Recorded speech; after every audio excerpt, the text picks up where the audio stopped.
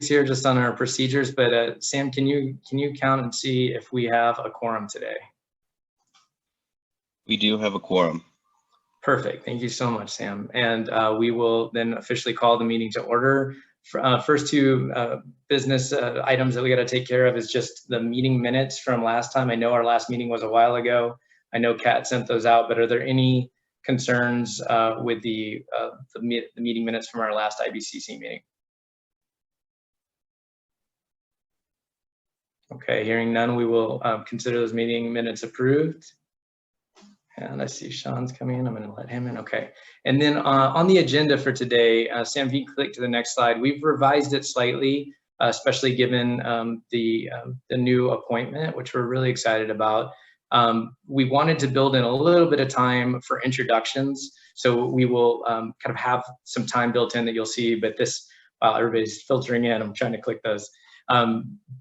But we've got some time on the agenda to have you each introduce yourselves, and kind of we've got a quick question teed up for each of you.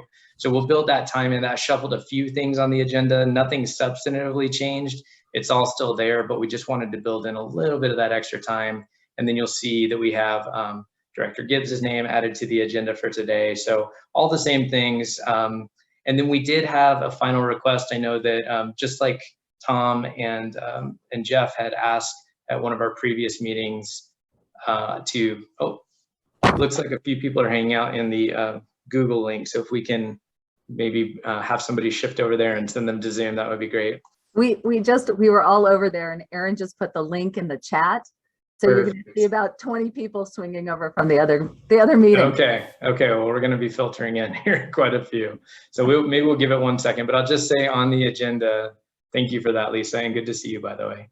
On the agenda, so again, it's all there. We've got all the times just shuffled around, but it will be pretty tight today. And just as I was saying, as Tom and Jeff had asked to, they send out a kind of position paper from the Yampa White Green and asked to have a few minutes just to talk about that. We plugged that in right before the breakout session, I believe, in our last meeting. So we plan to do the same, Jairus, if that works for you, kind of in that 10:25 kind of time slot. We'll probably ask you to give a brief update there on the paper that I know that you sent out.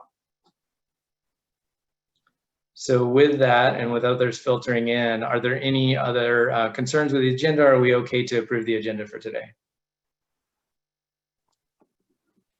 All right, well, thank you so much. Hearing none, I will turn things over to Director Gibbs. And next slide. All right, great. Thank you, Ross. Really great to see you all. Just like Ross, I don't see everyone on my screen, but I see quite a few of you, and I know quite a few of you. It's really an honor to be here with you all today. As I think you all know, I was appointed by the governor just a few days ago to be the chair, and you all know the official title, Director of Compact Negotiations. But really happy to follow the footsteps of some other great leaders on water, including Russ George, John Stolp, Alex Davis, and Harris Sherman, who have previously held this position. But I want to just introduce myself a little bit to you all for some of the folks that may not know me, and I'm just really looking forward to working with you all, really. But first of all, I lived in Gunnison as a kid, went to Western State. My early influences of water actually were right there in Gunnison, where our house was just west of town, where part of the Gunnison River actually came to our back door, more or less, turned 90 degrees. And, every year that we had a great snow year, while I was busy skiing Monarch or Crested Butte, those were also years in springtime that was very challenging for our family, where we had neighbors come over and filling up sandbags and hoping to not have any flooding. But it was really there that I learned to especially love the great outdoors. I was an outdoor adventure guide, took people whitewater rafting and kayaking, ice climbing, all different adventures, all through Colorado. When I finished up at Western State, I ended up working for Congressman Mark Udall. I worked in his Washington, D.C. office for about 3 years. It was pretty unique times back in early 2000s. I was there for September 11th. a very, very challenging time to be out there. Was there for the anthrax situation where, I don't know if you all recall, but people are actually delivering anthrax in the mail and people were, getting sick. And my job at the time was actually chief legislative correspondent. So I not only had to like open up the mail, but I also had to like respond. So it was about that time when I was like, it's time for me to head back home to Colorado. And I was Udall's West Slope director, and I thought that was the greatest job on earth because I got to go fly fishing and hiking and mountain biking with county commissioners and mayors and try to figure out how the federal government could be helpful to communities. And so it was around that time I really enjoyed, kind of learning from local governments and really having a belief, that, governments and people can do a lot of good in the community. It was also around that time that I worked on some federal legislation for Udall, known as the Rocky Mountain Fires Act. We saw this slow moving tsunami, start more or less in, Grand County area that was trickling into Summit County on the bark beetle epidemic. At that time, I knew that we were going to have some major fires in my community. So I then went through the Colorado Wildland Fire and Incident Management Academy to get certified as a wildland firefighter. And I've kept my certifications up since 2006 and get, deployed throughout Colorado and throughout the West, depending on the fire season. That's given me a really interesting perspective, to say the least, on not only what fires do currently, when they're active, but also the after effect of water quality and quantity. Later on, I ran for state rep and state senate. I was always on the ag committee. So, every water bill, came through those committees. I worked on, a broad range of different topics then, mostly focused on, natural resources issues. When I was a state senator, it was really fascinating because there were days when I was lobbied by Colorado River District and then also lobbied by Northern and Denver Water. And because my district, I had Summit, Grand, Gilpin, Clear Creek, Western Jefferson County, and Western Boulder County. And so I always knew, where my heart was on the West Slope, but I also, at that time, really had a deeper understanding of the challenges that we all face in Colorado. And it's not just a West Slope challenge. It's not just the San Luis Valley challenge. It's not just Front Range challenges, but it's all Colorado challenges. So, at first when I had that district, I was like, oh my gosh, this is so crazy. But I really learned to love it and really learn from a lot of great water leaders on some of these complexities that we have, in the state of Colorado. After the legislature, I served as a county commissioner for Summit County. I was elected 3 times and really enjoyed that a lot. And actually shortly after my 3rd election, I was getting ready to head out the door to get sworn in when I got a call from Governor Polis, who said, Dan, I'd like you to be the executive director of the Department of Natural Resources.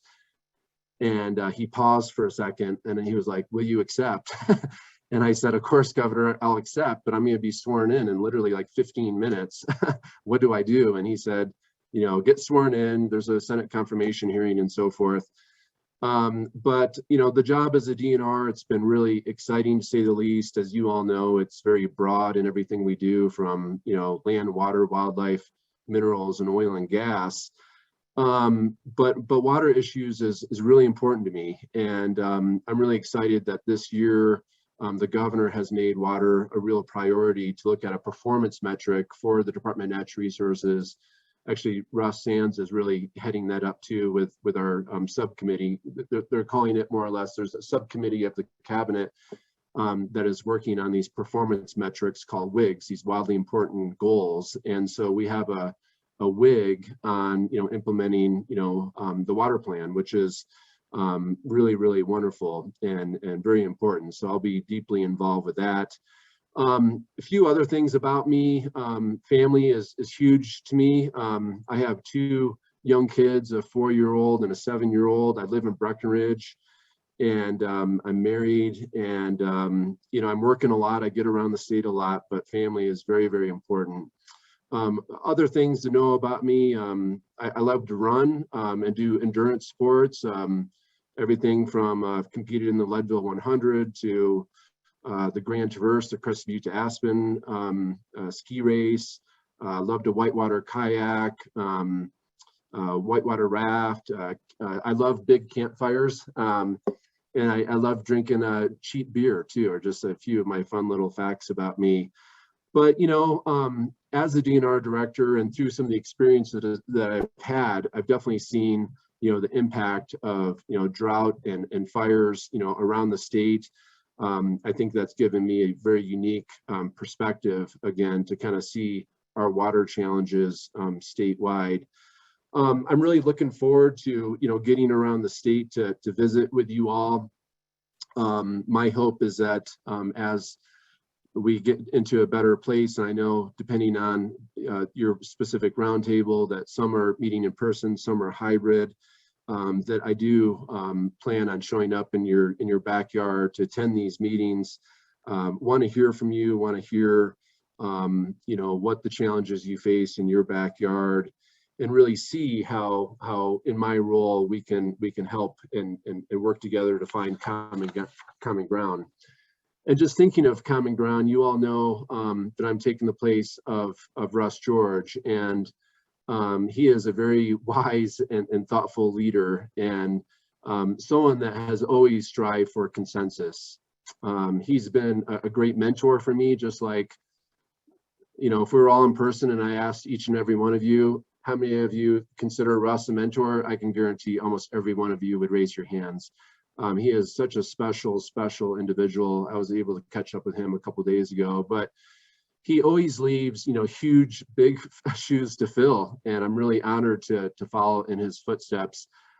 This is not the first for me to follow in his footsteps, actually. Let me just share it with you a little bit. You know, as you all know, he was a former DNR director like I am now, but Russ and I are both former West Slope legislators.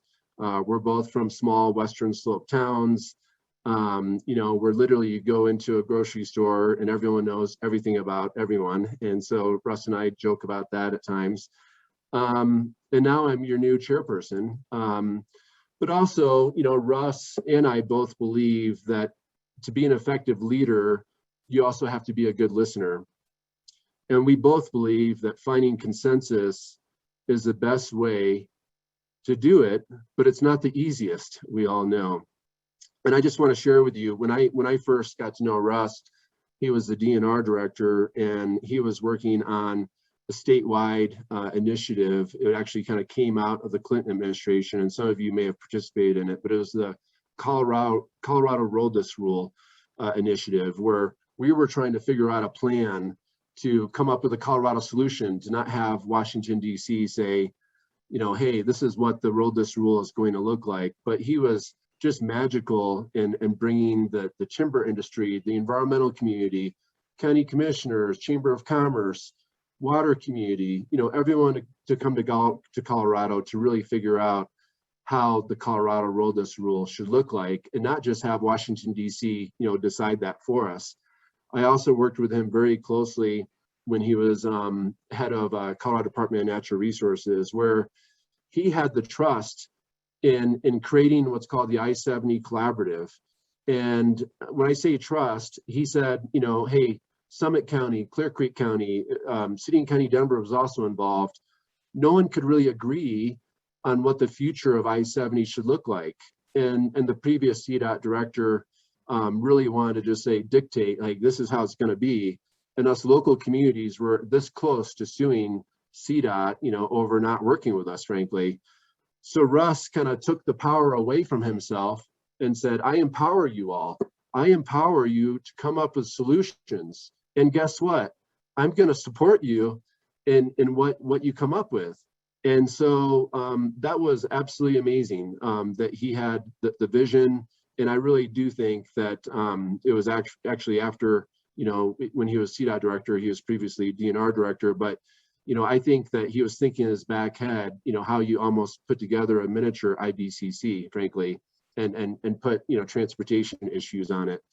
So the truth is, no one can replace, you know, Russ George, but What I do ask of you is that you work with me to really, you know, bring his energy forward, and help bring my energy forward too. Russ is just absolutely, you know, amazing. And, you know, I wouldn't be surprised if he joined us for, you know, meetings in the future, but I'll make sure that, you know, his spirit lives on with being a good listener, being a strong leader, really working to find consensus. Water is just so critical right now. And that's really, you know, one of the main reasons the governor appointed me to this position, to have a real statewide perspective on looking at, you know, bringing people together, being a good listener, and moving forward on really important initiatives that would make a meaningful impact for Colorado. And so I couldn't be more happy to be, you know, in this new role. We have a lot of challenges in front of us, like, you know, updating the water plan, forest health, watershed health. I know, you know, discussions on ATMs and demand management and climate change and drought, just to name a few. But I'm really looking forward to getting to know you. Many of you have worked your whole careers on water issues. I have not. So, you know, I have a lot to learn from you. I'm the first to admit that. But I'm the first to show up in your doorstep. I'll be showing up all over the state to hear from you, to work with you. And I just couldn't be more happy to be in this role today. So that's it for me. I know it's kind of a long introduction, but I really just wanted to let you know kind of who I am and a little bit about myself. And let me turn it back to Russ. Thank you so much, Dan. What a great welcome, and thank you for joining us today. I'm really excited to have you. Well, you have heard from Director Gibbs, and now we're going to turn that opportunity over to you. This kind of, I think some of you were filtering in, and sorry about the mishap with a separate Google link as well. But now that we're all here, we've built in a little bit of extra time into the agenda, kind of shuffled a few things around to ask you to give some introduction. So we're going to ask you 3 questions, and Sam, if you do, or Kat, if you do 3 clicks, I think those all come up. But you know, for IBCC members in the room, I'll just kind of call you out in order that you're on my screen. But I'd like to know your name, your affiliation, and then for you to share something that's important to you about water. I'm sure there are many things you could pick, but that might look something like, my name is Russ Sands, I'm CWCB Section Chief, and one of the things I really love about water is that it has this unique power to unite us in a way that brings out the best in each of us. So with that, I will go around the room and ask for each of you to give your introduction. So Tom, you're first up on my screen. Well, thanks, Russ. And of course, I would be first, so I haven't had time to think about my as much time as the others will have now to think about what's most important to me about water or what's unique about it. Anyway, my name's Tom Gray. I'm a Moffat County resident, rancher, ex-county commissioner. I'm also on the River District Board of Directors. Have been involved in the roundtable process since it began in 2005. So have been, I guess, around water and water rights my whole life. You may have to give me a pass because I'm drawing a blank on what's most important. I think what you said was clicked with me, though, that it is one of the things in our basin that has drawn us together from all the user groups throughout the roundtable process, and we've actually become friends with each other. And I think that's pretty unusual, but it's pretty unique, but immensely valuable in our basin. So I'll use that one. Great, thanks so much, Tom. And Jairus, you're next on my screen. Go ahead. Well, thanks, Russ. Welcome to Dan. It's an interesting group that you've fallen in with, and we look forward to sharing our experience with you and hearing your direction. I had the pleasure of serving under Russ George as state engineer, and to me, he's one of the stellar people that ever entered my life. He's quite a guy. I'm a member of the Arkansas Roundtable. And I think something that's important to me about water is that it goes well with scotch.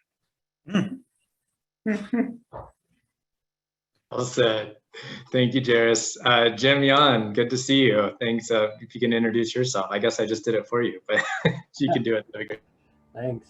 It's kind of hard to top the Scotch comment, Jairus. But anyway, I'm Jim Juan. I'm the IBCC representative for the South Platte Basin. And I was just thinking, water sustains me. So it is my drink. It is not often with Scotch, Jairus, but it is my drink and it produces my food. And so it also helps me financially because I'm in the water business. So it's important all the way around. Thanks so much, Jim. I was really surprised you didn't go with return flows there, but we'll give you a pass on that. Next on my screen, Terry. Hello, I'm Terry Skanga. I'm the one of the IBCC reps for the Arkansas Basin Roundtable. I'm the general manager of the Upper Arkansas Water Conservancy District. And other than water with Scotch, which I wouldn't screw up Scotch that way, but Jairus. But anyway, I think that protection of water rights and protecting the Colorado Doctrine, I think, is most important for me. Perfect. Thanks so much, Terry. Good to see you. And Andy, good to see you, sir. Introduce yourself, please.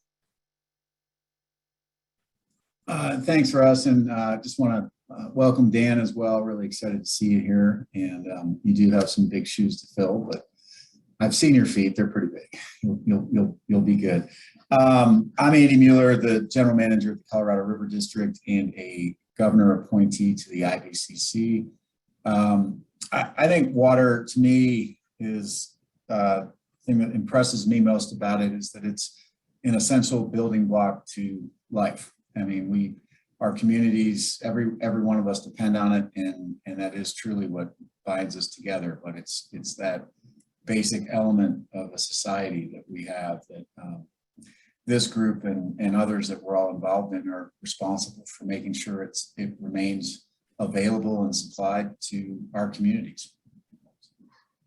Well said. Thanks, Andy. And next up, I see Melly. Good to see you, Melly. Good morning. Thank you, Russ, and welcome, Dan. Very excited to work with you.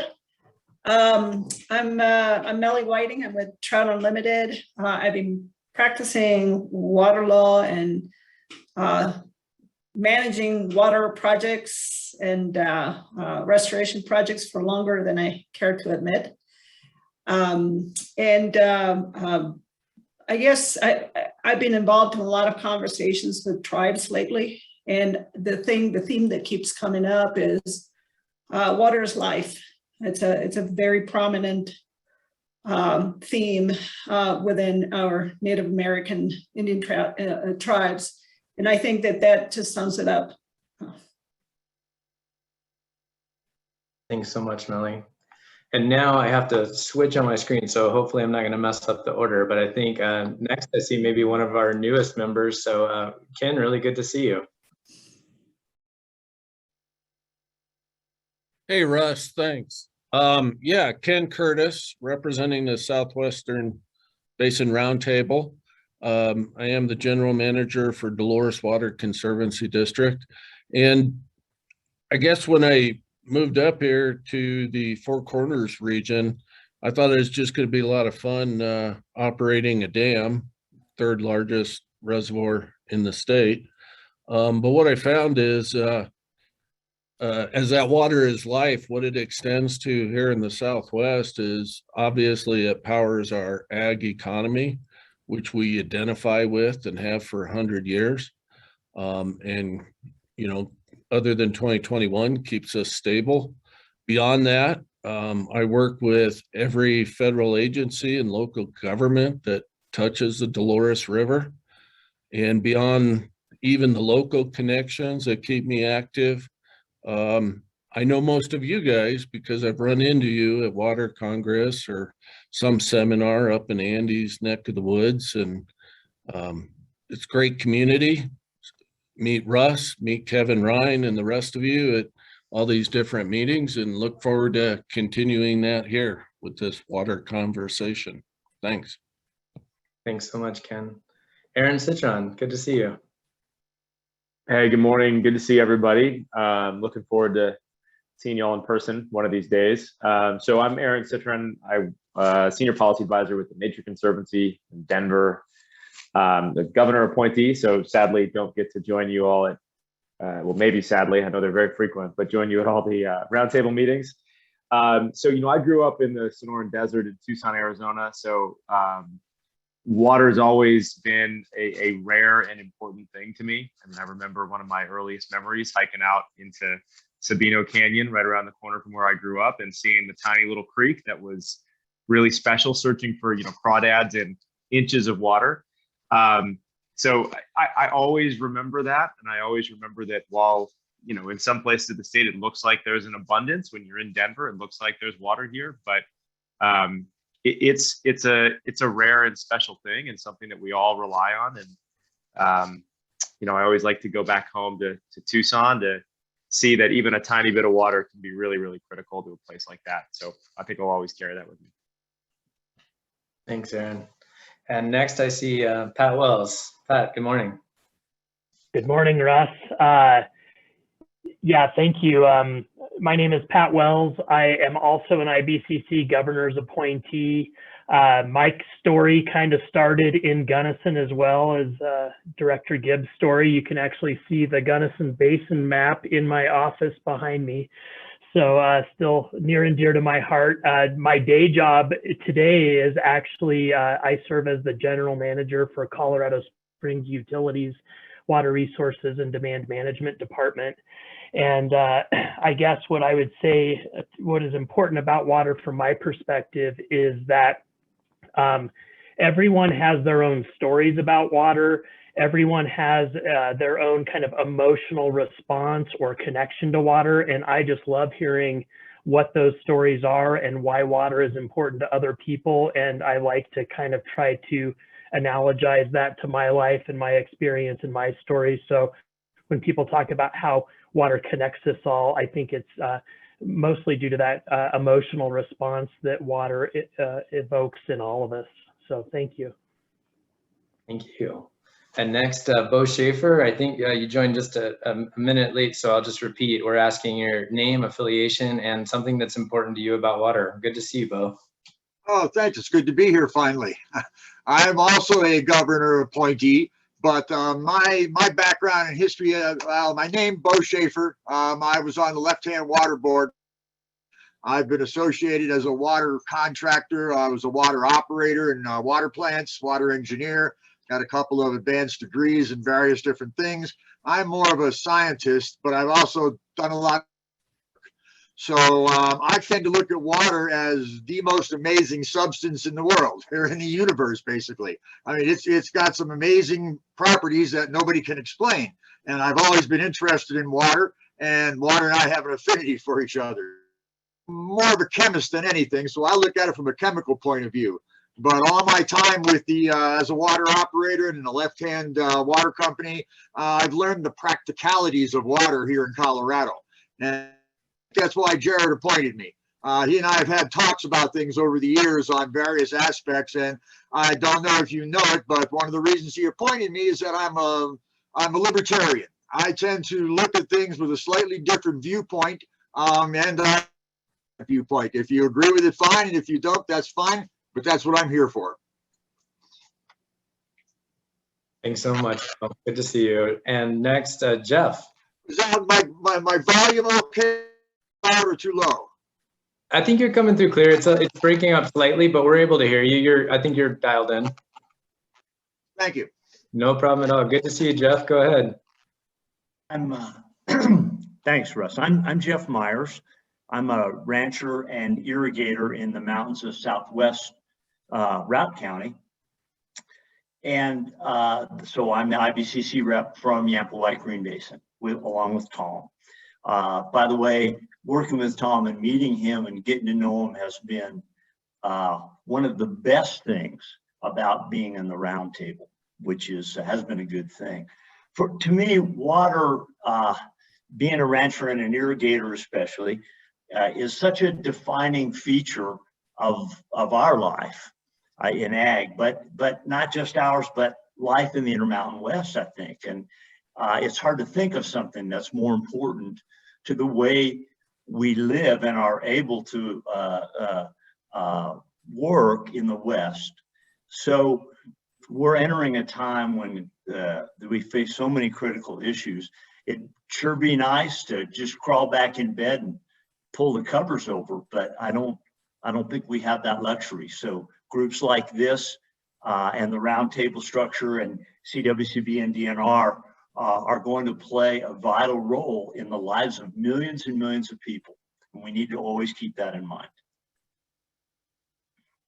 Well said. Thanks, Jeff. And Stan, thanks for turning on your camera. It's a lot easier for me to call down the faces I see than look in the chat. So Stan, go ahead. Stan Kazir, basically I'm the Colorado River Basin representative, one of them. Presently serve on the board of directors, Middle Park Water Conservancy District. First of all, welcome to Dan, because he's been my representative in the past on the Senate, as well as Summit County Commissioner, and he's an excellent person to work out problems in conciliation, and we'll probably need a lot of that. Something important to you about water. I think Jeff kind of touched upon this a second ago. Really, as far as the state of Colorado and the Colorado River Basin, we haven't probably faced the number of problems and issues since the compact was adopted many years ago. And we're, the scarcity of water cannot be emphasized enough. So that's what bothers me right now. Thank you, sir. Next, Al Pfister. I haven't seen you in a while. Good to see you. It was nice to see you in person too at the Southwest. It feels like ages ago already. Yeah, really. Well, thanks, Russ. Al Pfister. I'm the Southwest Basin Roundtable IBCC rep along with Ken, and I'm the president of the San Juan Water Conservancy District. And I guess what's important to me about water is that we all need it no matter what we do in life. I spent my career, and while still doing it, as a fish and wildlife biologist, and seeing how water is critical to all those resources, but also to all the beer makers, all the people producing our food, etc. So how do we all work together to make sure we, I guess, have enough water in our future in this warming and drying climate? Thank you so much. Lisa, darling, good to see you. All this talk of Scotch is making me thirsty. But I'm from New Orleans, where there's also a lot of water and a lot of Scotch. So welcome, Dan. So good to be working with you. My name is Lisa Darling. I am the executive director of the South Metro Water Supply and WISE authorities, and I am the vice chair of the Metro Roundtable and the IBCC rep, along with Rick Marzachek, and president of Water Education Colorado. So I guess not a surprise, one of the things that's important to me about water is education. I think every one of the challenges that we're facing in the state that has to do with our water can be made more manageable if everybody understood. So that's my passion.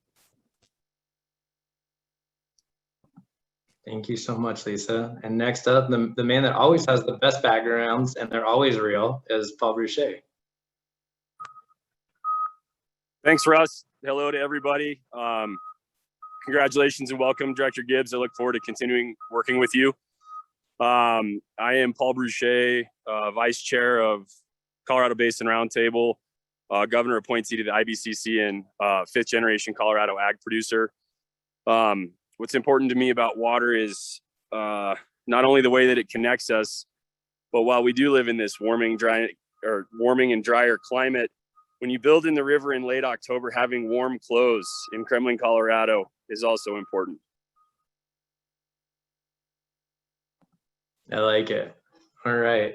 I think next we'll go to, I think I saw, maybe not on camera, but Sean Cronin. There he is. Thank you, Russ. Sean Cronin, South Platte Basin Roundtable and Executive Director of St. Brenna Left Hand Water Conservancy District. Welcome, Dan. I cannot let your drive-by comment of enjoying cheap beer go without if you could put in the chat what cheap beer, I just saw a 4-pack of beer for $20. So that life has gotten out of control in my mind. So any sharing of cheap beer is appreciated.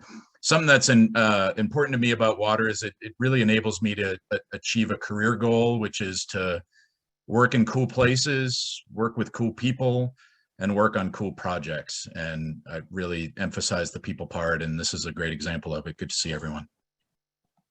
Thank you, Sean. Good to see you. And maybe you are the newest IBCC member, but Rick Marsacek, good to see you.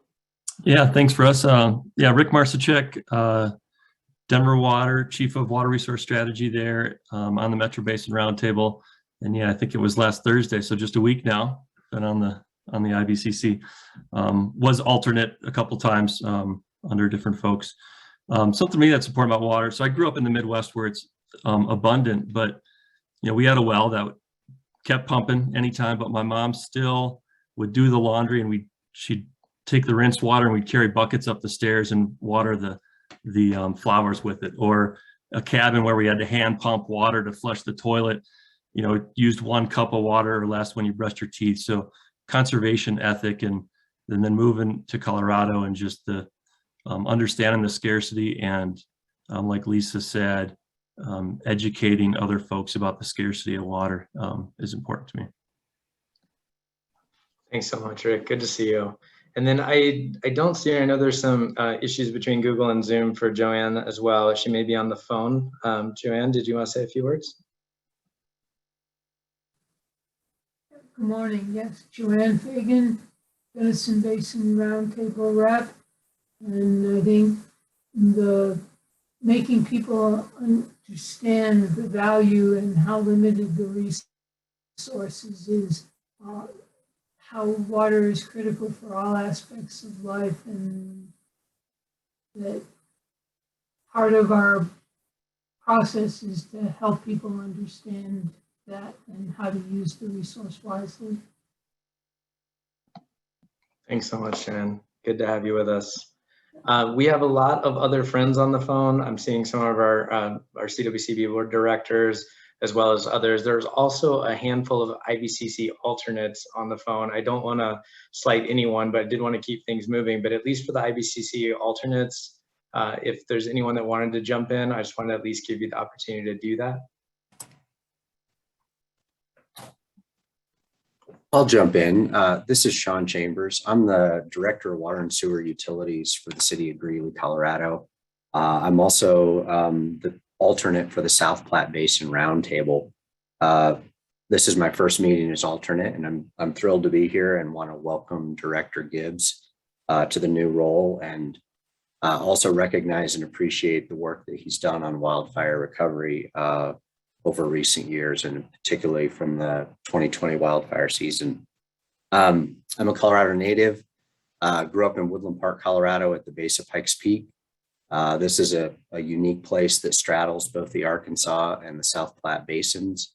And I've lived in both and worked in both, and just really pleased to be a part of this conversation. My educational background is in ag and natural resource econ. And I just find the water space a fascinating place to work, and really appreciate the opportunity to do impactful work. So thanks for having me. Thank you so much, Sean. And I did not mean to skip over. I see Mark has joined us as well, so I'll give Mark a chance to speak. Yeah, thanks, Russ. I'm Mark Rober, Gunnison Basin Roundtable, appointee to the IBCC. 4th generation rancher, ex-county commissioner, been with the roundtable for about 9 years. You know, and water, it's important to me about water. It is, especially here in the arid West, it is the lifeblood of everything. And as we continue to deal with less supply, trying to figure out ways that we can all share and get along is going to be a major challenge. That's one of the biggest things for me. Thanks. Absolutely. Well said. And good to see you, Mark. It seems like yesterday we were county commissioners together. Yeah, congratulations, Dan. I look forward to working with you again. You probably had the shortest term as a board member with CCI. He got appointed to the board and then the governor snatched him up. So, but looking forward to working with you again, Dan. Amazing. Well, thanks to everybody. And again, I don't want to slight anybody, I think we're going to keep things moving. If for some reason you had something you wanted to say, please just G-chat me, or I guess just put it in the Zoom chat, or feel free to write something in the chat if you would prefer, and we can kind of make some time later. But thanks so much for everybody. I think that was really, really nice to get to hear everybody's stories, and a good way to kind of have that sharing with Director Gibbs. So thanks for being here, and thanks for doing that.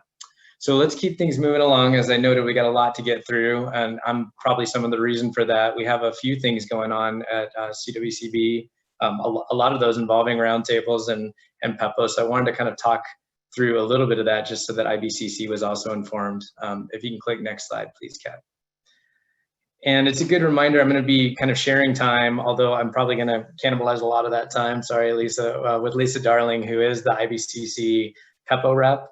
As you all know, and one thing that we've really tried to highlight, and I know was just essential to Russ George, is to really give honor to the fact that PEPO, the Public Education Participation and Outreach Group, is embedded in House Bill 1177, the founding legislation for IBCC and the roundtables. And what a critical time to make sure that everybody is educated. I have had just some heartbreaking conversations with many of you that stick with me. And I remember things that just talking with Paul Bruchet, I think you made the comment, at the peak of summer that we just, couldn't win. And that kind of, or Ken and the Yampa White Green telling me, what confidence do we have that you're going to carry these stories forward? Well, we're all doing that together.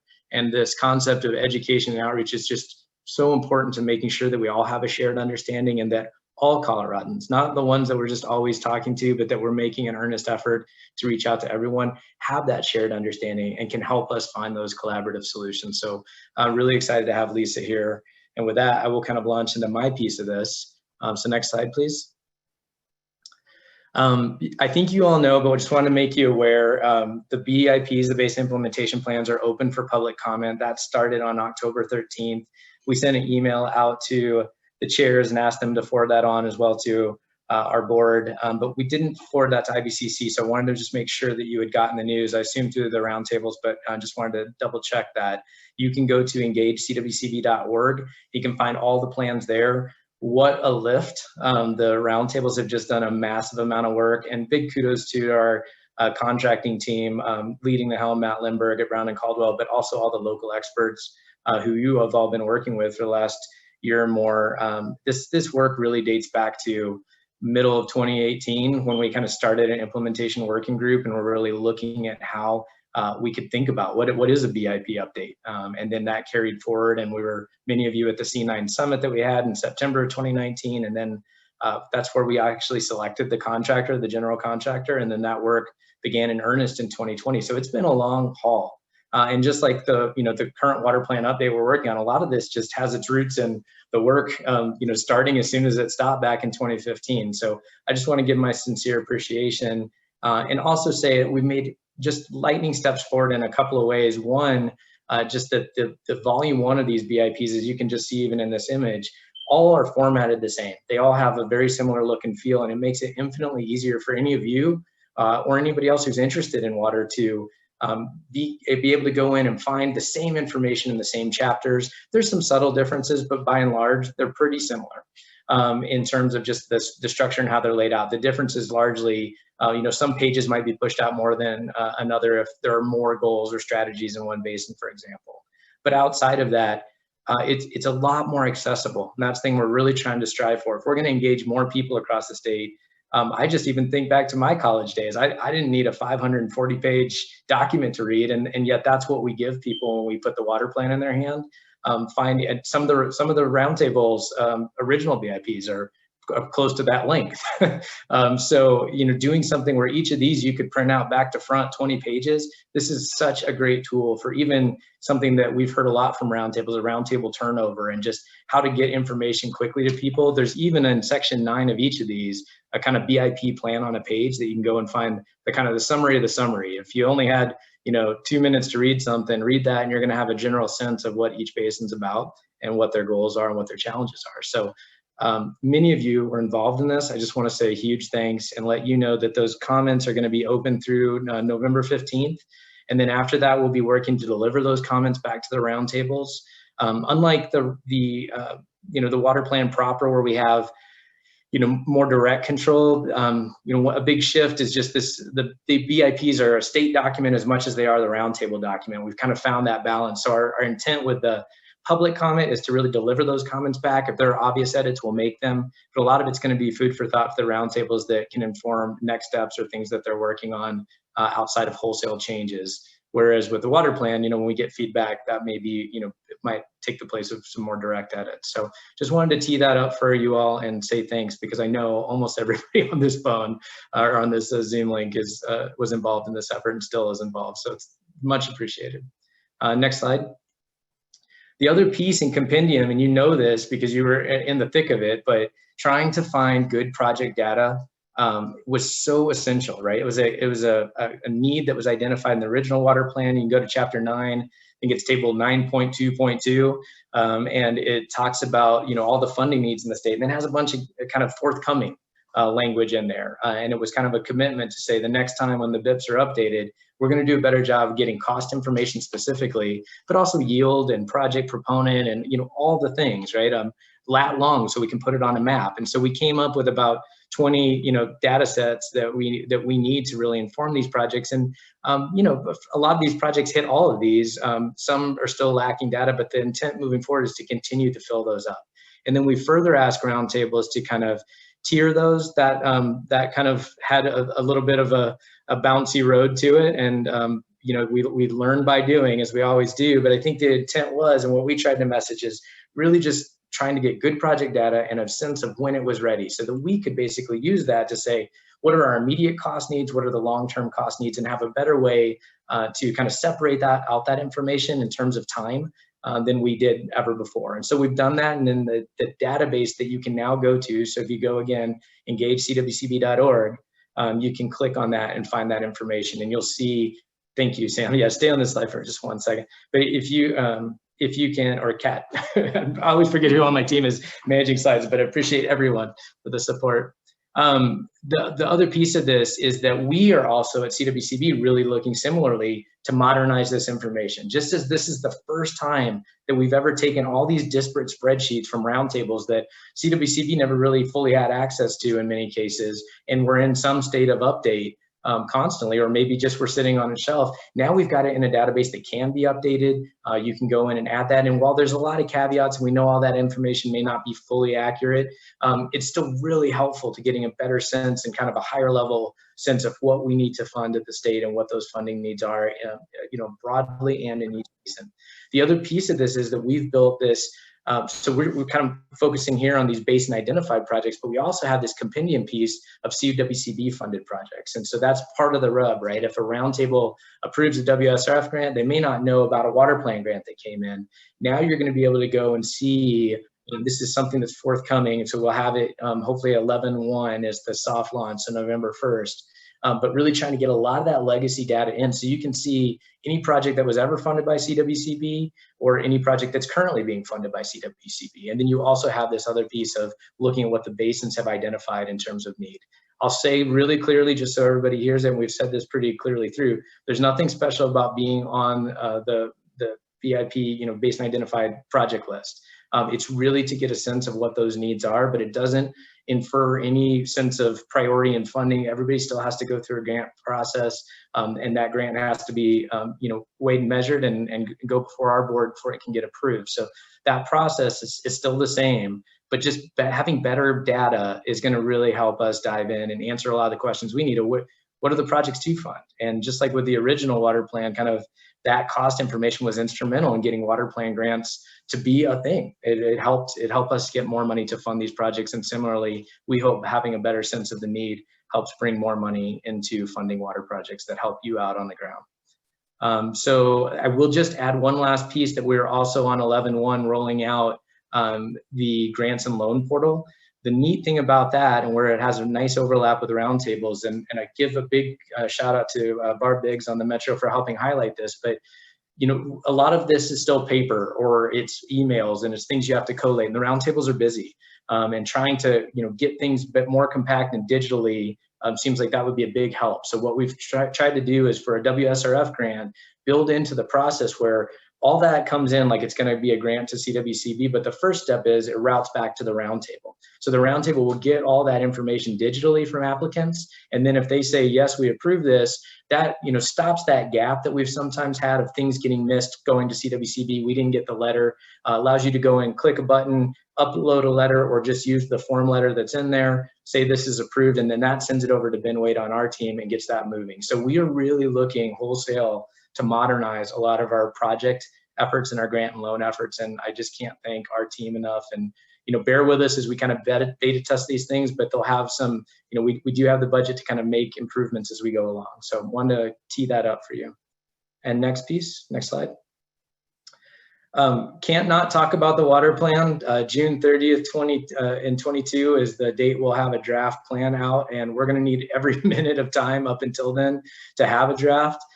So there's a lot going on, but I just wanted to kind of highlight that, you know, that funding information clearly will go and inform the water plan update. We are trying to simplify. Across the bottom, you're seeing all those pieces that were in the original wheel, kind of the original objective measures, and how we're trying to simplify that just in these 4 areas that loosely fall into cities, farms, streams, and planning, or people in that case. So those last 2, thriving watersheds, being everything environment, recreation, watershed health, forest health, and then resilient planning, kind of encompassing everything about climate adaptation, public education awareness, lean government, how we can be smarter and get out of the way or be more helpful, fund local initiatives, and then really an increasing focus on inclusivity and diversity, and understanding that when we work together as Coloradans, we do our best work and are more resilient as a people.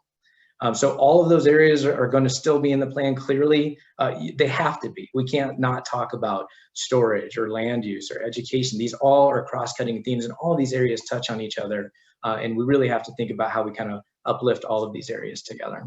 Next slide. You know, well, we've been in this kind of scoping phase. I would argue we've really been in a scoping phase since 2015. We got the 30,000 comments on the water plan, and the comments kept coming. We got a lot of input from this group and from roundtables along the way when we were doing things like the technical update or the BIPs. Sorry, just seeing Paul's getting back in. So we are really trying to focus on now turning our attention to drafting. We have gotten through that scoping phase that we just did this last year, about 187 pages of comments, and we've got about a 200-page plan to write. We're really trying to simplify and streamline and make the water plan more actionable and easier to follow. Just the same format you're kind of seeing with the volume 2 of the tech update, volume 1 being much shorter, same with the BIPs, to really kind of move things in that direction of, you know, does it always have to be as costly? Does it always have to be as time consuming to do? Is there a way that we can make the language more accessible so everybody can get in and understand what's going on and where their role is?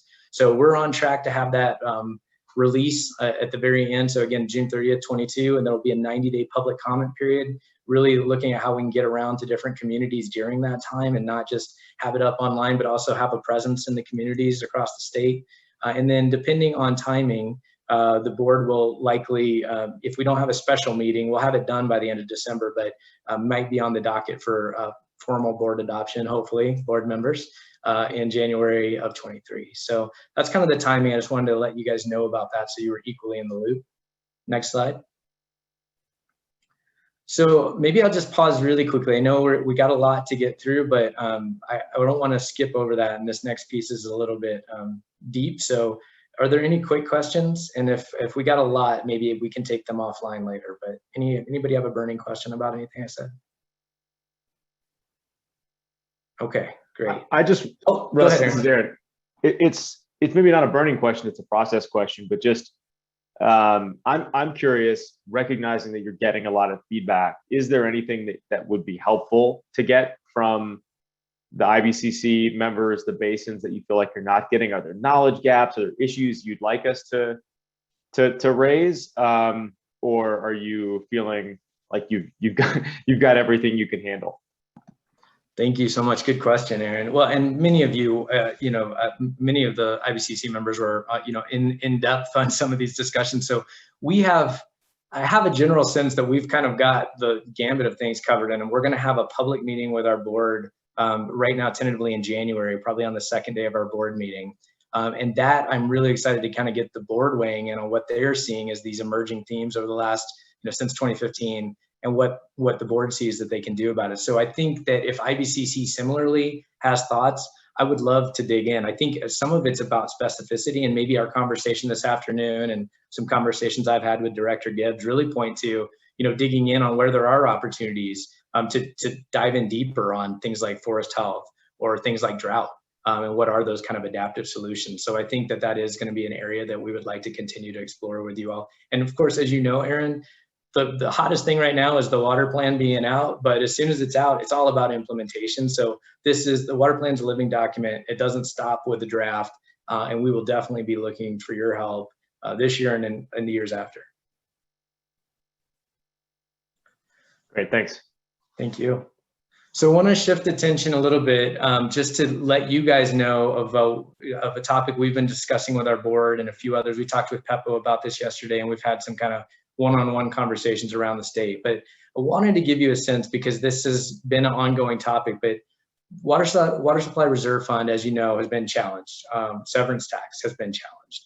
And whether the roundtables have maybe practically felt it or not, there's been zero allocation for roundtables in the last 2 years. That was the impact was probably felt less because in year one we had some carryover dollars, and in year two we had stimulus, but it doesn't change the underlying math that there's still zero coming in from severance tax that went to WSRF. And when we look at the projections moving forward, that trend looks like it's going to continue at a zero level or near zero, low level. And so we are kind of looking at that future and recognizing that it's challenging and that creates a lot of uncertainty for roundtables. We're really looking at a way that we can try to stabilize that. So next slide, Sam. So as noted, the funding dilemma is that for the next 3 to 5 years, or potentially longer, we're not seeing a lot, if any, that would come in for WSRF. There were some changes in terms of how the deck chairs were arranged of where WSRF is housed, but it doesn't change the fact that it didn't give us any more money, and it doesn't change the fact that it's still severance tax funded. And so now, if anything, it's kind of housed in the same perpetual base fund that CWCB has to allocate to pay for other things like the Attorney General or recovery programs or cloud seeding, things that we need to pay for. And so it's really about, trying to look at how we can carve out a responsible amount of money that we think that we could come to help support kind of stabilizing the roundtables. Because right now we're looking at the roundtables at the statewide and basin account level, if they spend as they historically spend, being completely spent, likely by the end of 24 and being at zero balance with zero coming in. So that creates a lot of instability and uncertainty for roundtables. And knowing that, we're trying to look at a formula that would help at least provide during maybe a 3-year pilot some stability. So next slide, Sam. What we've kind of identified is that we think that we can carve out $3 million. And the reason that we think we can do that is partly leveraging some of the balance that's currently in statewide account.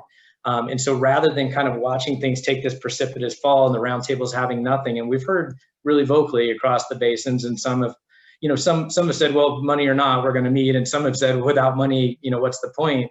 And I think either way you look at it, money certainly helps and is critical to getting local projects done, and that, and you have some more flexibility even in the WSRF account than in the water plan grants to fund things like aging infrastructure. So WSRF is critical for supporting basins, especially that dig into that. So like, I know the Gunnison got a lot of love today, but I think about Kathleen Curry's comments a lot about just replacing aging infrastructure and needing support there. So we think that we can carve out this $3 million effectively by taking the statewide account and turning that into basically a reservoir. If you think of it just kind of almost like the Lake Powell situation, we want to have a reservoir that we can then use to fill up the buckets at the roundtable level and kind of stop the draining of that from it being a match fund currently. So what that looks like is, next slide, please, is basically filling up each roundtable bucket with $300,000 per year for the next 3 years. I don't know if that needs one more click or if it's just lagging on my end. There it goes. So basically, we're proposing to get $300,000 to each roundtable every year for 3 years. And that 3-year window could extend longer if things look like they're sustainable and CWCD can manage to find a way to, or through other funding sources, kind of prop up and provide some long-term stability there. If we can't, we're going to have to take a harder look, and this 3-year window is going to allow us some time to do that. That at least provides a baseline of certainty of what roundtables know they're going to get for 3 years, and that allows you to plan better.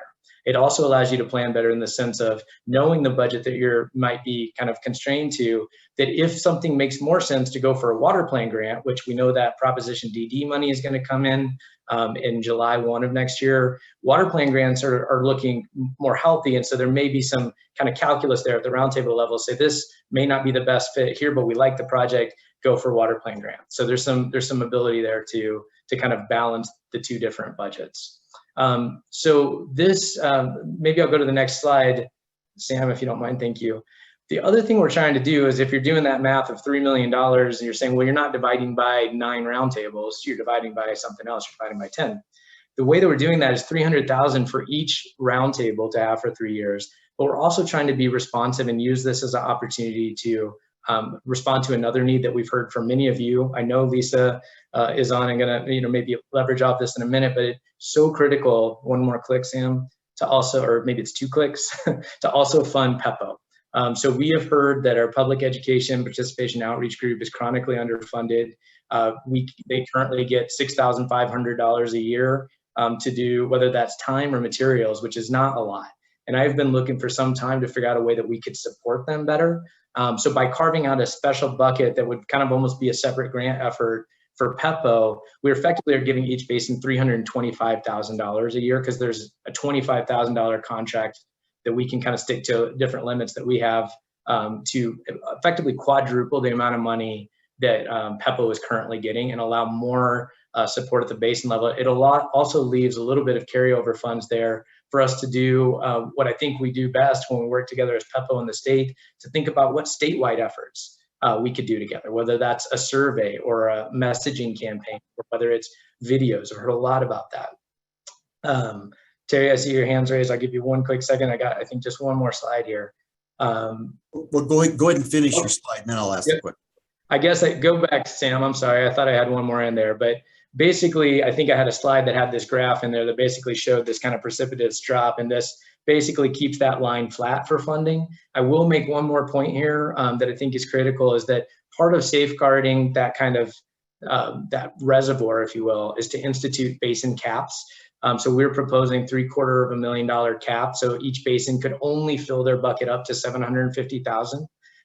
That is far above what basins are currently carrying as a balance. Historically, the North Platte, the Yampa White Green have sometimes had averages above that, but that balance of late has not been that high. The North Platte spent their money down pretty precipitously this year, and then the Yampa White Green have talked a lot about how to make that money actionable, not just let it sit there, but how can we actually spend more of that money to get it out? So if a basin wanted to, just let it fill up and sit there, their annual allocation would spill over to the other buckets. And this is kind of mirroring that extra money that you could grab out of the statewide account previously. Obviously, it's not as much, but if a basin was full and sitting at that 750,000, their 300,000 disbursement would just go spread across the other buckets for the other roundtables. If everybody was full, it would just go back into that big reservoir of funding. So that's kind of the pitch that we're looking at as kind of a lifeline for sustaining roundtable funding, and not just letting the bottom drop out in 3 years, and then hoping that within that window, we can see if this model bears fruit and is something that we can sustain beyond 3 years, or if there's another funding solution. So with that, yeah, Terry, you had a question. So could you remind me, what is the source of the funding for the water plan grants? So the Colorado water plan grants, we're getting money from DD, and then that comes through our projects bill.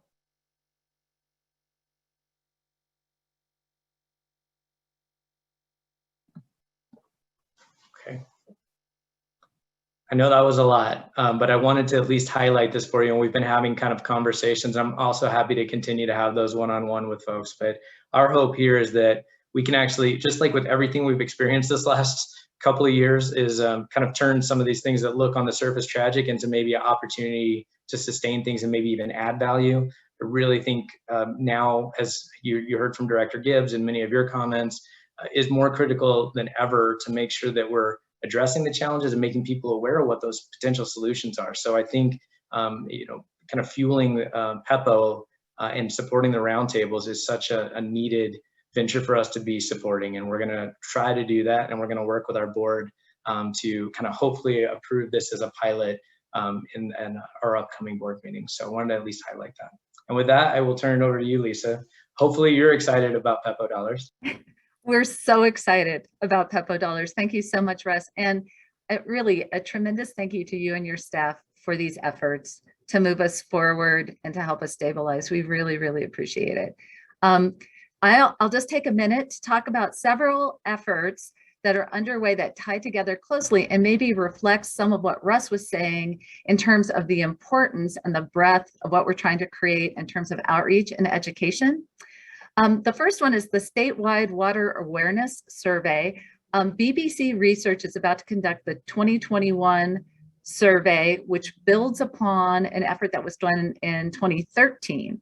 So it's going to assess public awareness, attitudes, and views regarding water. I think it's just under 2,000 people will be randomly selected evenly across the basins. I was lucky enough to be part of one of the focus groups that really took a look at the questions and the information that we were trying to glean from those questions, which was really super interesting. And that survey will work with other surveys that are being conducted. I think there's one by CDPA.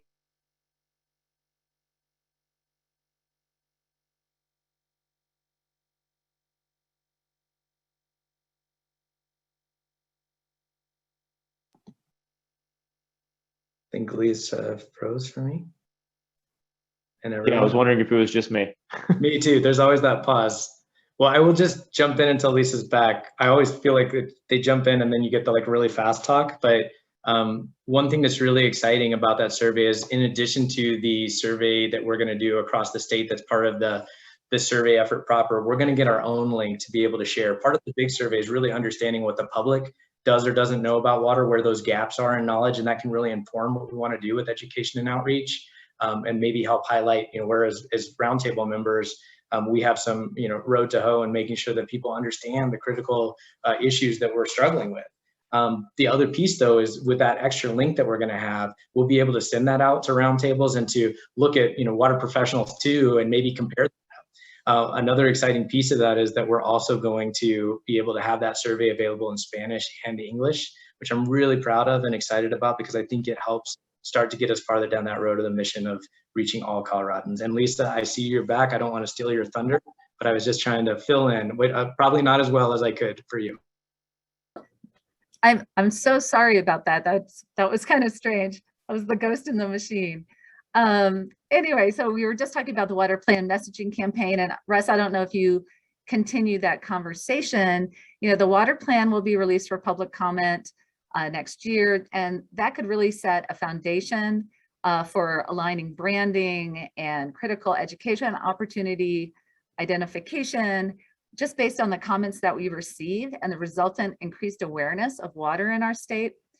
We also have, of course, the basin implementation plans, which speak to the local challenges. And so this effort could really assist PEPO as well with their basin messaging. So Russ, I understand that if possible, if we move forward, that RFP would be launched early next year, first quarter. Probably, not a great effort in terms of dollar resources, but a beginning effort perhaps to lead to other more robust branding and messaging campaigns. And so that'll likely lead, as I said, to either second or further phases of messaging and branding. So the one last thing I wanted to talk about is Water 22, which is a very discreet water messaging event created by CWCB in partnership with WECO. that will mirror a lot of the efforts that went into Water 2012. That effort, you'll recall, was huge. We had more than 600 participating agencies, 430 separate events. Over 1 million Coloradans were actually engaged in that effort. And so we're really looking forward to trying to mirror and improve that effort. The Water Educator Network was born of the 2012 campaign.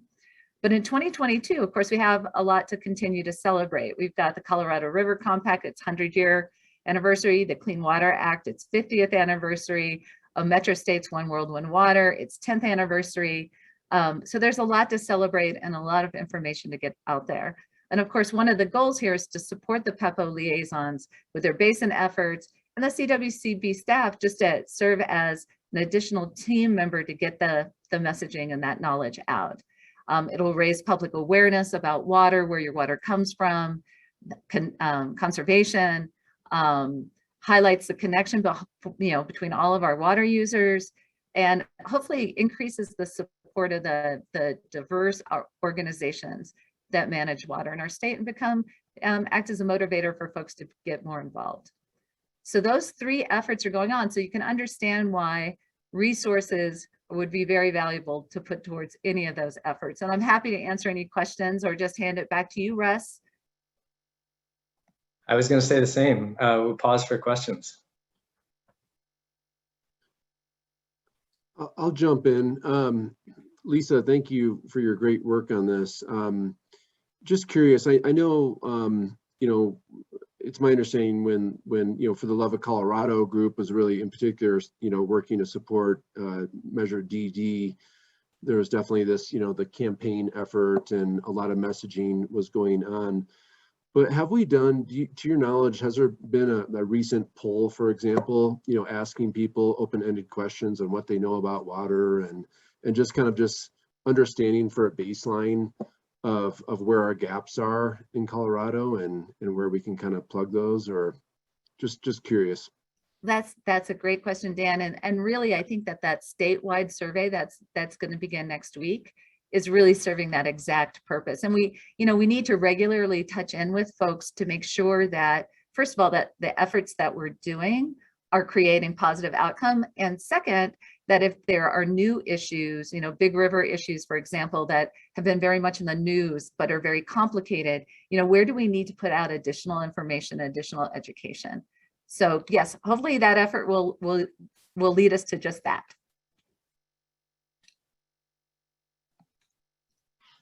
Sean, is that a question for me or Russ? Lisa, hi, Sean.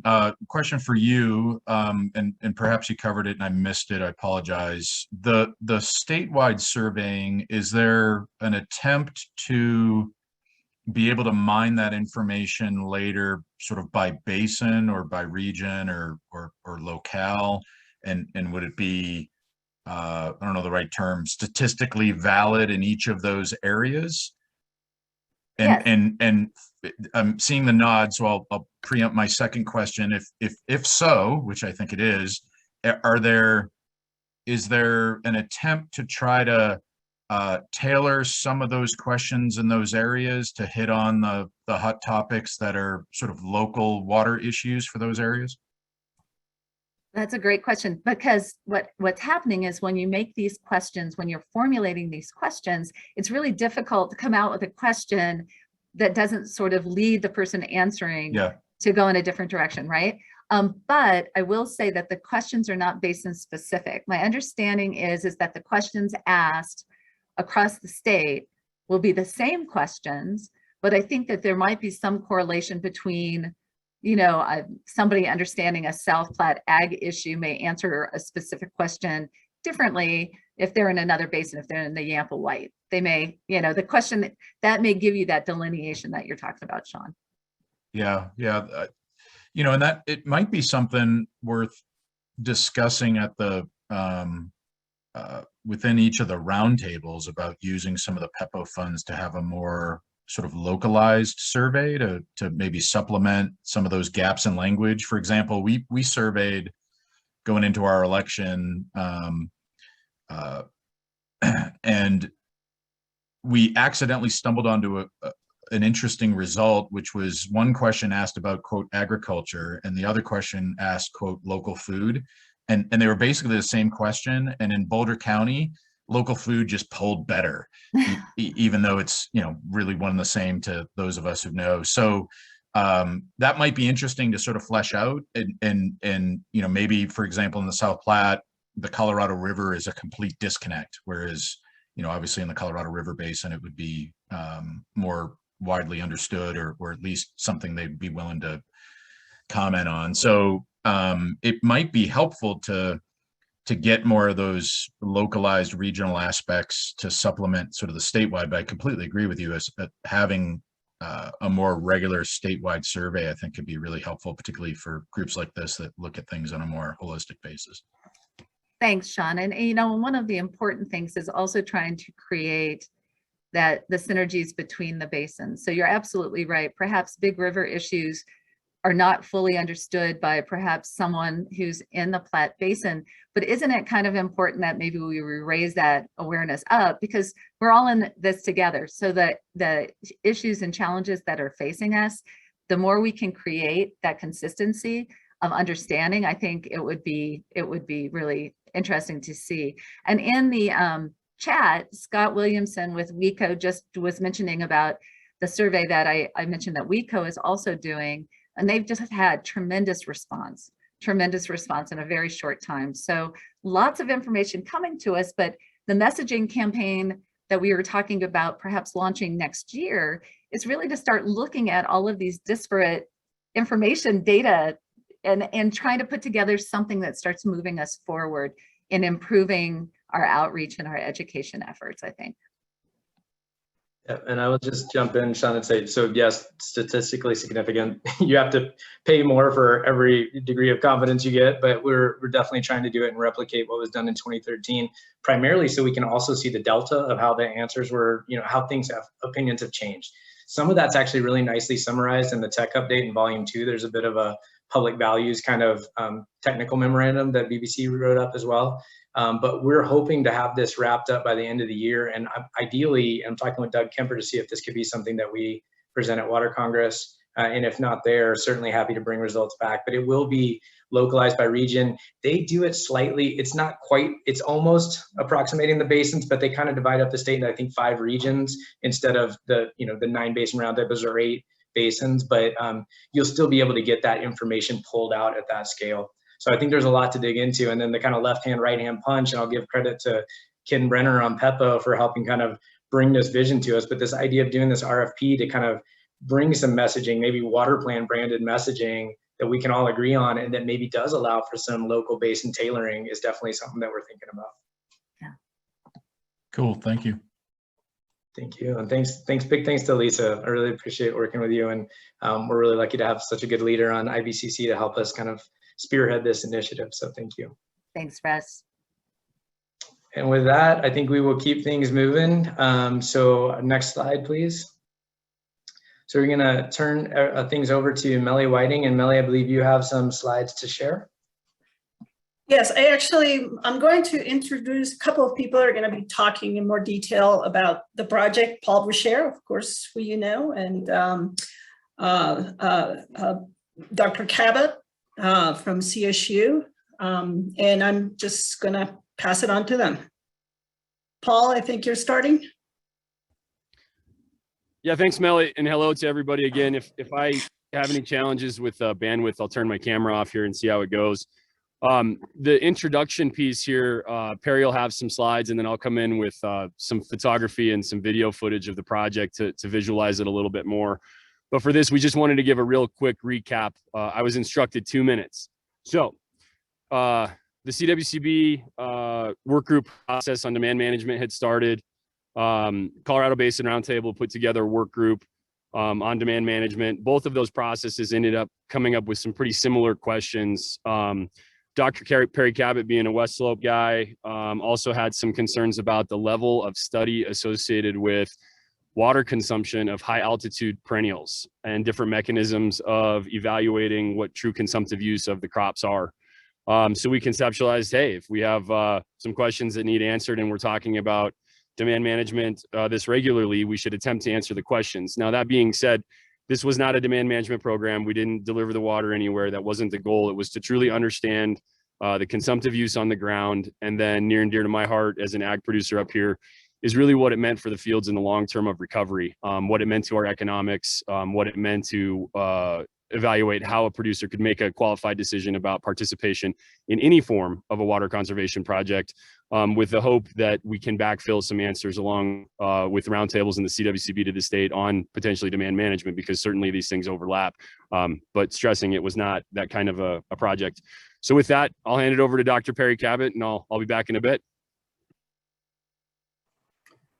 Thanks, Paul. Russ, can I just do it says here, this will stop other screen sharing. Do you want to continue? Can I do that? Share my own screen? Absolutely. All right. You're looking at a PowerPoint presentation, I hope.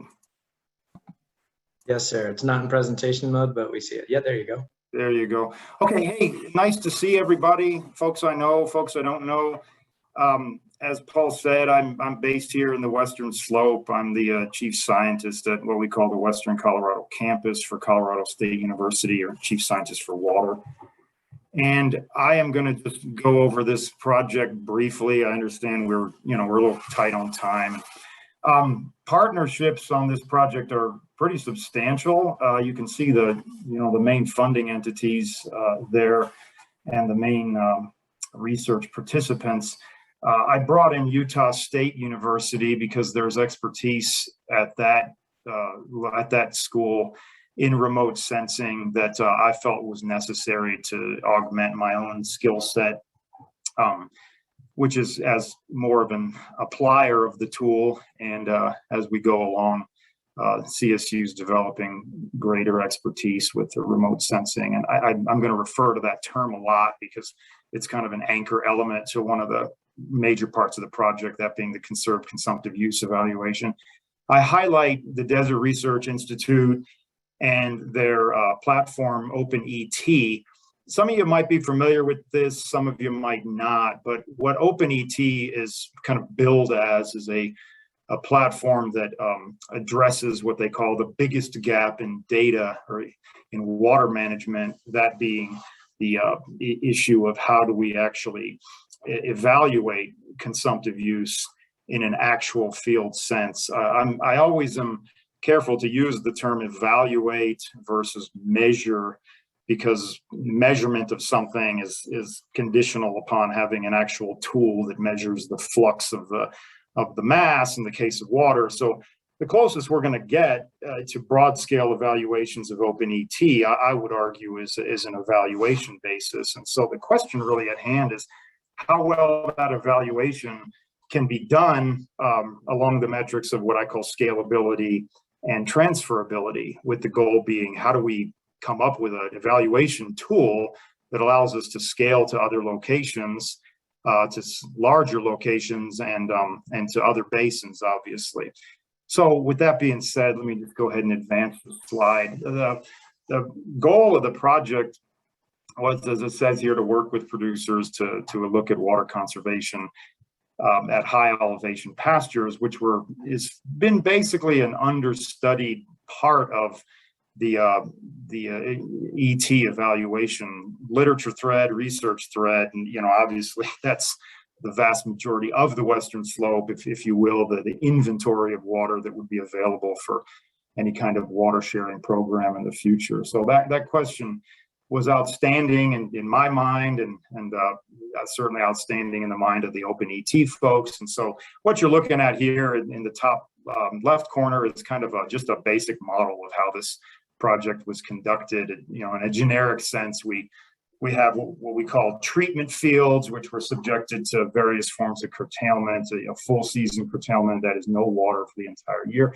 and a split season curtailment where the irrigation water was cut off on June 15th. And so there, of course, down in the bottom part of the screen is actually one of the more fortunate pictures we were able to take that shows the diminishment of consumptive use on the curtailed field versus the reference field. And, so the question becomes, how much water is being used on one side versus the other. And in order to get at that question over scales this large, we use the remote sensing tool available through OpenET. And before I skip to the next slide, what I can say is that, you know, the 1,200 acres studied under this this project, it constitute you know, an extremely large area of evaluation that was designed to essentially capture the issue of field heterogeneity. Not all fields are equal. Any producer knows that. You've got some areas that are, you know, low-lying, and some areas that are knobs on the field. And so, you know, when you get into these kinds of evaluation programs, that heterogeneity is a worthy variable to assess, so that you know, kind of capture the inventory of water being consumed and conserved on the field in a way that matches what the farmer's experience is with their management unit. So the way that we looked at each of the fields under evaluation was through a combination of remote sensing data, which looks at spectral signatures, that is, you know, the light reflectance, and that can be correlated with consumptive use under various models, and energy fluxes, which are also forms of water vapor, you know, moving onto and off of the field. And the OpenET approach is to use what they call an ensemble model. So over the years, different researchers have arrived at different approaches to look at spectral signatures and energy fluxes, and those approaches have resulted in several different models that have been developed to evaluate ET. And so the OpenET goal was to combine all of these models into an ensemble. And there are currently 5 models that are part of that ensemble. They expect to add 2 more. And so there again, the issue of accuracy sort of gets absorbed by the inclusion of several different research vetted models. The advantage of remote sensing is that it covers broad spatial areas, like I talked about.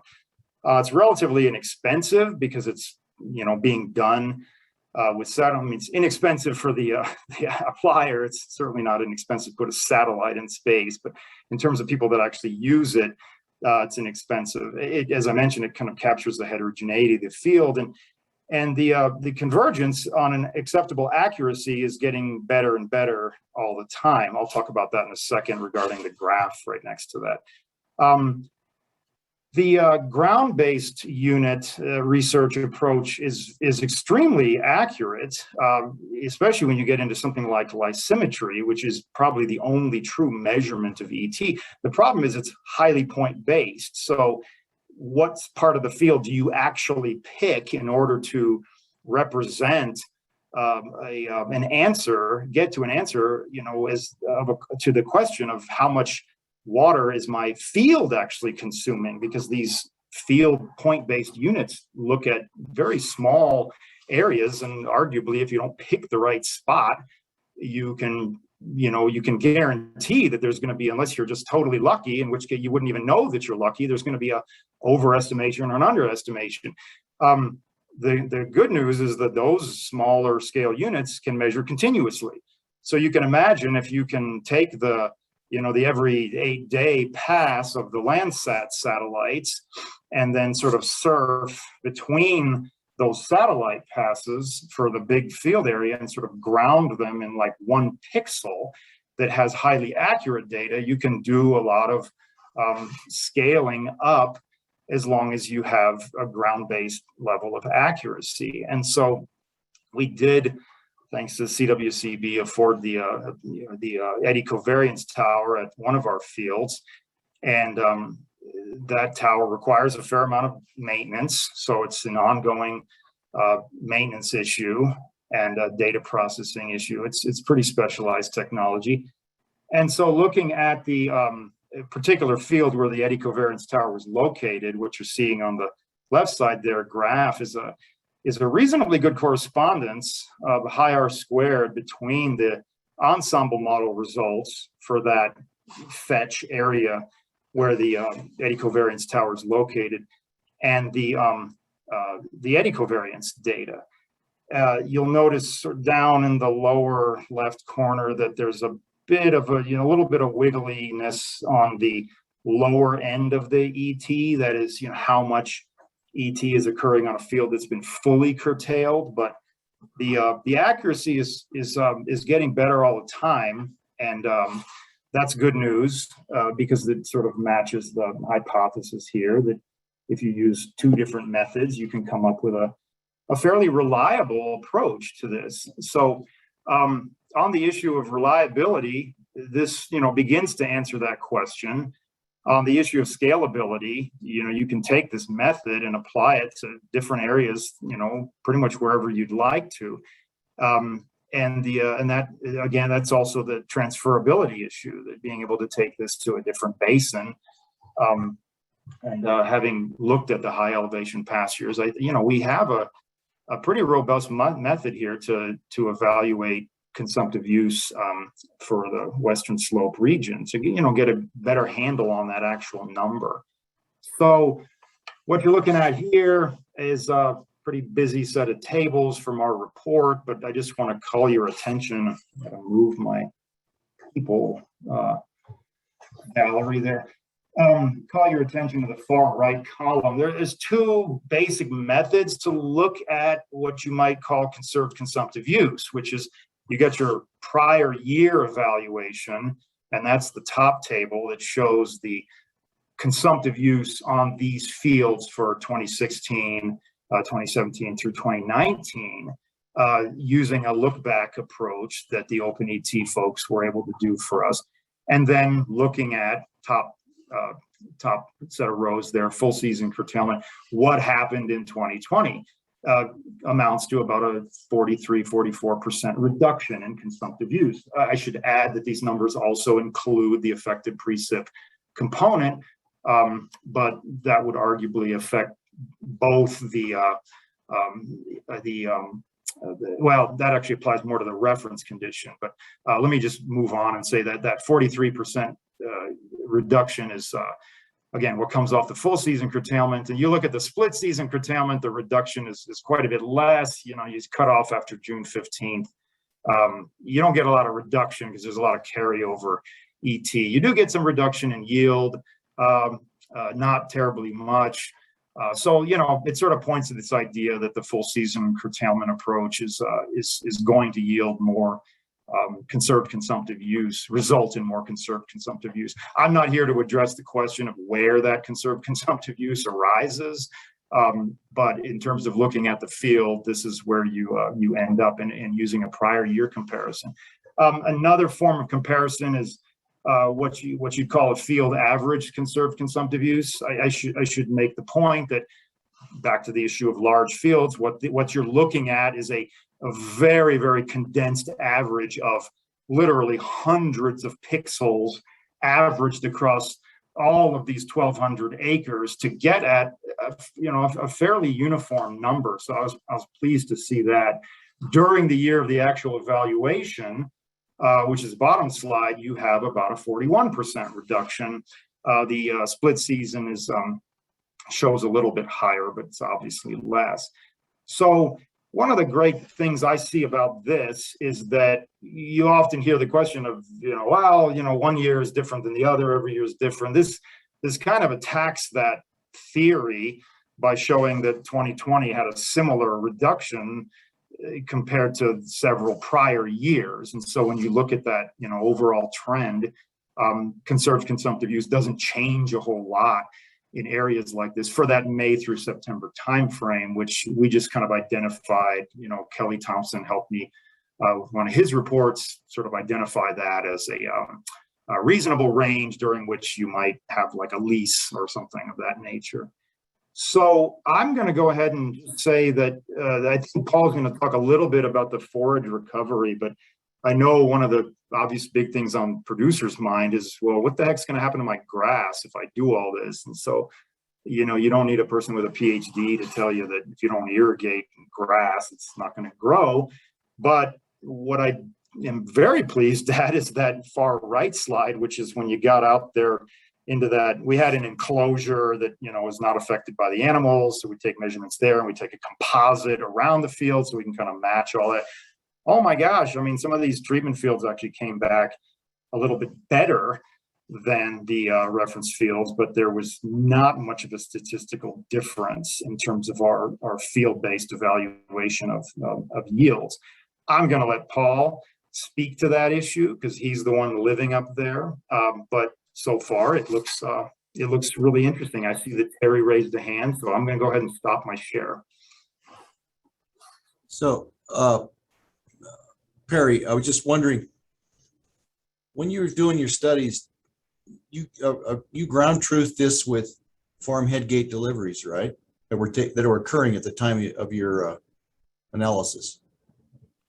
The ground truthing, Terry, is the concept of ground truthing as applied in this didn't have to do with deliveries at the head gate. It had to do with in-field consumptive use evaluation. So in terms of what is actually applied to the field, that was not a consideration. I can't quite see the connection there. Maybe you can help me figure that out. It was really just about how much water is being used on the particular fields that we were scanning for the remote sensing approach, or using a remote sensing approach versus how much water is being used on the field under the eddy covariance tower. So it didn't include any delivery data. It was just a field-based consumptive use evaluation. And I know you actually asked me a question in an email. We did look at groundwater tables on this, and for the treatment fields, there was no contribution. We had observation wells on those fields also. These are very shallow roots. So it's not surprising that the groundwater in most of the areas did not rise up to the root zone. Okay, thank you. Yeah, you bet. It certainly helped me understand that distinction, and we can have a call at some point. Okay, I will. Yep. Thank you, Perry. Is my screen share working correctly? It says my screen sharing is paused. Am I not sharing? We just see a white screen, Paul. Oh, good. Hopefully you guys are all looking at my email inbox. That only happened once in my life. Oh. Well, I'll get started in the conversation while trying to figure this out. I guess. How about now? So yeah, to get to the punchline, because I think that, you know, last year was dry up here. When we curtailed these fields, it was looking bleak. In fact, there was a local conversation that suggested that these Troublesome Fire and Williams Fork Fire were my faults, which, I mean, that gets a little bit deep there. That's pretty intense based on what we did. This is the most abused meadow in the project site. This is this year. This is a forage expert out there reviewing the field. And what I'd like for all of you to do is kind of keep this photo in your mind as I switch my screen, which I didn't think this tech would be this hard.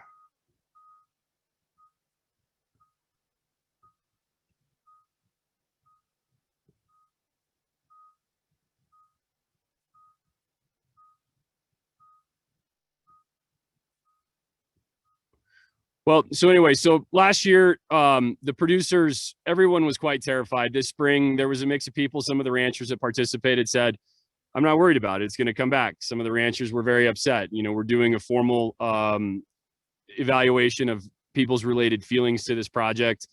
And it's a very diverse audience. And I think that it's going to be fascinating to see what this, man, I am apologizing. I have a beautiful drone video I put together and I cannot figure this out. Can you see the drone video behind the whiteboard? No, just sir. the whiteboard. Just the whiteboard. Well, I guess I'm going to wing it. So what we found in this is that some people had to use the meadows different for purposes of pasture. So some people had animals, livestock up on the mountain on Forest Service ground, and they had a dry meadow and an incredibly dry summer. And when the permit date hit, the cows came to the meadow, and it was what it was. They had to start feeding when they did. Other producers were able to shuffle cattle around a little bit differently, and I think that the livestock had significantly different impacts. The good news to this, as Perry mentioned, most of these meadows came back incredibly well.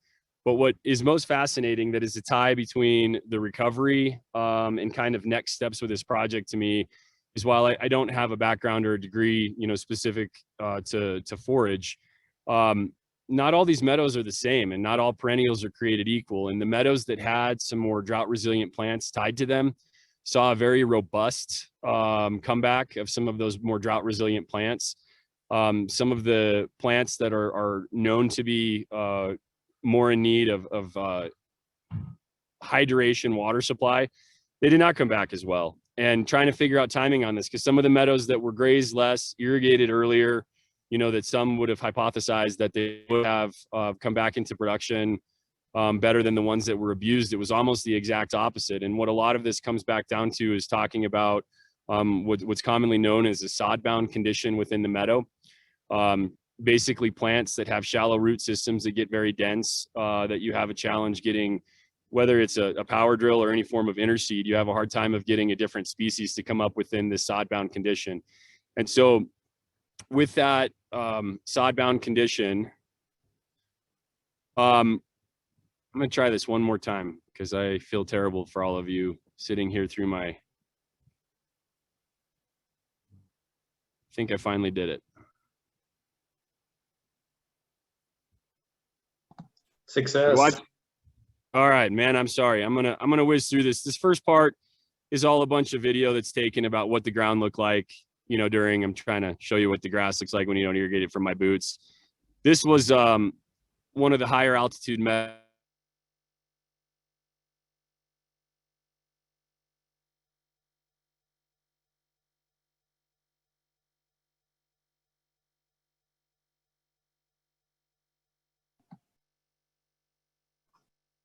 I think Paul froze for most of us, all of us. He just got it working. We'll give it one quick second.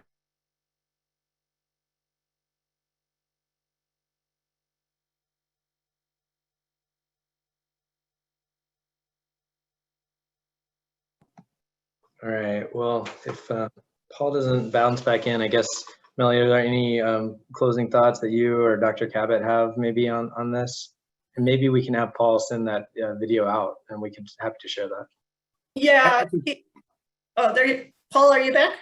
No, that was just me. That's the Eddy okay. Covariance Tower in the background. For those of you that wanted to know, that's one of the treatment fields. Yeah, and I think where Paul was going on that is that it's something that we are toying with the idea of continuing at some point in the near future. It's just investigating some of the things that you can do in the field that really, I mean, at this point is anecdotal because it's not, we don't have a planned study or anything, but there some things that you can do in the field that accelerate recovery. And then we'd like to explore that a little bit more. So I think that's kind of the general direction Paul was going as a, next steps for us as a side kind of project. But Perry, do you want to, I think Paul's back. Paul? I don't think you can show video and be in this at the same time. So maybe you want to just wrap it up. Well, I can just quick say that one of the cool things about this idea that Paul stumbled on is that, if you have a 3-year curtailment period on some of these fields, obviously no producer would want to do that just because, and even the yield diminishment for a 3-year curtailment could be, substantial. The recovery would be extremely harsh. But if you could use that time period to actually perform some regenerative soil behavior and, or practices, you have almost like a win-win. The producer gets the benefit of a turnover period where they're kind of helped to transition it financially. And then you end up possibly on the other side with a less sod-bound condition and a better pasture. So, if you're looking to combine soil health and water conservation, you're looking at a pretty good example of how you might do that. I just send my sincere apologies to everybody. Technology has failed me. multiple times today, so I apologize. But I think with the time frame, I think Perry summarized that pretty well. I would just close with that.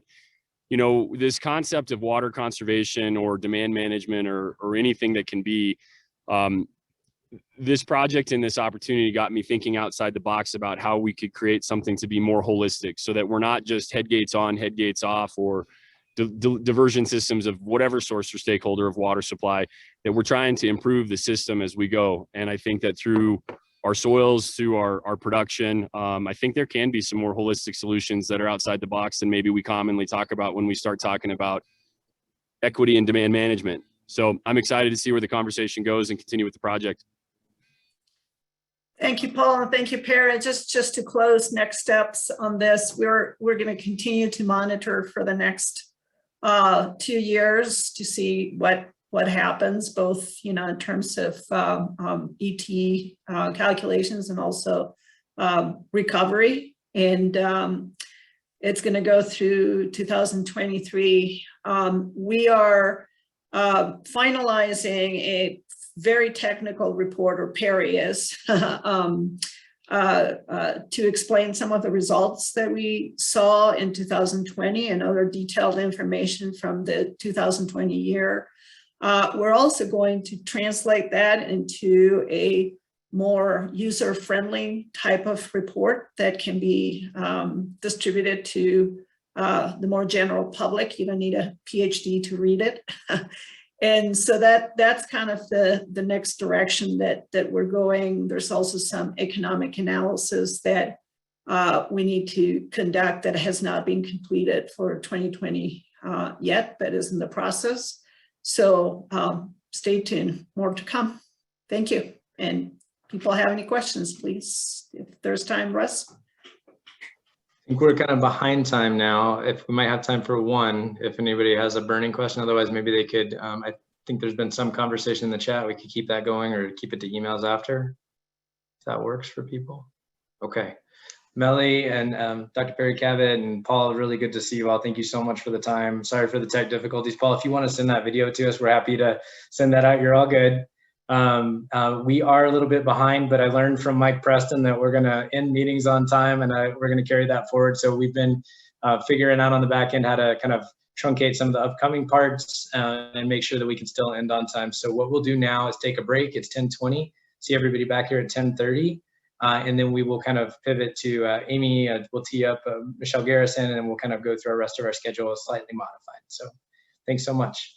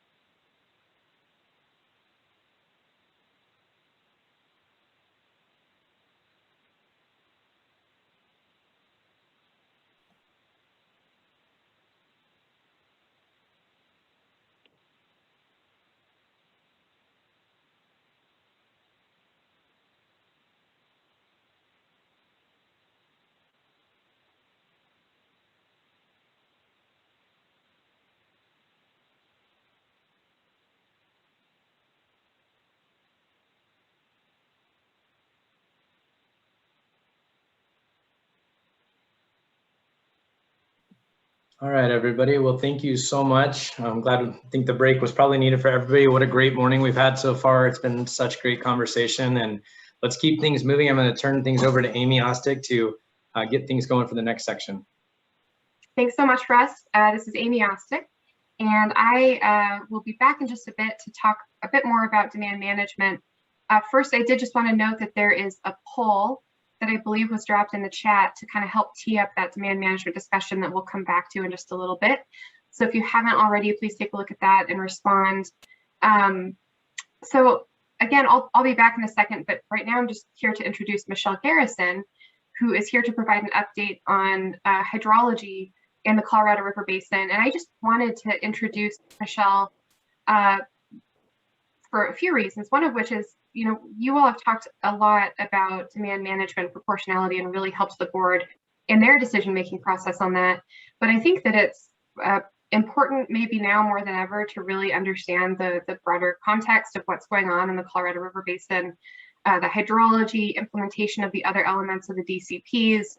And we, of course, have heard from you all that you would like to hear more of that information. So that's the reason that Michelle is here today, to provide that update. And another thing I just wanted to note is with everything going on right now, noting that the post-2026 operational negotiations are going to be coming up soon. We're also doing a lot of work to prepare for those.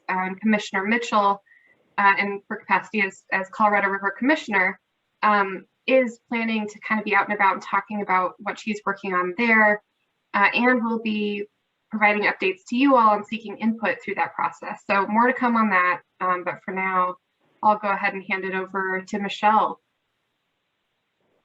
All right, thanks, Amy. In the interest of time, we'll try to zip through a couple of these slides really fast as just graphical representations of things many of you have lived through in the past 18 months, and focus on some of the new stuff looking forward, and then happy to share this presentation or take questions offline to get things back on time here.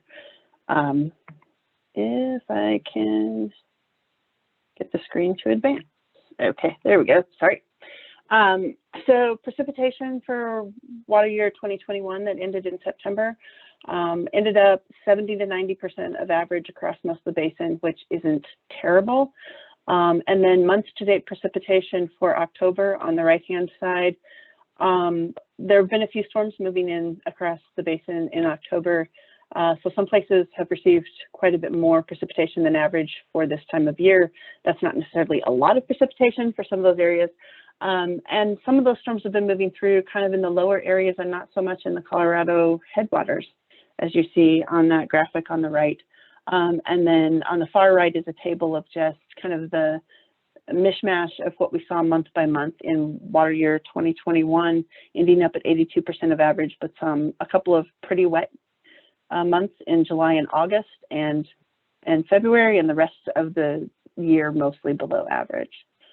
Again, we saw snowpack that was about 89% of median and a little less than that of average, which isn't terrible, but the runoff, as you see on the right, was second worst in history, in recorded history. So what we were seeing was very, very low runoff from the snowpack, and even as we went into the summer, very low runoff from the first few rainstorms that we saw as well, because the ground was just so parched from the extremely dry conditions from April through December of 2020. So we started everything off really, really dry, and we definitely saw that. So we saw that in terms of Lake Powell, second lowest inflow into Lake Powell, and you see from January through July the decrease in the forecasts and the low runoff. And you see particularly the effect of the dry April and what that did to the forecast as we moved into May, and reservoir operators and other folks were starting to make decisions and look ahead. There was a huge drop in the forecast from April to May. So Powell ended up inflow 26% of average for the April through July snowpack runoff. Storage conditions in the basin, Flaming Gorge is in the best shape at 78% of full. Lake Powell 30%, and Blue Mesa 26%. So some of these reservoirs are very low and will continue to drop most likely through the winter when there's not a lot of inflow. So if you're seeing press about reaching record low elevations at places like Lake Powell, you may see that again at the end of every month when they update that data, that's going to keep dropping, and we know that that's part of the forecast. For the water year, again, you see 30 to 50% of average across the initial units of the Colorado River Storage Project Act. And what caused that? That was the terrible soil moisture you see on the left. That was November 15th of 2020. The soil moisture across the entire basin was way below average after the really dry April through November that we saw. Some good news, perhaps. Snow conditions right now, it's really early in the season, but at least it looks like we are not starting off the water year with soil moisture quite as bad as it was. It'll be another month before we get some of that data again, but right now they're putting up snow conditions to show there may be some hope that next year's runoff could be a little more efficient. We could see a little more runoff from our snowpack. But we're still really early in the season, and really we're at the point of year where looking ahead to next year, it's really just about statistics and other things they see. Nobody really knows what next year's snowpack is going to be. So we're at a point where any of the forecasts you see in terms of reservoirs and inflow and everything is just based on recent years and running those through the models. There's not a lot of indication of what next year is going to look like, and next spring will. However that shapes up will drive a lot of what happens next year in terms of decisions for reservoir operations and other things. So looking out November through January, precipitation on the left, temperatures on the right. For the lower part of the basin, indication that it's likely to be drier and warmer than normal. And that's coming mainly from the development of the La Nina conditions. In terms of Lake Powell, you'll see here history from 1964 to present with 2021. You can compare that. Final volume came out almost identical to 1977, about 27,000 acre feet less. So looked in terms of annual inflow a lot like 1977. For 2022, again, we're so early in the season, you see this huge difference between the minimum probable and the maximum probable, and we won't know more about that until at least January when we start getting the monthly forecast from the Colorado Basin River Forecast Center. So you'll see this huge difference, and most probable at this point, they're forecasting 77% of average for next year. And so all of the graphs you may see in the coming months about what Lake Powell and Lake Mead might look like are based on that 77% as just a guess at this point at what your next water year might bring. A reminder of what's been going on at Lake Powell. We've had releases of 9 million acre feet, 8.23 million acre feet, and 8.23 million acre feet from 2019 to 2021. August was when the tier determinations for water year 2022 were set. And those were set at 7.48 million acre feet. So that is the release for 2022. Looking ahead to 2023 with these projections that range widely at this point because we really have no indicator of what next year is going to look like. The releases from Powell could range anywhere from 7 million acre feet to 9 million acre feet. Very, very dependent on the hydrology that we receive next year. In terms of water year 2021 and the drought contingency activities that were occurring under the drought contingency plan, the Drought Response Operations Agreement was activated in May 2021, which began a planning process for possible drought response operations from the initial units starting in April of 2022. They also started updating the minimum probable forecast more often. And again, that plan for drought response operations is being worked on right now. There's hope to have a draft out by roughly January of 2022 that will give the states and reclamation time to put that out have some discussions with stakeholders and start watching the hydrology and be ready to implement as needed in April of 2022. In the lower basin, there were conservation activities required for Arizona and Nevada and Mexico under the lower basin DCP agreement. Outside of the regular draw planning process, there were some releases made by reclamation under the imminent need or emergency provisions of the DROA agreement. Flaming Gorge is releasing 125,000 acre feet of additional water to help prop up Lake Powell elevation. Blue Mesa has released 36,000 acre feet. Navajo has a 20,000 acre foot release planned for late November and early December, but late season inflows into Navajo were quite a bit lower than projected. September came out below what was forecasted. And so that plan may be revised as they get to November and reassess whether or not releasing that 20,000 acre feet would have an impact on contract deliveries for next year. That may be revised.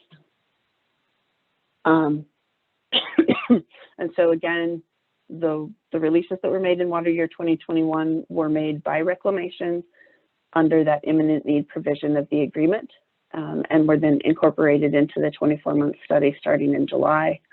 As it turned out, that made no change to the tier determination and release for water year 2022. Lake Powell, in the August 2021 study, with or without DROA, would have ended up above 3525 in that planning process, and the release would have been 7.48 million acre feet either way. As we look forward to water year 2022, the states are working with reclamation on that DROA planning and trying to get a draft plan together by January of 2022 to share with stakeholders and kind of revise through April of 2022. And the lower basin will, for the first time ever, take level 1 shortage in addition to the required DCP conservation. So though you've seen a lot of press about this level 1 shortage, I think the upper basin understands that there have been a lot of shortages going on in the upper basin, and the lower basin, living below 2 large dams, has had the ability to continue taking water through this historic drought. And so this will be the first time that they officially take shortage under the interim guidelines for operations of Lake Powell and Lake Mead. So what does that look like? And I'm sorry, this table probably doesn't come across particularly well, but for 2022, the total reductions for the basin, for the lower basin, will be 613,000 acre feet. That will be shortages to Arizona of 320,000 acre feet and Nevada of 13,000 acre feet, and the reductions of delivery to Mexico under Minute 323 of 50,000 acre feet. And then additional DCP contributions from Nevada, 192,000 acre feet, and from Arizona, 192,000 acre feet, and Nevada, 8,000 acre feet, and Mexico, 30,000 acre feet.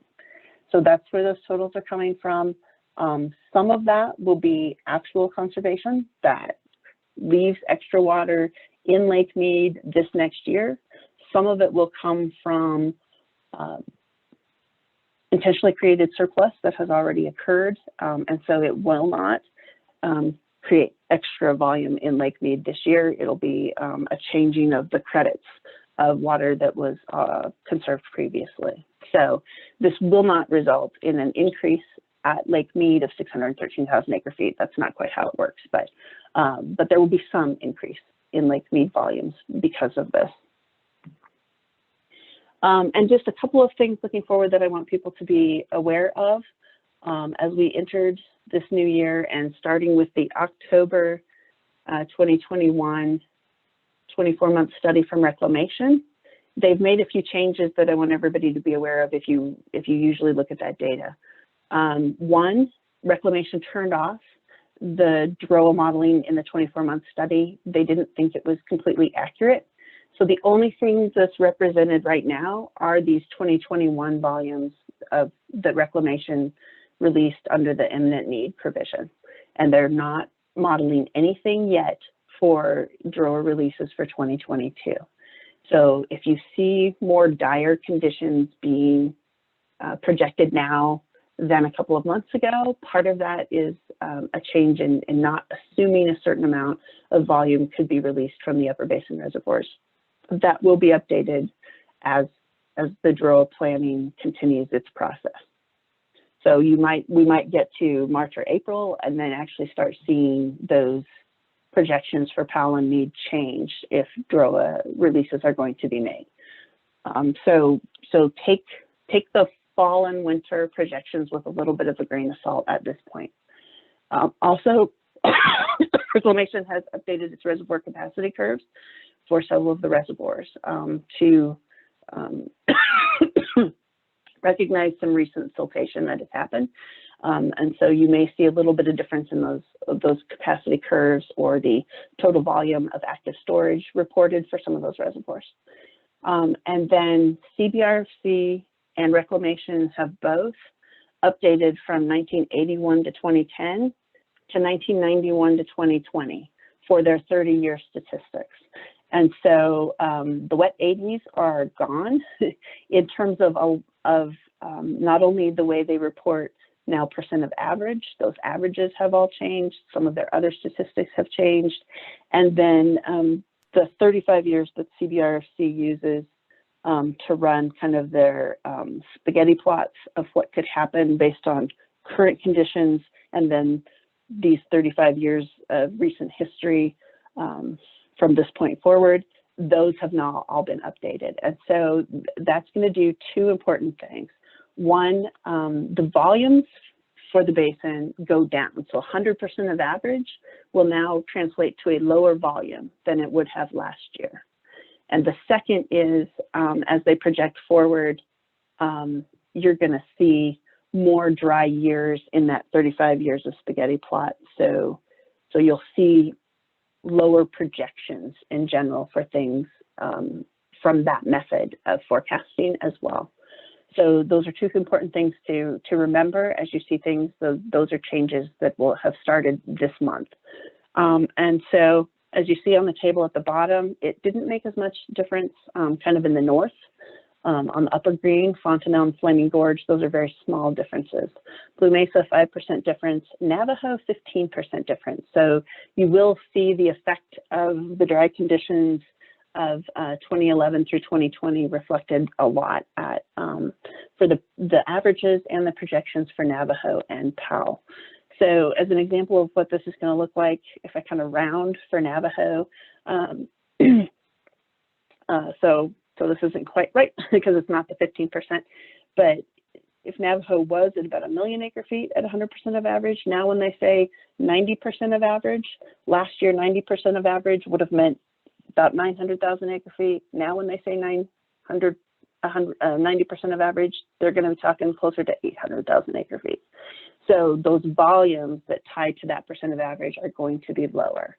And more reflective of the most recent 30 years of hydrology. So there's hope that this will more accurately project forecasts that more accurately represent the last 30 years, but I want everybody to be very aware of that difference. And with that, I'm done. If people have questions, or we can take the questions offline if we need to keep moving on with today's presentations. And I see, Melly, your question, and yes, soil moisture conditions, we'll know in about November 15th, they'll put something out, but right now it looks like they will be better than last year. Thank you.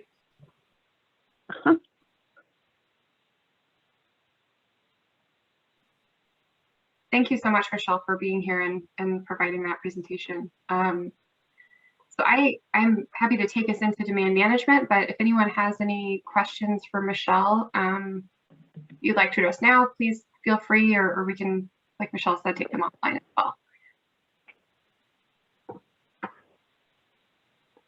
All right, well, I'm just gonna move right along. All right, oh, thanks, Kat, for bringing this up.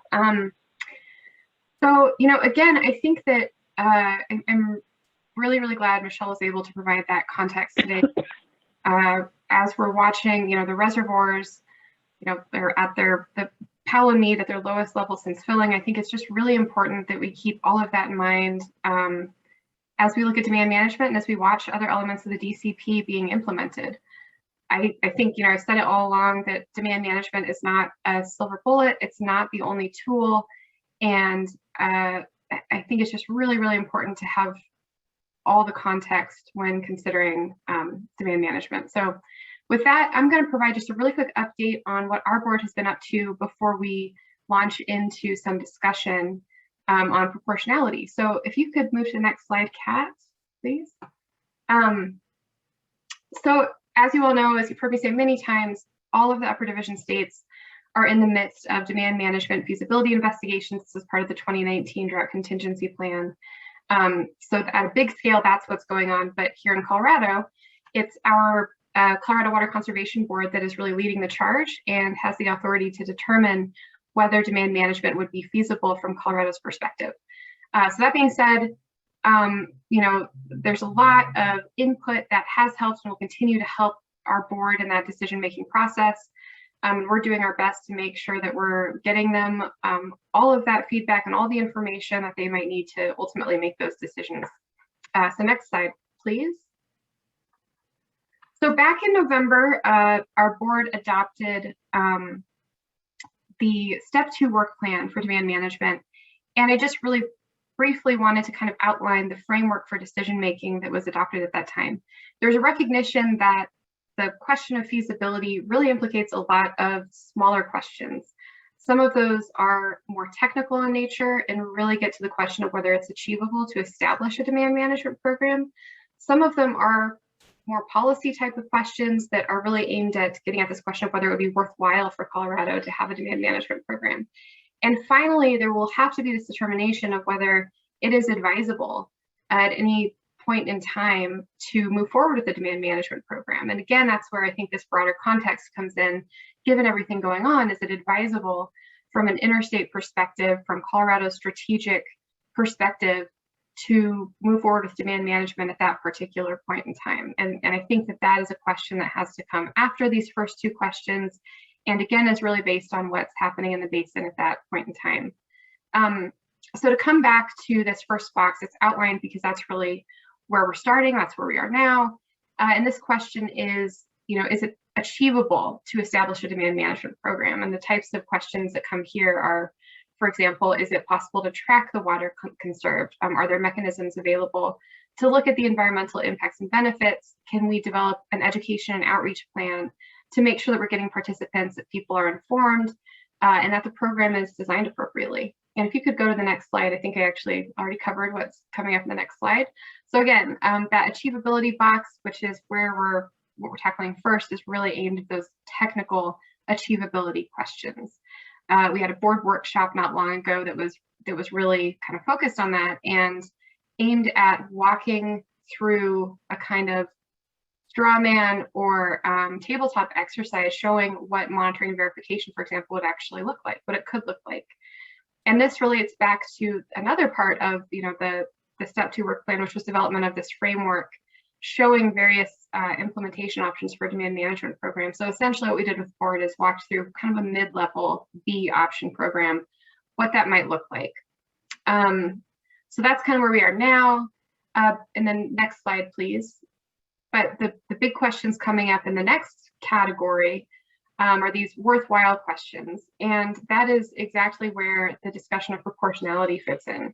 And again, this is kind of a perhaps more of a policy question of, even if we can do it, should we establish a demand management program? That raises questions like, can potential adverse impacts be mitigated? Are there adverse impacts? You know, to sum it up, what are we doing to make sure that proportionality is a part of any potential demand management program? And that is, again, where input from IBCC has been and will continue to be really helpful. And IBCC through this has served as kind of a de facto work group on proportionality. So I think that will be really, really important input for the board to consider in making these determinations. But a couple other things that also fit in here: anti-speculation considerations. And with that report just coming out of the anti-speculation work group, I'm sure our board will spend more time kind of diving into that very complicated issue. And finally, this analysis of, and findings of UCRC and other states. And, I think that this is a good time to just, again, circle back to this fact that all the other states in the upper division would have to agree a program is feasible before we even set it up. So I'm going to revisit an analogy that probably should die because it was overused so much at the board meeting by me and others. But one way that I like to think about this is building a house or not building a house. We are not actually building a program, we're building a house at this time. If we were to make that decision to go down that path, we would have to do it with 3 other people or 3 other states, as the case may be. So as opposed to going down that path and building a house that we really, really, really like, that we might have to backtrack a little bit on once we talk to the other states and see what their hard lines are.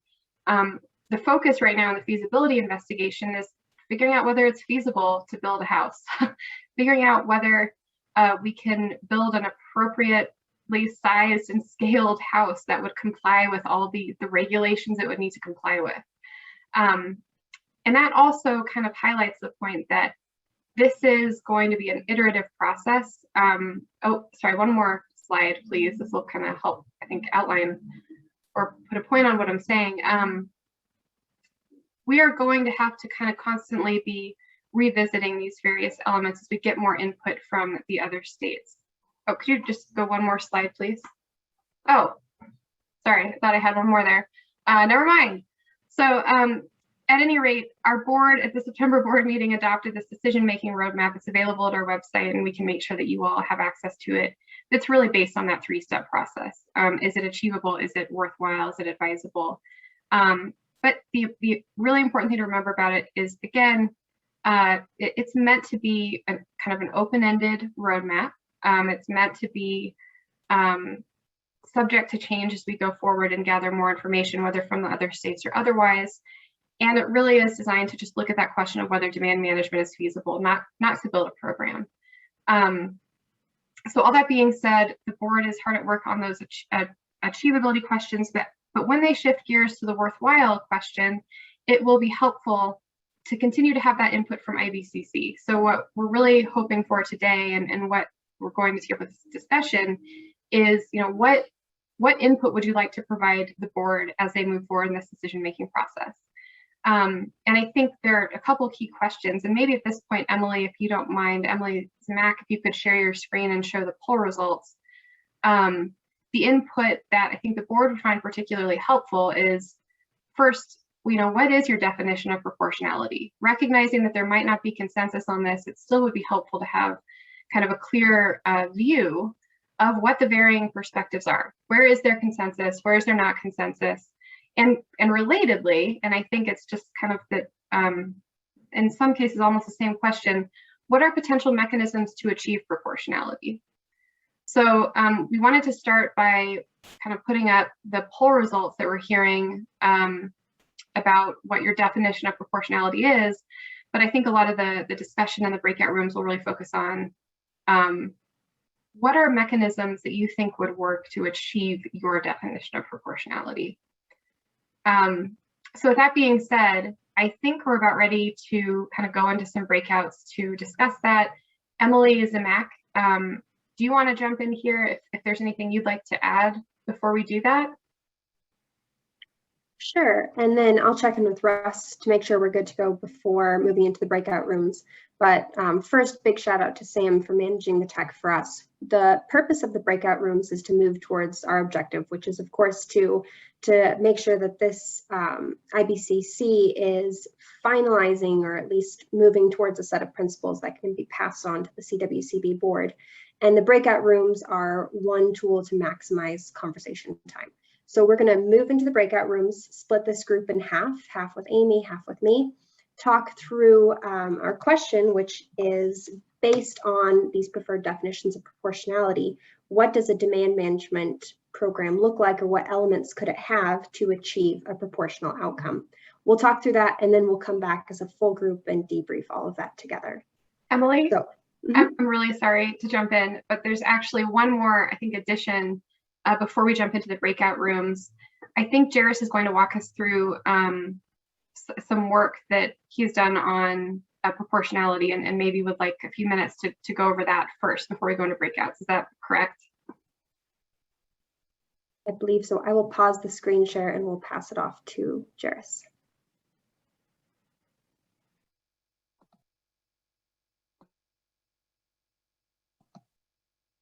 Jairus, looks like you're on mute still.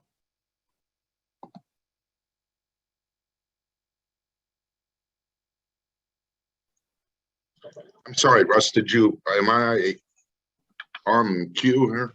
We are. We promised you a little bit of time, and we're behind schedule clearly, but this seems as good a time as any. I thought we'd just tee you up for a couple of minutes before we go to breakout.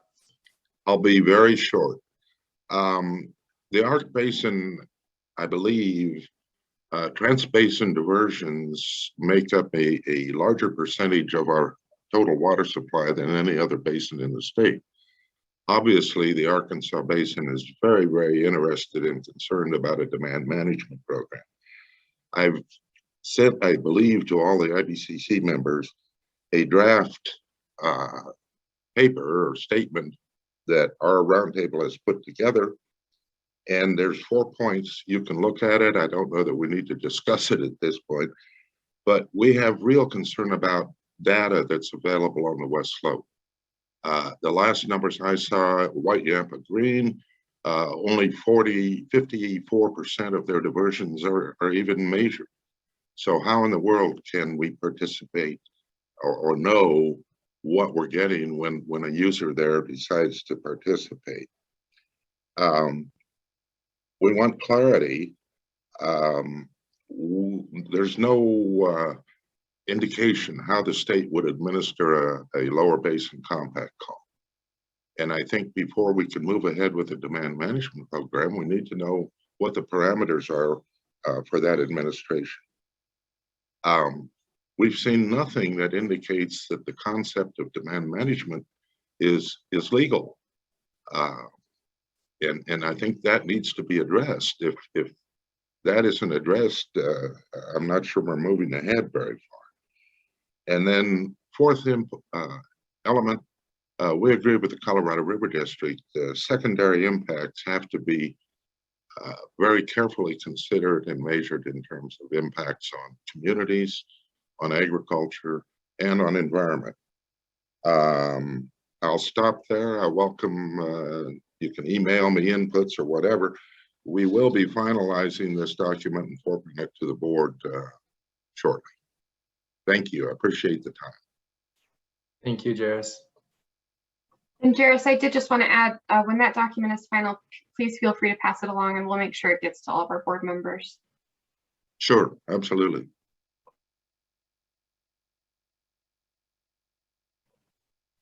With that, I think should we move into breakout sessions, or I'll hand it over to you, Emily, to transition us. Sounds good. Before we go into the breakout rooms, are there any questions from the IBCC members about what we're asking you to do?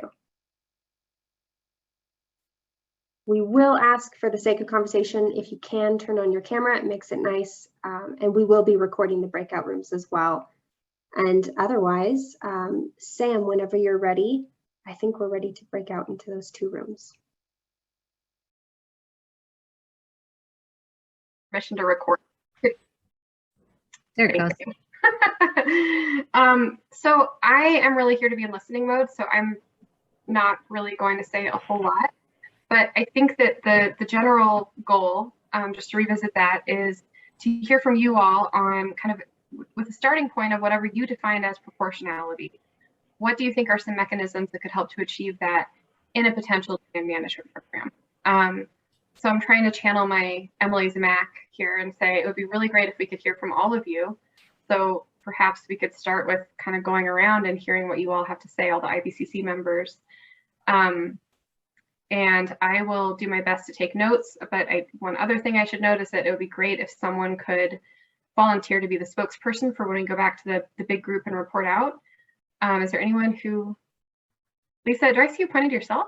I was trying to figure out how to point to Pat, but you never know which way your fingers are going. Lisa, you're always a great spokesperson. You do a great job. No. We'll figure it out, Amy. Sean will do it. No. All right, well, I'm trusting that one of you will do it. So with that, maybe we should go ahead and start. And since Pat, it sounds like you got out of your reporting duties, do you want to kick us off? Oh gosh. Well, let me see how bad I crash and burn. And I'm always better reacting to other people's statements than actually coming up with, leading the discussion. But I guess as I was looking at the survey questions and trying to think through things, I really, I guess, started to wrestle with the program itself and the program structure itself, trying to figure out not really equity and proportionality as much as what is the proper balance between kind of bottom up stakeholder input and organizing, so to speak, by basin, and what should be kind of top down, more centralized, more driven by statewide process, participation in a program and definition of equity and proportionality.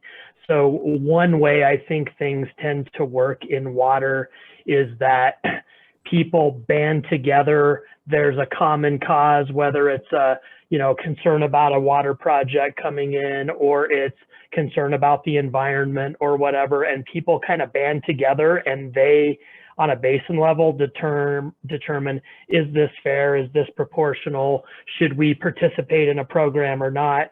And then there's other areas where actually having a really structured program with, these are the rules to play. If you don't like these rules, because it's temporary and voluntary, you don't necessarily have to play.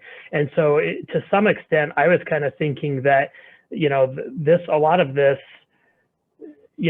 can and should and will come down to each individual city, county, basin area saying, this seems like a good deal for us. It seems like we'll be fairly compensated. It feels like there will be appropriate mitigation. It feels like others who have skin in the game will, will participate too, and that they will contribute their fair share of water. And if they don't, I think those groups will kind of organize and say, nah, we're out. This isn't the right program for us. Maybe it needs to get retooled. So I guess that's kind of what I was really struggling, but where I kind of got to was this idea of equal ability to participate, equal understanding of the rules, equal way that things like measurement rules should be applied on within the various basins or regions participating and that sort of thing. So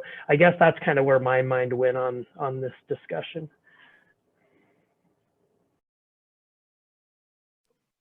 Thanks, Pat. Who's next?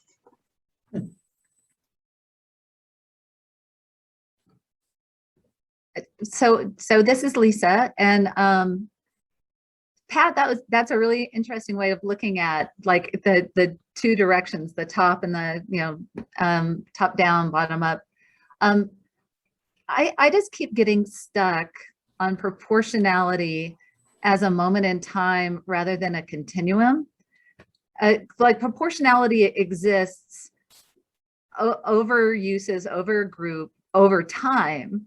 So in any given time, if you look at something, it's likely not to be proportional. But if over the entirety of the program, it is, that's important, because I think that different people can have different skin in the game at different times and maybe at either a disadvantage or at a neutral position, but later on will realize benefit. So that's what I always keep coming back to, is it's really hard to define it, because if you're just trying to, a moment in time, it's really hard to find a place where it's exactly proportional, right? And then the other thing that I keep kind of coming back to, because we've had this conversation about equity, proportionality, et cetera, is whether or not the actual way to do this may be kind of what Pat was talking about. We may not know until somebody says, okay, here's what we've come up with. everybody take this and give it an assessment and you see if this meets your definition of proportionality. If you try to define it first and create a program around that, I don't know how successful you'll be if you're not working off something to work on. So that's just 2 thoughts for me. So, oh, Andy's raising his hand. You want to go first, Andy? Either way, Aaron. I'll be quick. Speaking first, so go right ahead. On the process question, I agree with Lisa that I think, I mean, I'll give my thinking generally about equity.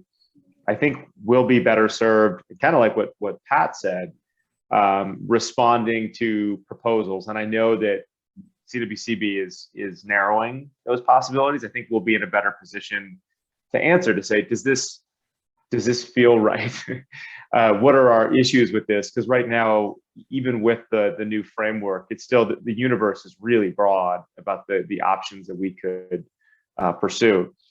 But just generally, there was one, I wish I could find my response to the survey, but I can't remember what I said. And the one on the last slide before we broke out in the middle, I thought was good, but it's about making sure that people have the same access to opportunities, trying to put it in a positive light. And you have to take into consideration kind of current and historical factors. And those factors we've talked a lot about. Some of it is, Andy has mentioned a lot, post-compact depletions, that's a factor.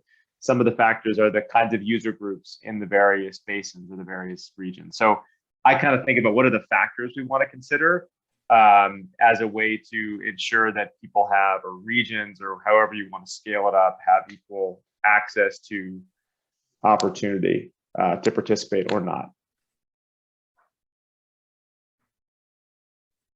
So yeah, thanks, Aaron.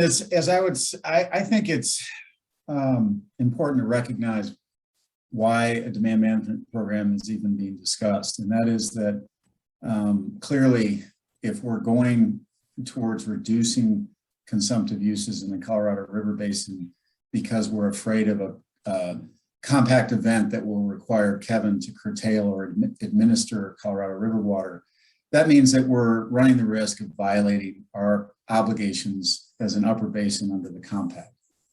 So what is it that drives our violation? It's not pre-compact use. Pre-compact water, by its very essence, the use of that water, the consumption of that water is excluded from compact curtailment. It is excluded from our obligation at Lee Ferry. So the only thing driving it is our post-compact consumptive use. That's what's putting this entire state at risk. So if you're going to talk about proportionality from a geographic perspective, my perspective is that it really needs to be based upon your percentage of statewide post-compact consumptive use. And if I can back up a little bit, I think equity or proportionality also has to be within the states, the 4 upper basin states. That one's a little different because it's related to what it is that we have a right to take under the upper basin compact. So our state, under that theory, would be responsible for 51.75%. But once you get within our state, if you break up the geographic regions, West Slope, we have sub-basins that are very identifiable. We have the Continental Divide that creates a very identifiable divide. All of those regions depend on water. All of them have different percentages of post-compact use in our state. And it's a relatively simple way of doing it. And it provides the opportunity for everyone in each of those basins to provide water if they choose to participate in the program and frankly be capped though in those basins at the level of post-compact use. We've done some work on that. We have the charts. Those numbers, I will just say, come from our phase 3 risk study that we did with the West Slope roundtables in Southwestern. We've done a little additional work, which you can find in our most recent board packet. We did a demand management market structure conceptual proposal, and it has that information in it. To me, that's what's fair. And when we're talking about equity, what is what is equity? It's fairness. And so, it is a way in which we can determine how much water needs to come from geographic regions. Well, you can also then turn, and I think Aaron mentioned that, you've got to look at the different water user sectors. We've heard from all of our water users that they don't want to participate unless the other sectors are participating. That's fairly easy to figure out what the percentage is there in terms of water consumption among sectors. There's work that's been done on that by the CWCB, Wilson Water Group. We have some charts on that as well, showing that breakdown by basin. I think it is a way in which we can make sure we're all participating with wet water in this program.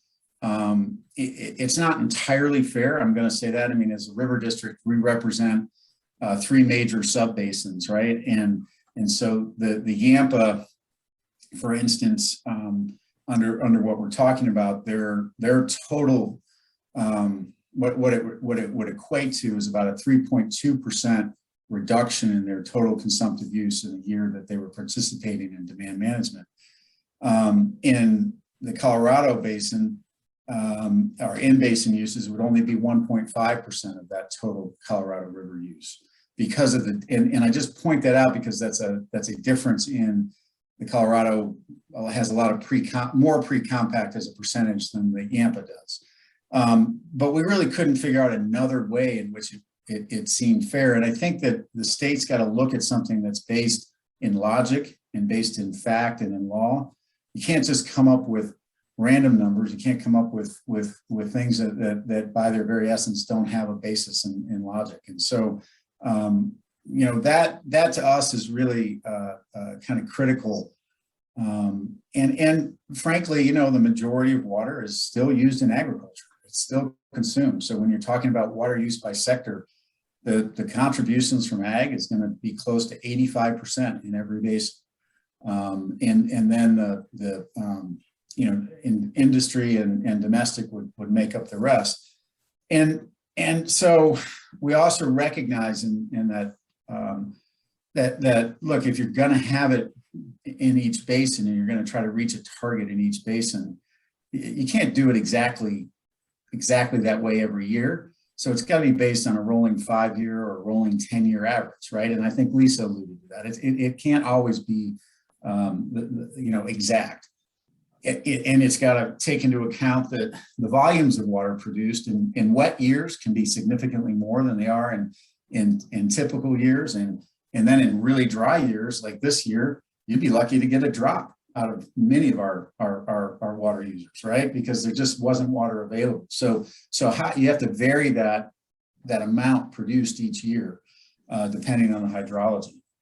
But I think that the other thing, I mean, we can get into it, but cost-wise, people say, well, how do you do that? Well, I think each basin, the state would need to run it, need to be a single payer program, and each basin may have different prices. They already do. There's different values of water, different monetary values. Some people say, well, wait, that's not fair if you're paying a front range water user 5 times more than you're paying someone from the main stem of the Colorado.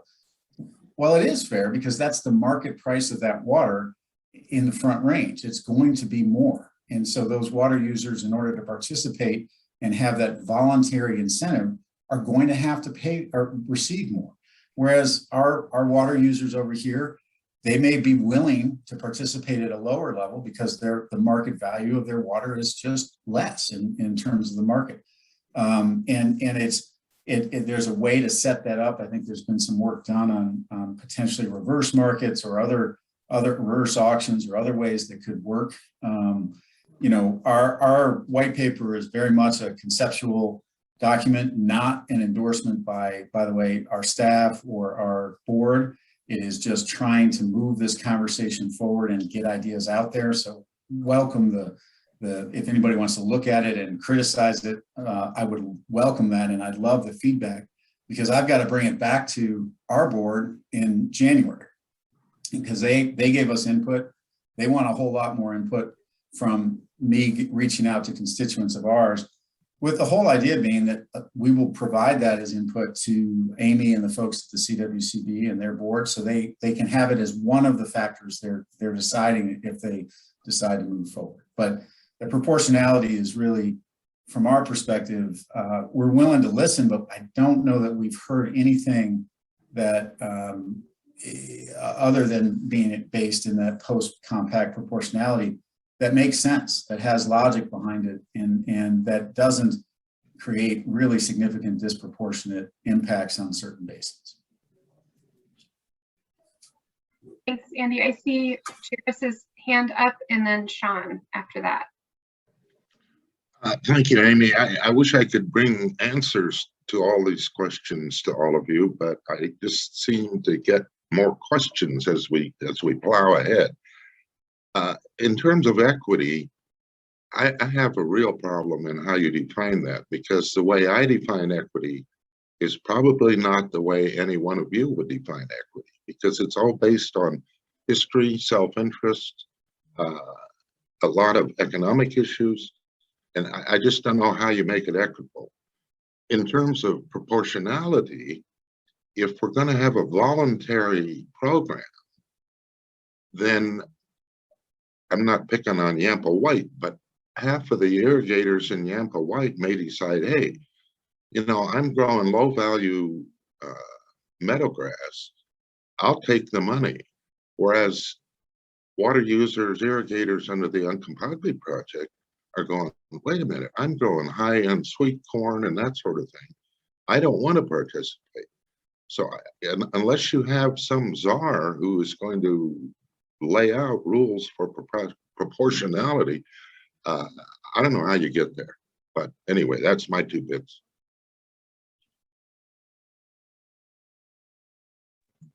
Sean, I think I saw you up next. Thank you. I really struggle with this conversation. We've been having it for some time, and apparently during COVID, I fell asleep a few times because it started with equity and now it's proportionality, and Andy threw in fairness, and I think when I Googled them, they all mean the same thing. It's just fancier or dumbed down depending on your perspective. Each of us throughout the state have experienced events here in the last decade that enable us to look at water through kind of a different perspective. Fire, flood, drought have all hit us at one point or another over the last decade, and I, for some reason, became a bit of a poster child on flood, and I'm trying to make that a distant chapter in my life, but I can't help but reflect on it when it comes to these kind of conversations. And Amy, I don't know if it's possible, but if I could share my screen, I got a couple of photos that sort of remind me of this discussion. I don't know if I can give you that ability, but Kat might be able to. And Okay. by doing that, if I can just note really quickly, something I should have said in the broader group. The reason that I'm now referring to it as proportionality is because we got a lot of questions asking about the Water Equity Task Force, thinking it was connected to demand management. And I just want everyone to be very clear that those are different things.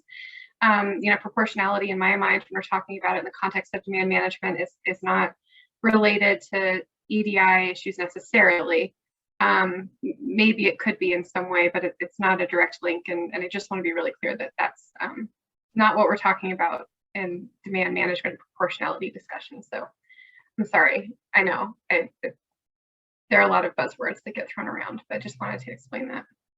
Okay, it looks like technically they don't want me doing that because I might draw something inappropriate or something. So we won't share my screen, but I'll just verbally walk you through what I'm looking at. So this is fish surveys that were done on St. Vrain Creek right in Lyons, and many of you recall during the September 2013 flood, Lyons was sort of cut off from the world, so pretty significantly impacted by the flood, and there's an area through there that Parks and Wildlife had always done fish surveys, so we're fortunate that we had sort of pre-flood surveys. And pre-flood 2005 was a survey that was done. They had 2,000 brown trout per mile in that Reach River that they surveyed.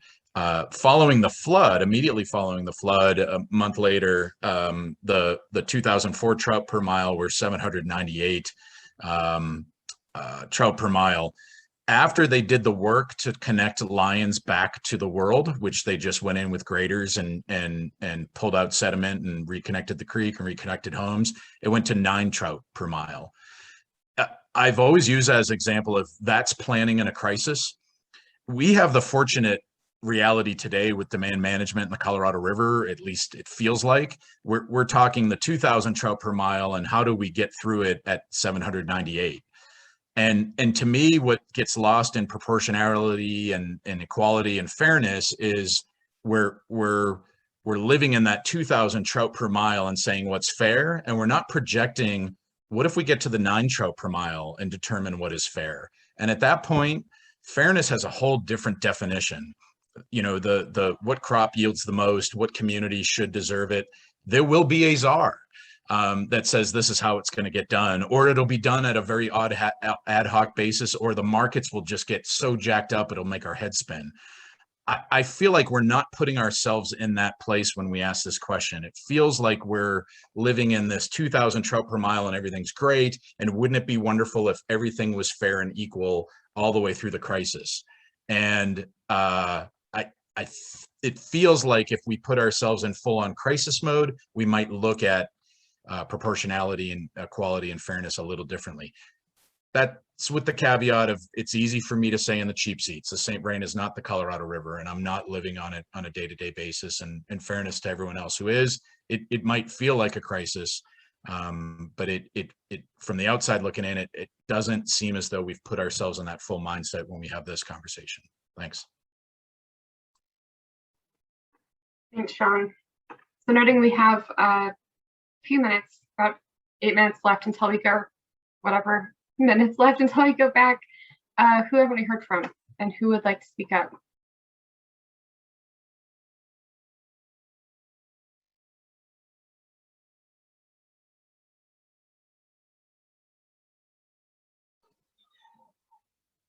Hi, Amy.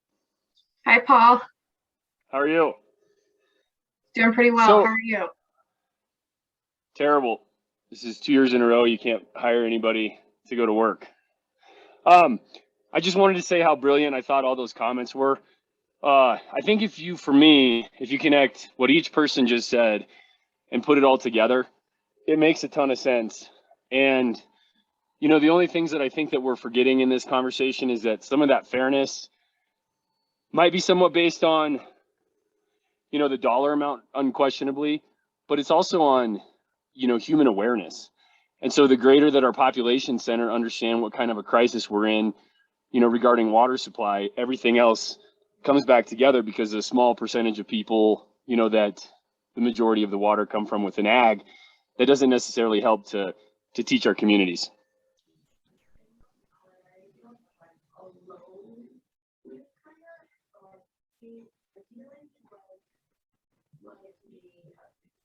Thanks, Paul. I think we lost you. Jairus, I'm seeing your hand up. Is that, I didn't see if it, do you have? I need to remind everyone, all of these programs, unless we have a constitutional change, have to be aligned with the concept of prior appropriation and the question of engineering. And that's got to be, I think, foremost in considering any of these programs. Yeah, Jairus, I don't see any legal issues in setting up a demand management program. There are probably a few statutory changes that need to be made to help a program like this exist. It's not a constitutional matter if it's a government-sponsored voluntary market. So I'd love to talk with you offline if I'm missing something, Jairus, but I think the state could do this pretty easily within the confines of existing Colorado water law with a few tweaks. Thanks, Jairus and Andy. We have 5 minutes before we return. So I do want to make sure, is there anyone who hasn't spoken yet that would like to speak up in those 5 minutes? Amy, Stan, Kazira, can you hear me? We can. Proportionality to me is one of the more difficult questions. I think I've always just said it's fairness, but fairness, as everybody has stated, is in the eyes of the beholder. When we talked about proportionality in how we've dealt with past water projects, as well as perhaps the compact call eventually, it's been negotiation between the various entities. It hasn't been the state of Colorado trying to come up with some kind of formula that's going to be applicable throughout the state. And when we originally started doing a bunch of this stuff, it was like 1 acre foot for 1 acre foot if you're taking water from the west slope, put it on the east slope.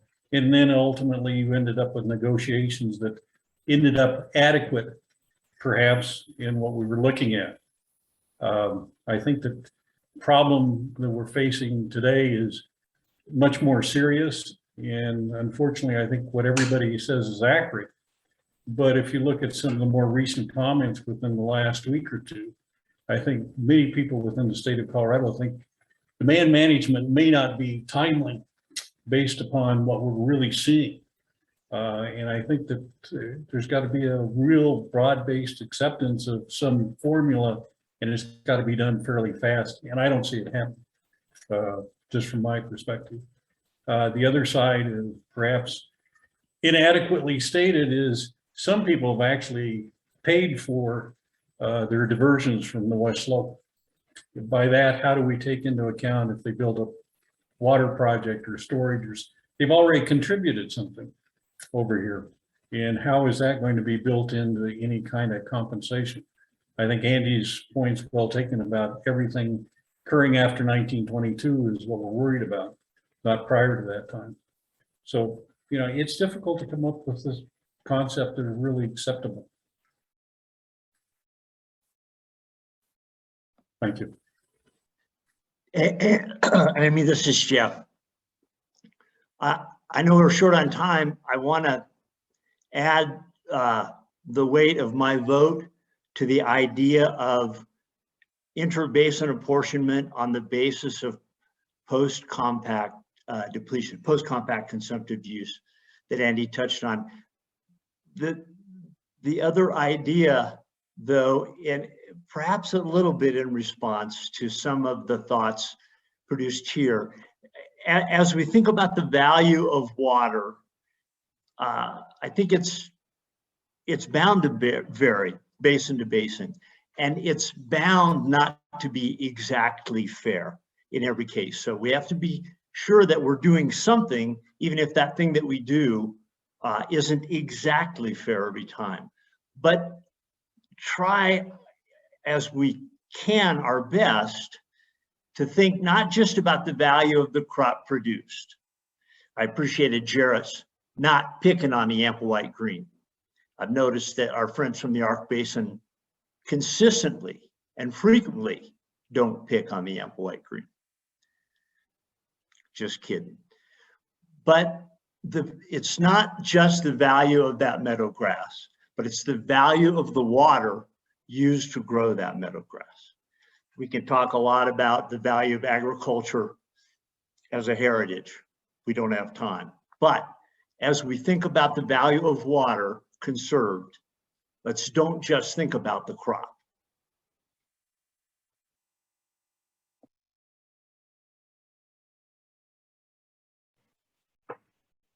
Thanks, Jeff, and thanks, Stan. We now have 3 more minutes. We've gotten a little bit of time added. So if there's anything else that anyone wants to contribute, please feel free before we move back to the main session. One maybe obvious thing that I want to reiterate is whether it is some form of demand management or something else. I think, I don't want to speak for others, but I think I heard an agreement that time is of the essence. I think that's certainly something that folks would, maybe not, but I think we need to do something.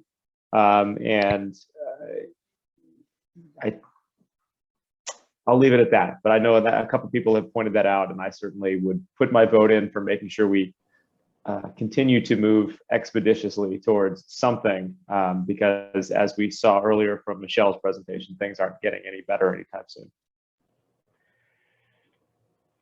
I'd add to what Aaron said, that my 3 takeaways from this discussion are that time is of the essence. We need to be thinking about what the world looks like in a crisis instead of maybe how we view things today. And that, in my mind at least, the other part of the discussion around proportionality that maybe we're missing is we look at something as kind of as a program starts or the acute impacts, and maybe we need to be looking at how a program would be operated or developed over time, and looking for ways that we should seek equilibrium as opposed to proportionality and fairness and all of that, or maybe the term balance in how, over the long term, is it fair, equitable, in equilibrium, and in balance. That comes with a lot of adaptive management, a lot of learning, a lot of, really just that learning by doing as we get in and manage through a crisis. So those are my takeaway thoughts. Thanks, Pat, and thanks everyone. I think we are at time. So probably we'll be getting transported here shortly.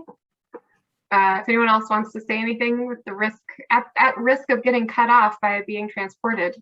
Yeah, I love being cut off. So I think I did want to take an opportunity, a rare opportunity, to agree with Jairus. Jairus,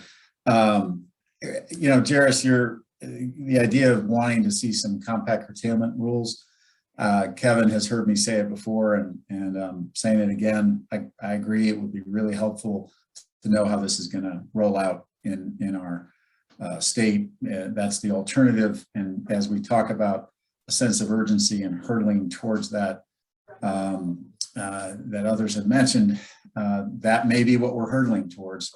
And while I understand compact curtailment rules may be contentious and it may be litigious, I'd rather have that litigation and that contention now than have it while we're in the middle of being curtailed.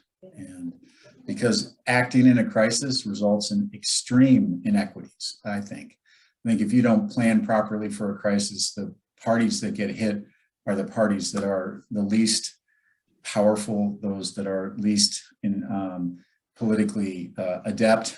And I think that is not a recipe for success in our state. So.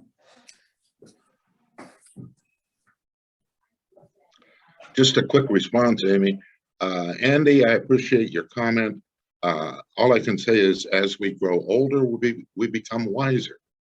And to Jeff, I don't pick on the White Green because my favorite home is in Rio Blanco County. All right, we're leaving.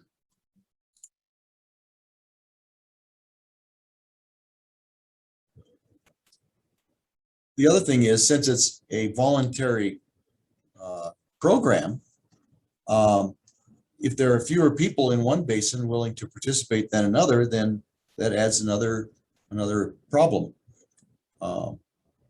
Anyway, that's some of my thoughts. Yeah, so this measurement piece, historic consumptive use or diversion amounts, complicated, of course, by Trans Mountain diversions, and then the question of basin participation in voluntary program. Thank you, Carrie. Melly, and then Sean. Yeah, and I think that that's a really good point in terms of how you divvy things up in terms of how you measure how much water is going out of one basin versus another, I guess. But I think just kind of from a broader perspective, I think that, and people talk about how can you have a volunteer program and have proportionality at the same time and all that. I think that the first step, it's got to be a program run by the state, or I would say the state. I can't imagine a private entity. It could be a different setup with a commission that is set up to run it potentially, but basically it has to be, it can't be just left up to the market. If you leave it entirely up to the free market, you're not likely going to end up with equitable or proportional results. So you're saying if the programs are owned by the state, which is likely, it should have a mechanism built in, whether it's, you know, a committee or some sort of review panel to counterbalance the free market. Yeah, I think it has to be, I mean, there has been a question whether it would be a state run or something else. And I think that it has to be state run, be it through a committee or however that is set up with representation from all the basins. But you have to have a central entity that is making decisions. You can have certain areas where you have more demand than that's gonna, you have way too much demand, and that may have an impact on the economy of the area and so forth. And you have some areas where you don't have any, and you need to balance that and figure out how to deal with that. So I think the general concept here is that you do need to have some mechanism with rules, you know, and guidance on how, you know, that's just built into the equity fairness conversation, that everybody needs to be subject to the same set of rules that govern how those decisions, and they have to be really transparent, how those decisions are going to be made. I think that also will take care of perhaps, or could deal in some way with speculation issues and other issues that have come up. But that's just, I think the first and general principle is that it has to be kind of a centralized system to decide, you know, how much impact and benefits one area is going to have versus the other. Mm-hmm. Central entity, basin representation, and then fair, transparent rules for that decision making. Mm-hmm. Yeah. Sean, then Bo, then Rick. Great, thank you. You know, I wanted to add what I view as clarity to maybe what Mr. Skanga shared. And I think part of what we need to establish is a baseline for the proportionality conversation. So is it the diversions that are post-compact, and are we looking for proportionality there based on historic average diversions or based on HCU?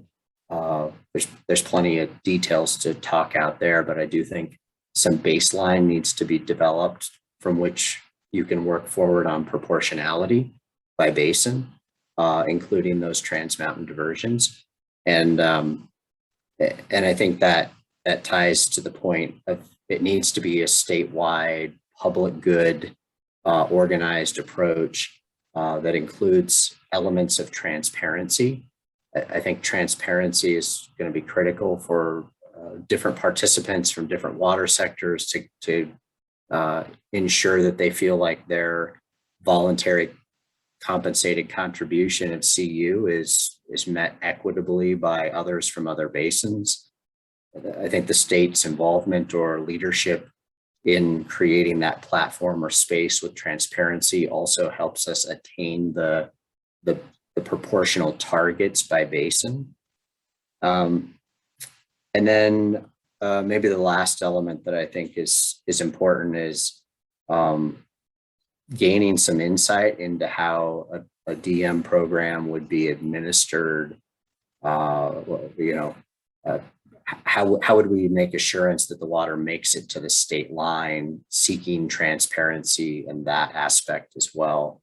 While not letting the market completely guide the effort, but also not restricting the market, where some basins who may have such hardened demands are going to be challenged to literally conserve those demands. They're going to have to utilize market forces in some way to achieve the conservation they need to participate on an equitable, proportional basis.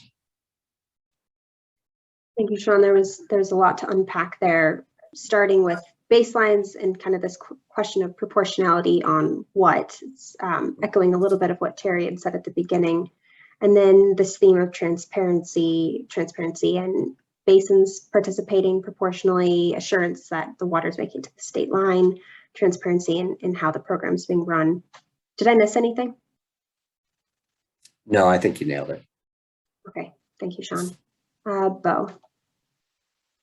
I'm new to the board, so I may not have the whole picture on things here, But to me, I see this big effort towards education, for educating people on how to conserve water, how to do this stuff like this. And now I'm talking about instituting a program that's going to go strictly by numbers.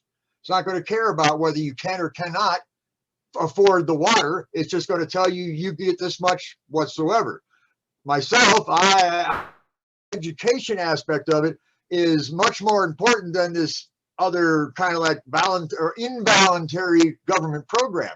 If we can educate people, maybe this guy can save a whole lot of water and maybe this guy can't save so much. And so this guy is able to save the water, and it works better that way to me. As just my philosophy on things is, if you're going to educate people, let the education work rather than force them into some number scheme. So you're seeing two pieces of the puzzle here, which maybe should be combined. On one hand, we've got education around use and being smarter with how we're using water. And then when you look at demand management, you're seeing a real focus on numbers, and you'd like to combine those two conversations. It's sort of like that. We've had some problems up here with the New Glade Reservoir and stuff going on there, where everybody was tossing numbers back and forth. But the thing about that reservoir is it's full in the end. We need it. It's not going to make people come. People are coming, and they're going to need that. So, I mean, all these kind of arguments about forcing people into things, people are going to do what they're going to do. And if we can educate them, I think it's a whole lot better bang for our buck than trying to force them a bad and goodwill. Sounds like something we should bring PEPO into as well. Thank you both. Rick.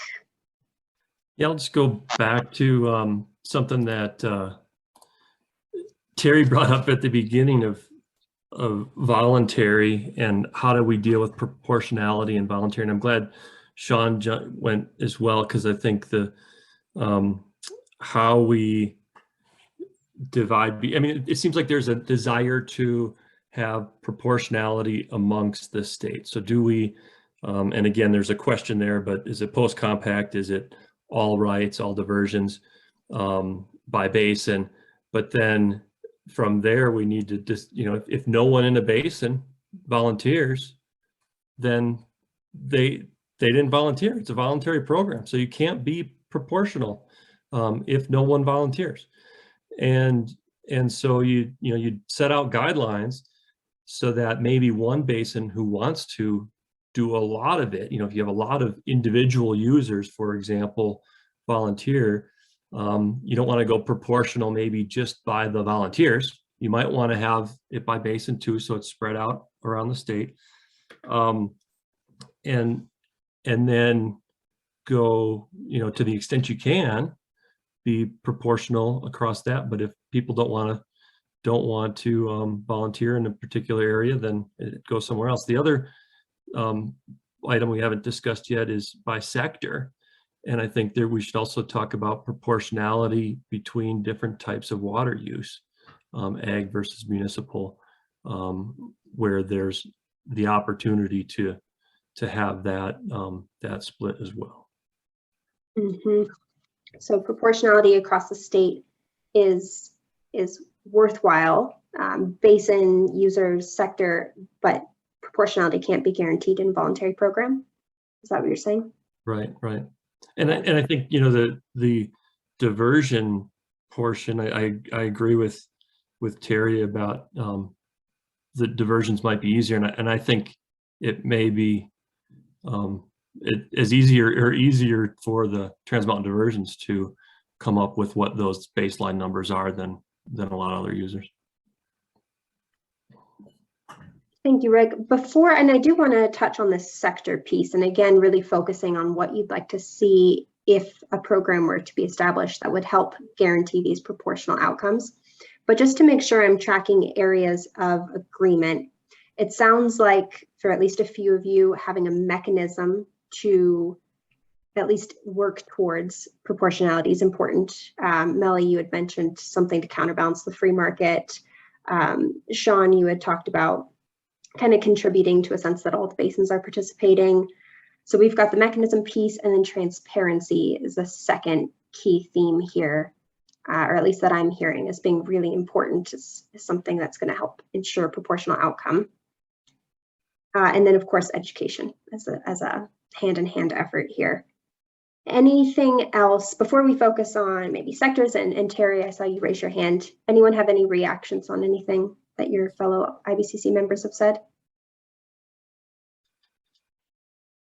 Al?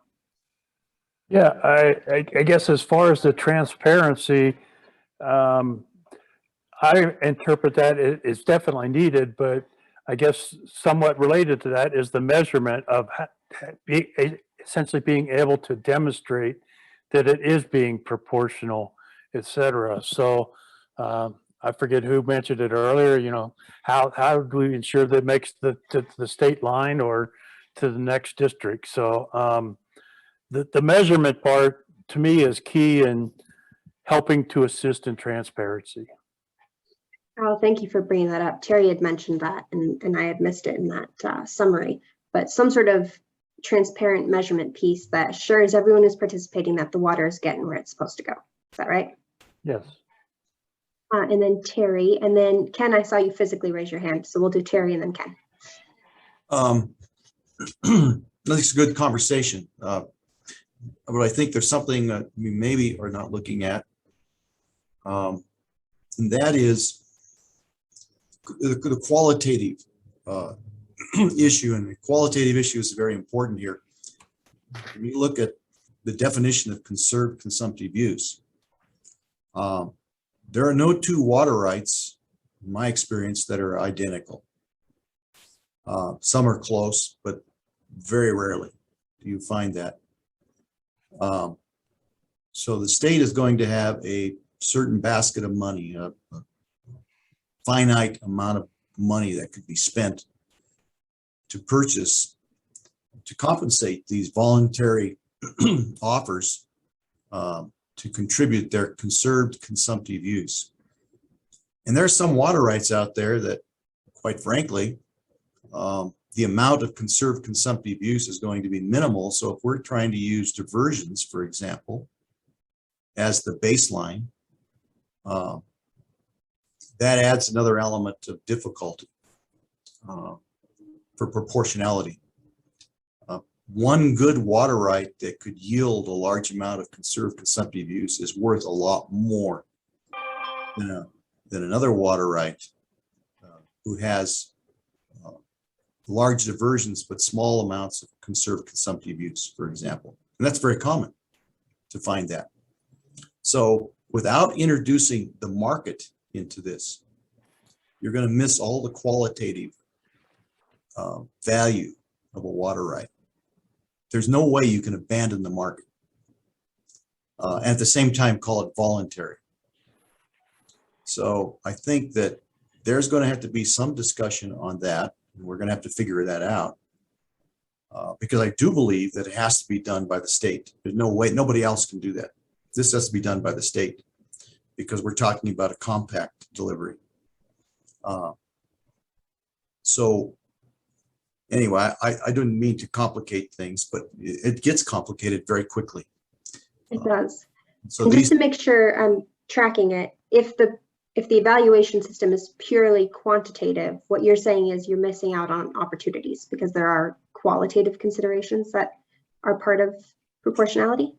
Absolutely. If we use diversions as a baseline to create proportionality across basins or sectors. And we have to have some kind of baseline, just like Sean was talking about. He's correct. And diversion is probably the simplest to do because there's no way we're going to sit here and evaluate an entire basin and say, here's how much consumptive use they have. And that's the baseline. Because the cost of doing that it's not feasible. So we'd have to probably use diversions and then apply qualitative value to each one of those water rights, because the amount of conserved consumptive use or historic consumptive use that could be yielded out of a given water right is going to be different than another water right. There's no two the same. It's impossible. Mm-hmm. If you take a water right that has a very senior decree, a priority date, and it irrigates a good chunk of ground that you can actually yield high historic consumptive use number, that's of greater value based on the amount of diversions than one who has a more junior water right. So there's this question of, yeah, or even senior water rights that are very senior, but there's not a lot of historic consumptive use associated with its diversion. So all that's going to have to be, all that gets sorted out by the market today. So the enticement for someone to offer their water right voluntarily to this program, that's what it's based on. That's the qualitative aspect of it. So somewhere that has to be squared. Be able to reach proportionality. Thank you, Terry. We're getting quite the lineup here. So Ken, then Tom, Al, and Mally. Thanks. Well, I think at some point we do need to talk about numbers. This conversation remains pretty abstract.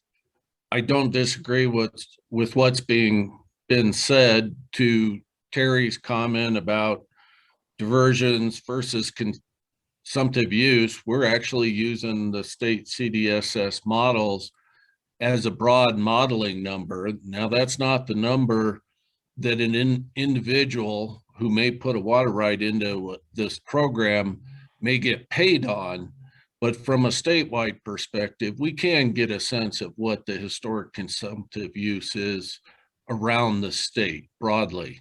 And then, of course, this conversation about post-compact versus total water remains undecided. But ultimately, I would hope the CWCB particularly might lead to what are we trying to put in PAL in any given year? It does matter. If we're trying to put in 10,000 acre feet, that looks a lot different than 100,000. Depending on, we've all talked amongst our roundtables and we kind of know where the water numbers are, post-compact, pre-compact, et cetera. 1,000 acre feet out of the Southwest is a lot different than 10,000 acre feet out of the Southwest. So ultimately, I do think there needs to be some targets that we can start putting some meat on. And then ultimately, I agree, there would be a public entity that might limit the subscription from specific areas, whether that's 20% in a water district or 20% in a county.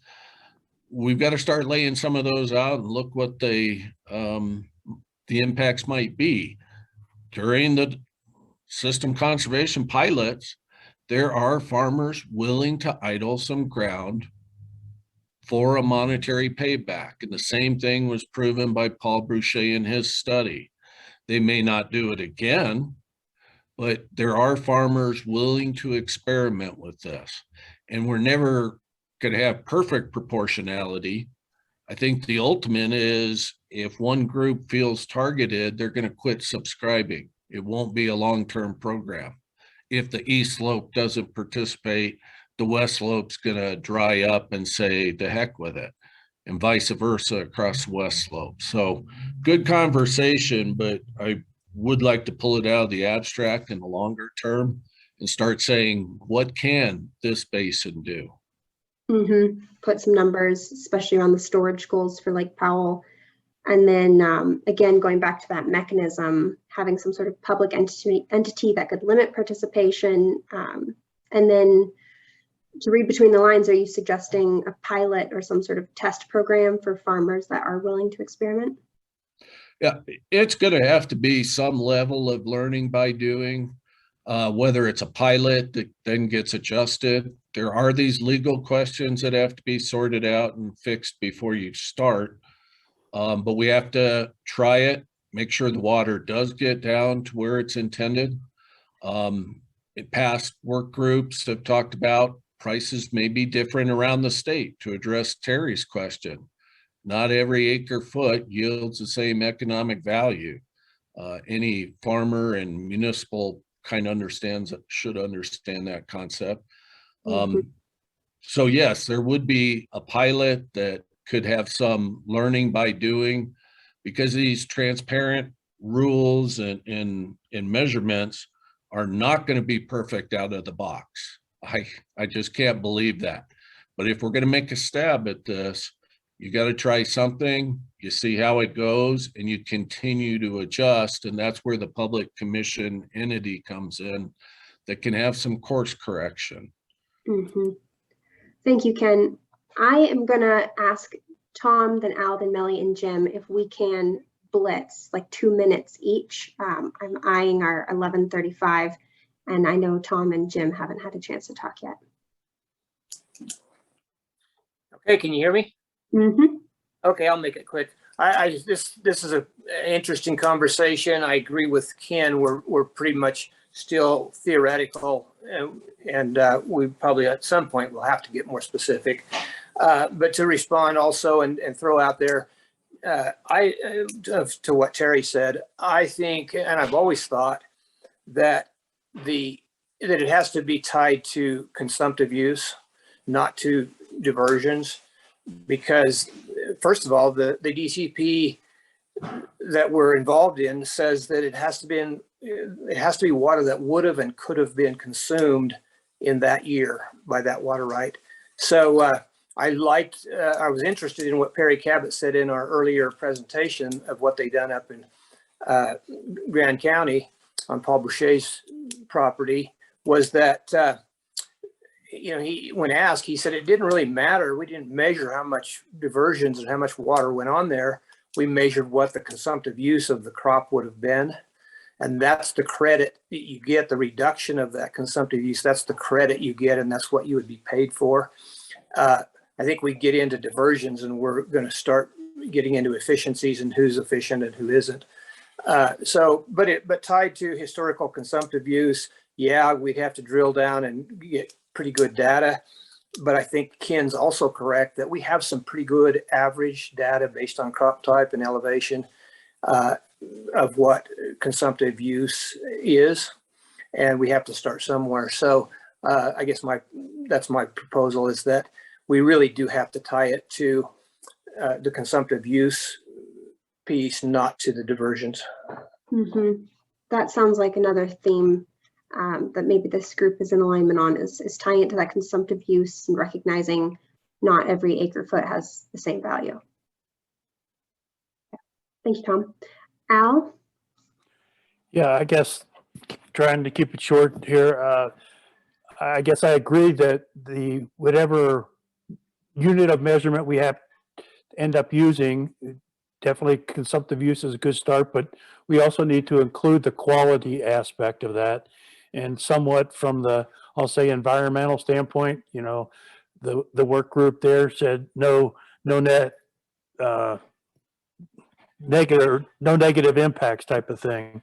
But that, also remember, or I think we just need to go from the abstract to utilizing more of the pilots that have been doing and summarizing those, and take the input that these work groups have been put together to move us forward, and basically stop talking in the abstract and more in concrete terms of, yeah, this is what we can do, but then also making the analogy between demand management and wetland banking and species conservation banking, that, somebody said earlier that it's not going to be perfect to start, but they learned through a process of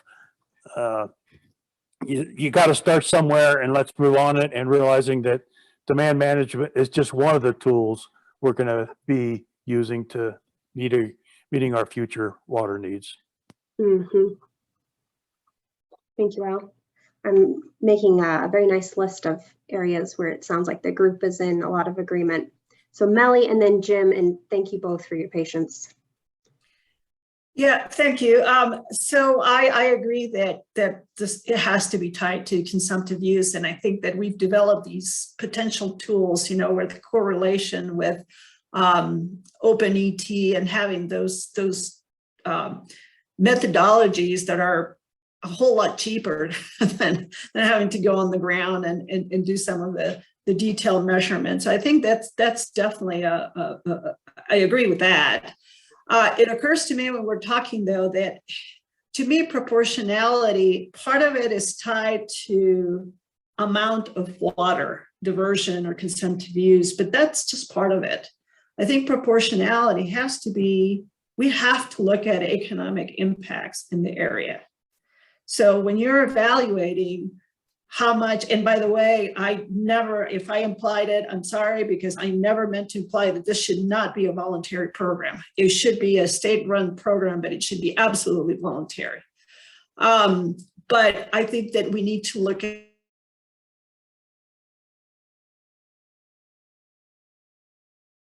Is that my internet? Okay. Let's put Melly on pause and we will pick right back up on voluntary and economics. Oh, are you back, Melly?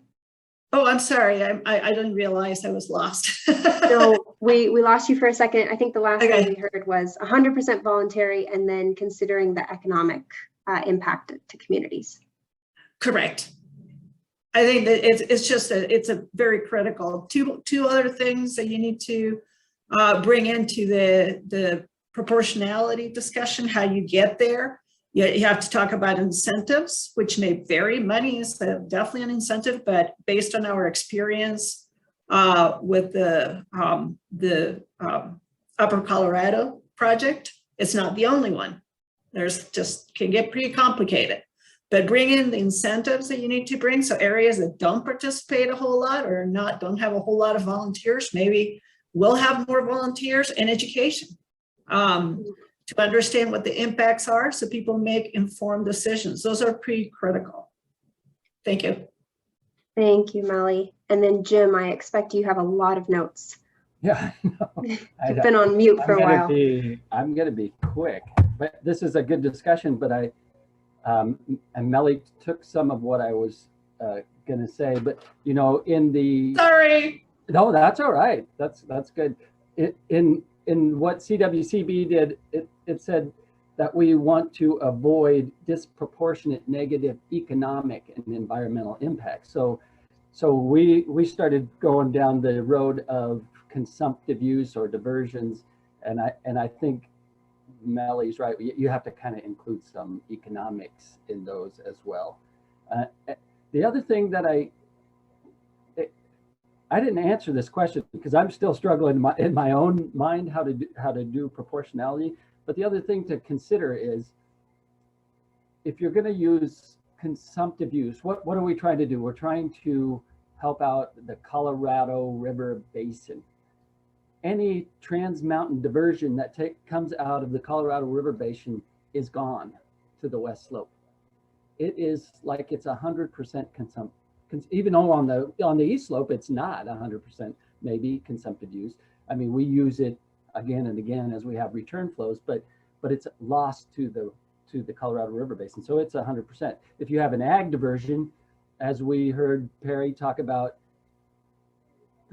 you might divert a lot, but the grass only uses so much. And some of that is delayed return flows and all of these kind of things. So we have to keep in mind that that's a pretty small consumptive use. And then, a less consumptive use. And then you have maybe an industrial or a municipal diversion on the west slope that is pretty small, maybe only 10% consumed. So, and a lot of that returns back to the river. So you have to keep all of that in mind when you're trying to help out the Colorado River Basin. We're not looking at a straight consumptive use issue in my mind. So that's how I look at it. And then I'm trying to fit environment in there. And the hard part about that is if we don't divert some water to the east slope from the west slope and get some kind of credit for that, it has an effect on the east slope. It has an effect on return flows for agriculture. It has an effect on environmental flows coming down the river. It has an effect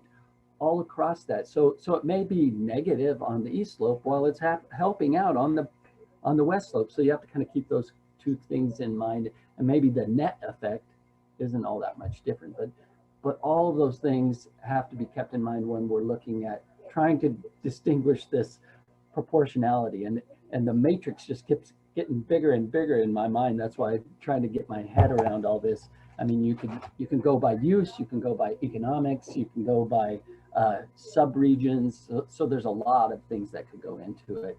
And I'm coming back to what maybe Bo said at the beginning is you need to try to educate people, see who is willing to work through some of these ideas, and then see which water rights might give you the most bang for your buck rather than all this proportionality. So, sorry. I think you have the honor of our last comment, but there's this kind of holistic theme of recognizing Trans Mountain diversity.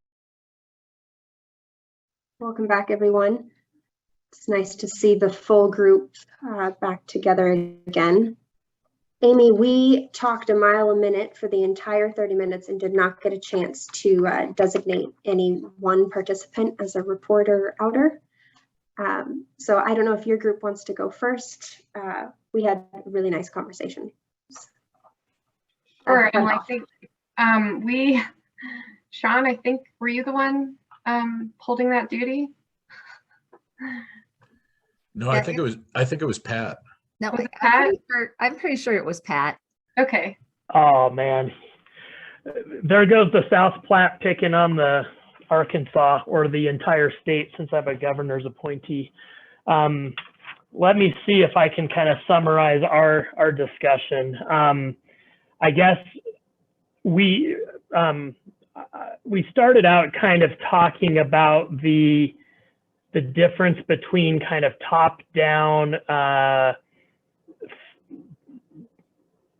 drivers or influences of equity and proportionality kind of through kind of the government means versus what happens at a grassroots level in particular towns, cities, region, and how human beings tend to come together within their own regions to define equity and proportionality and either self-selecting into programs or out of programs. So that was very interesting, you know, kind of versus it being dictated to you with really rigid defined rules. And that naturally led to a discussion that Lisa brought up around kind of looking at things from a point in time snapshot of is it fair, is it equitable for me today versus will a program be fair and equitable to individuals, regions, basins, the state over kind of a long-term average.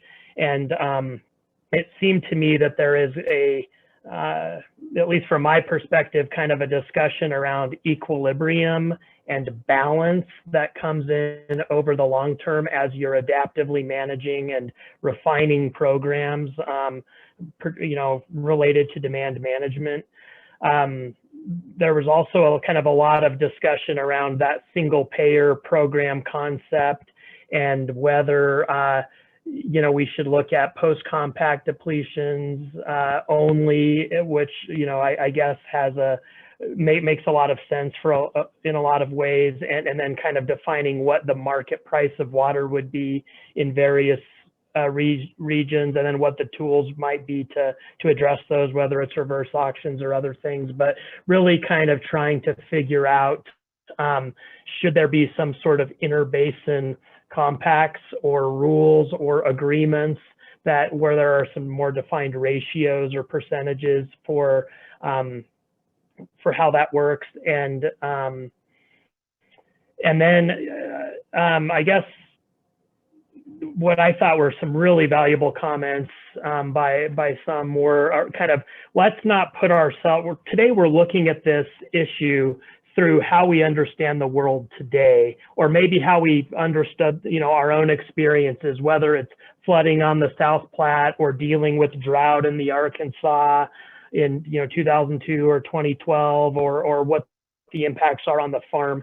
And what I think we all agreed is that time is of the essence, and we need to be looking with kind of a sense of urgency around what would this look like in a full-on crisis. And I think we've all realized through whether it's COVID or whatever else, that sometimes many times poor decisions get made by human beings when we're in full-on crisis mode, and that tends to be when the most inequitable solutions are either forced down our throats or tried out and fail miserably or whatever. So that concept of being proactive and putting yourself in, what would this look like in the middle? You know, what does equity look like in the middle of compact administration? It's tough to tell without rules, but we know it could be very challenging for all of us, and a lot of inequitable decisions get forced. So how can we put ourselves in that mindset and kind of plan while we still have a little bit of runway left?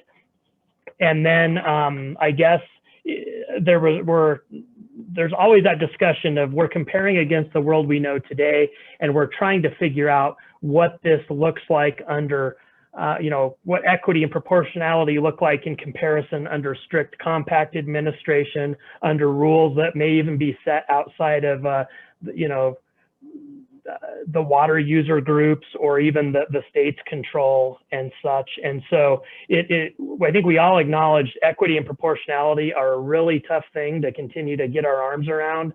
And it still means different things to different people, but I just want to leave everyone with, we need to have a sense of urgency. We need to picture ourselves in the middle of a crisis, and we need to probably think about how to not let good be the enemy of perfect in considering a demand management program. There may just have, this is something that may just have to evolve over time as we learn and adapt and continue to have these discussions. So hopefully I got that right, and that may be the last time I'm ever appointed a spokesperson, but there you have it.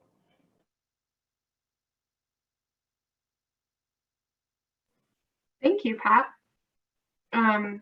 That was great. And unless anyone from our group has anything to add, maybe we can hand it over to Emily's group to report out. And we've been messaging behind the scenes. Jim was nominated as our spokesperson and has accepted the roles and responsibilities. So Jim, I'll pass it off to you. I don't know if that's a good idea, but or if that was really the case. So one person nominated me, and I just kept rambling on, and they didn't have time to really pick one. So that's how it happened. So, Pat, we had similar discussions. The discussions, we're trying to, I could tell within our group, we're trying to wrestle with proportionality, and we started off with how do you even measure it? So do you do it by diversions? Do you do it by consumptive use? Do you do it, you know, it came up later, by economics? What does it even mean? And so we're wrestling with this huge matrix of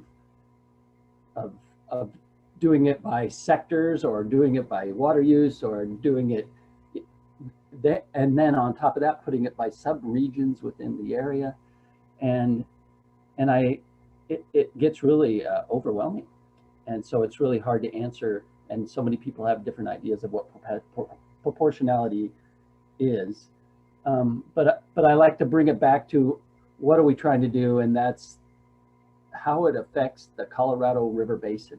So when you're talking about proportionality by consumptive use, if you have a trans-mountain diversion, the water that comes out of the Colorado Basin is no longer seen there. So to the Colorado Basin, that's 100% consumptive. Whereas an ag water right, as Perry was talking about, maybe uses quite a bit of diverted water on a native grass field, but it doesn't really consume that much water. So all of those things have to go into how you define proportionality. And if you're doing an industrial hydroelectric diversion, you don't use hardly any water. Or a west sloping municipality, maybe they only use 10% because a lot of that water returns. So all of those things have to go into what our idea of proportionality is. And the other thing that we have to keep in mind is, we don't just have to convince ourselves of this, we have to convince 6 other states and the federal government that actually this is something that would work. and that it's fair. So we have to come up with that as well. And you know, I guess I went back to one of our first comments, and that was by Bo, and he was talking about, well, we really need to educate people. And then Terry brought up that all water rights are a little bit different, so you're going to get more bang for your buck out of certain things. And so those two things together, if we can come up with a plan where, you know, you throw it out to people, you educate them on what you're trying to do, we're going to come up with some pretty good ideas. And then we evaluate the water rights and see what kind of things can come out of that. But there's just so much that goes into it that I think we had a really good discussion, but it's so brief that I think, you know, there's a lot more discussion that needs to go around this idea of where you take the water, how it's equally distributed. And then the only last thing is I was trying to fit the environment into all this because, you know, in the CWCB statement, it talks about the disproportionate negative economic and environment impacts. And we just need to keep in mind that historically the water that comes over to the Arkansas or South Platte or any of the Trans Mountain diversion water has helped the environment on our side, whether it's through lifting river flows or wetlands or whatever it may be. There's a net positive to the environment on our side and for recreation as well. And so if you transfer that water over to now the west slope, that's going to impact the west slope positively, but it will affect the east slope negatively. So maybe there's not a big difference in there, but those are all kind of things that we talked about and that needs to be thought through very carefully. Yeah, if I may add a couple of things. And thanks, Jim. That was a good summary. A couple of other themes that I wanted to add that I thought were really important as we talked about the need for transparency. And I don't know, everybody talked, but the idea was that a kind of a state-run program it's got to be centralized somewhere, maybe through a committee with representation from all areas or something, but it has to be sort of a state-run program and it has to be absolutely transparent. That was a very something we talked about quite a bit. The other thing I wanted to mention is that Ken Curtis made the comment, and I think several of us agreed, is that at some point we need to get beyond this abstract conversation and we need to start kind of putting something out there and learn by doing through a pilot or something that is a little bit more specific than these abstract conversations that we continue to have. That was something else that came up. Thanks, Melly, for filling in for me. Teamwork. Thank you both. Anything else from my group that was missed in that report out? Okay. Well, with that, Amy, I'll hand it back to you unless we're both handing it over to Russ. Thanks, Emily. I'll be really quick and then I'll hand it over to Russ. I just wanted to, first of all, thank you all for your really good, helpful input. I've been furiously taking notes over here and I have a lot. And this will all go, excuse me, into a summary document that we will provide to the board, but first we'll provide it to you all and have you take a look at it and make sure we're capturing everything. Again, I just want to say a big, big thank you. As the board kind of moves through that decision-making roadmap, this input will be really helpful. And I hope I can also say to the board that you all stand ready to help out with any other proportionality issues or questions that come up as the board is considering these difficult questions. So with that, thank you. We'll be in touch again soon. And I'll go ahead and hand it over to Russ. Thanks so much. And I also want to express my appreciation for what a great conversation. It feels like it's been a while when we've just gotten to relate and connect. And I was just digging up this quote, and I know we've used it before, but I'm so grateful to have Dan, and yet as with all of you, when people move on, you still carry a part of them with you. And I feel that way with Russ, and luckily got to connect with him. I've connected with John less recently, but I just think of this quote that John said, and I will read it to you. But the IBCC has served many specific roles over the years, but most broadly has stood as a united think tank to bring the self-interest of basins and stakeholders back to the statewide lens, where most of our self-interests are in fact common to the great state of Colorado. And I think that you all just embodied that in these breakout sessions, certainly in ours, and then what I'm hearing in this entire group. So thank you. Thanks for coming together and really being that spirit of Colorado that we're going to need to solve our collaborative issues and really make sure that we can bring things together. And that's certainly the spirit we're trying to carry forward in the water plan. So thank you. All right, moving on. Sam, will you bring up the slides again, or Kat, if you're managing? Thank you. All right, so we're going to kind of transition a little bit to, and I don't know if work plan is the right term or if it's just the schedule and kind of what we want to talk about for next year. And I feel like this time, our last meeting of the year, we always tee up what IBCC wants to work on. And I have to admit, in prepping for this section, I had to go back and dig through kind of a lot of the survey results that we did, first with the roundtables back kind of circa June of last year, and then at the October meeting, there was kind of IBCC input on both ends of that. And so I kind of thought I would tee that up and then kind of pivot that to the most recent survey that you talked about. And then kind of we could use that as a platform to dive into where we want to head next. So first and foremost, next slide, please, Kat. Just wanted to tee up these dates. We can send a doodle poll, but since you're all here, and since you probably have 3 other doodle polls waiting in your inbox, I thought it might be just as easy to see if these dates work for you for next year. They're about the same pocket of time that we carved out this last year. So if they don't conflict with anything, hopefully we can lock these in. If there is a big conflict, maybe you could let me know or say something in chat, but if not, we might just throw these on a calendar and see if those work with you. I will flag that June 30th is the same date that we're looking to kind of launch the draft release of the water plan, and what better way to do that than with this group here. So that might have a nice nexus if that date would work for everybody.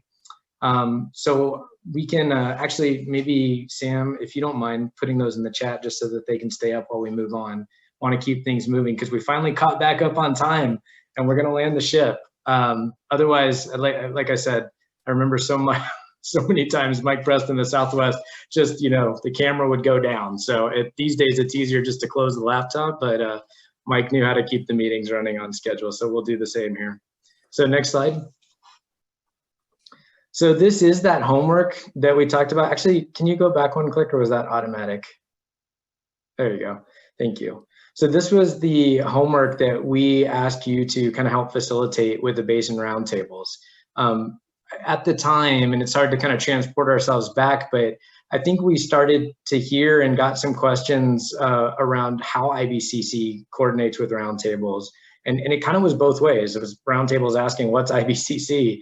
And so we tried to facilitate a discussion because clearly, even the intent behind PEPO, yes, it's reaching out to the larger community, but it's also about kind of being that feedback loop between IBCC and the roundtables. And so this was the feedback that we got from the roundtables on these 2 questions. So one question was, what do you want to learn more about? And that was the blue. Another question was, what do you want IBCC to discuss next? And so there's a variety of things here. And we did this before, and I just kind of thought through it again, and I'll kind of go through the animations, but one click there, Kat. Thank you. So everything I just marked out in gray were things that the roundtables came up with that IBCC didn't flag as their highest priorities. And one more click. So these 2, and I think at one point we might have had these all in yellow, but I kind of am distinguishing them here. The 2 in yellow, obviously, Colorado River issues and demand management, and maybe more specifically, equity and demand management, are ones that I think are obviously top of mind for everybody, but have a bigger role in discussion and really need to be coordinated carefully with our board. They're the kind of things we're always happy to report out on. But just as we're kind of listening, I remember Director Brody, CWCB director, had asked for IBCC to provide this input before the November meeting. these will be kind of cyclical, I imagine, opportunities that we can kind of revisit, but maybe are a little bit of a gray space of, needing to wait for others to lead. The two items in light green I had to go back and dig into these because I was like, what exactly does this mean? But I would summarize them roughly as kind of this concept of when we ask you to go back to roundtables, we got a little bit of feedback of, well, this is weird. We don't really present to roundtables. And of course, some of you are going to say, well, that's not true. I do that. And some of you be, well, yeah, that's true. We just kind of give a small report out.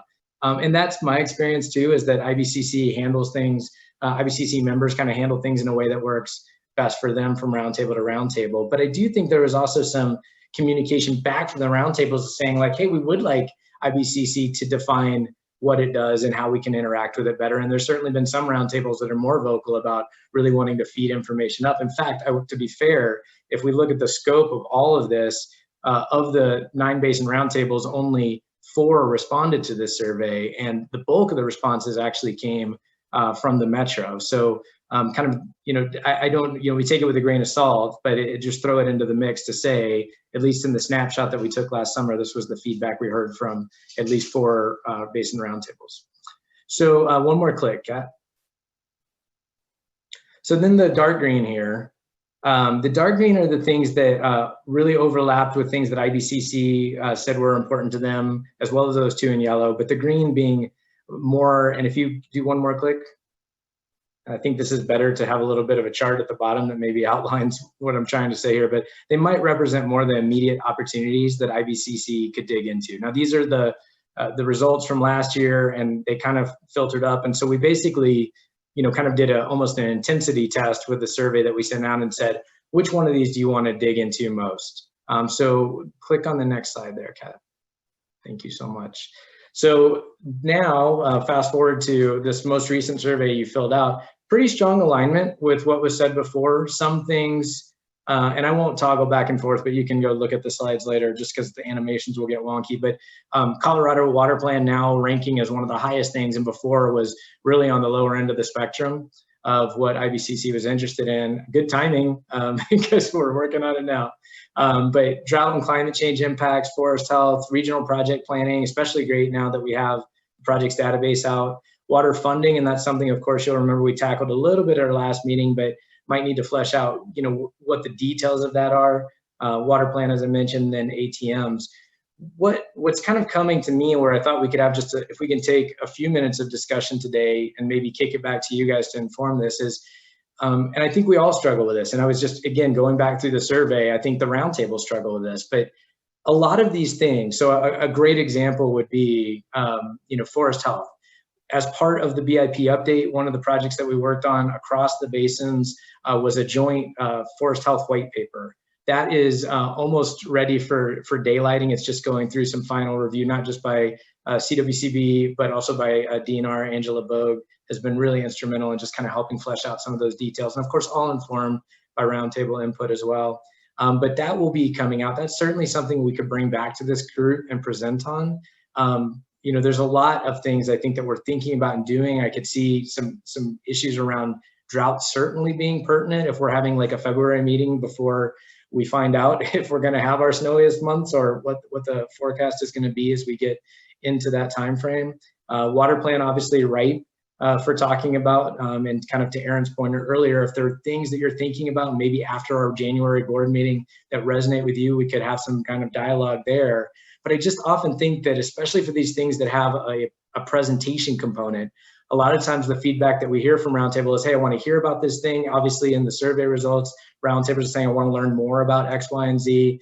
But then we present, and it kind of maybe falls flat for at least half of the group of, well, hey, we want to also talk about this more. We want to do more about this. So what I thought I would pitch to you is, in these areas, are there specific things that IBCC, really thinks that they could do, kind of recognizing their role and maybe the constraints of just inherently how 1177 is written, or are there, is teeing up some of these conversations and just having ongoing presentations still the right balance, and we just keep a mix? But I wanted to pitch that out there to the group, and I will call on Andy first because I see his hands raised. Thank you, Russ. I guess I want to frame this for the IBCC members. I appreciate the fact that the CWCB board is taking the lead on demand management for the state. I think when it comes to issues of regional equity, that's really what the IBCC was set up for. And while the CWCB and the staff to the CWCB may not want additional input from IBCC members, the question really is for IBCC members, what do we as a commission want to do? We've all either been appointed by the governor or by our roundtables. Yeah, we're not going to administer a program. We're not going to set it up. That is going to have to be some division of the state government should it ever happen.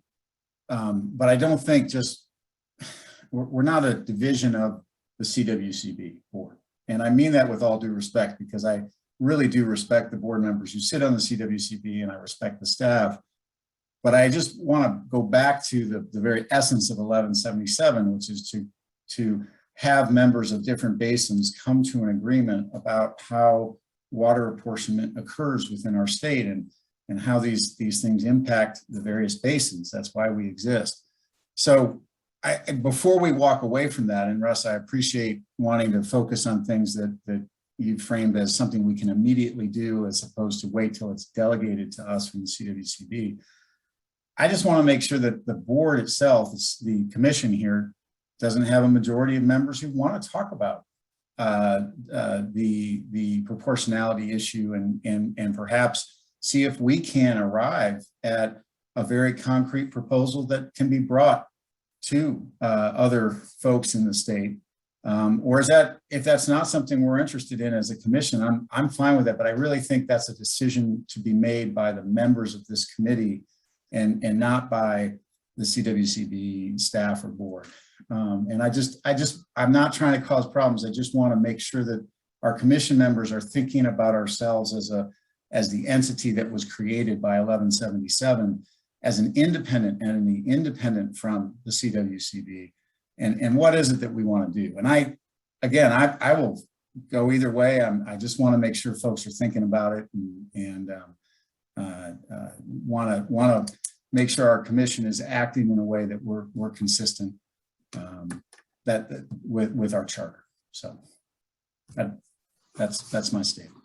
Yeah, that's a really good point, Andy. And I see Tom chimed in with yes, and maybe we pitched to everybody else. I might just press back on you and just ask, being interested in doing something. I'm thinking about Melly's comments of it. At some point, we kind of need to see something a little bit more concrete then we could respond.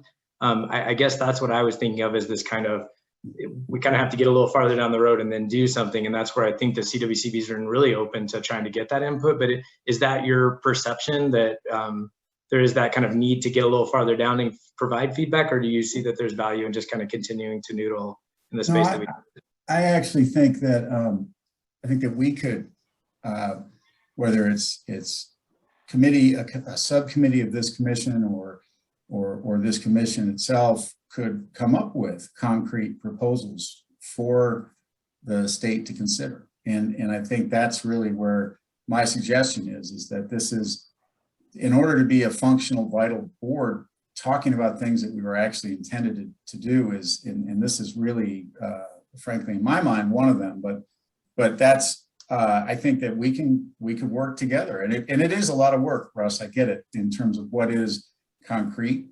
and how that would look and work. And I think there have been a lot of good ideas about ways in which that might happen, but I think this board could talk through that and produce it and provide that back into the discussion at the state level. So there are a lot of hands up, so I'll just be quiet. Let's go to Tom first, because I think he made the first comment there. Well, I just wanted to add, I agree wholeheartedly that that's the duty of the IBCC by 1177. And I would like to say, us putting together something concrete might be a heavy lift, as we heard the discussions today. And I'm okay if someone, and in this case, CWCB staff, put together a straw man from all of there's lots of input out there, lots of very well thought out input, put together a straw man, brought it back, and let us roll up our sleeves and be the vetting entity that vets what's put out and actually give us something to chew on to start with. But I think Andy's 100% correct. That's our job, and I think we're ready for it. Sounds good. I agree, Tom. I think that's exactly what we're saying too. Al, I see your hand raised. Go ahead. Well, basically the same thing. Definitely supporting Andy's summation of where we need to go, but maybe somewhat different perspective on it, that putting some meat on what a potential DM project would be, to me, includes all the things that are on the screen. We have to take into account all those issues that are raised that the IBCC said were important to us. So I guess just agreeing with Andy and supporting that effort, and then if we would need maybe some technical assistance from wherever that might be, that CWCB help ensure that that's available. Thank you, Al. And I saw Aaron next. Go ahead. Thanks. Hope you can hear me all right. My headphones died, but this should still work. So this is not why I initially raised my hand, but I do agree with, join the chorus here. I think that there is an important role for the IBCC in evaluating and making proposals about interbasin compacts and equity, proportionality, however you want to define it. I think is a good role for us to play. If we want to put together something concrete, I agree with Andy's comment that we probably need to set up some sort of a working group. These meetings are really useful, but they're broad, and there's a lot of things that it's good for us to have this forum to learn and to hear from staff. But I suspect it would take some focused meetings, just kind of sharing language, sharing ideas to come up with one or a few proposals to bring back to the full IBCC. At the same time, you've heard me before, and I think others ask for, and I recognize it's difficult, but some sort of a straw man. I think it'll work best if we're responding to something, but if that's not going to happen on a time frame that we're comfortable with, I also think we're capable of providing something that would be useful, again, to be vetted by the IBCC and then presented to the full IBCC and then presented to the CWCB. The other piece, I think, adding a bit to what Al was saying, I do think that of all the things on the screen, they're all critical, but the water plan is the overarching structure of the way that I think the state wants to address water issues statewide in the future. And my slightly leading question earlier was figuring out an appropriate role for the IBCC to engage more substantively in that process, either providing, I recognize that Russ and others go meet with the roundtables. Like I said, I don't attend those, and maybe I should start attending the Metro Roundtable. But I think having some roll up to understand kind of what are the interests from the basins, and then having the IBCC focus on kind of combining that with what I suspect and what I understand to be the statewide interest in kind of a balanced implementation. Some of that is Colorado River demand management, but there's obviously a lot more going on in the state than just than only addressing the shortage on the Colorado River. It affects all of us, but there are other things that we should be talking about as well. So broadly speaking, I agree, and also I don't have a clear idea, but want to figure out a way for this committee to be more engaged in the water plan implementation in particular moving forward. Thank you, Aaron. And I see Lisa's hand up next. Yeah, thanks, Russ. Aaron, I couldn't agree more. I think one of the things where we could really make an impact is talking about the water plan, revisiting the scenarios. So here's the thing. I think it's a reflection of what Andy and Tom and Al were all sort of alluding to. If we had something to respond to, that would feel like it would have meaningful impact on moving forward.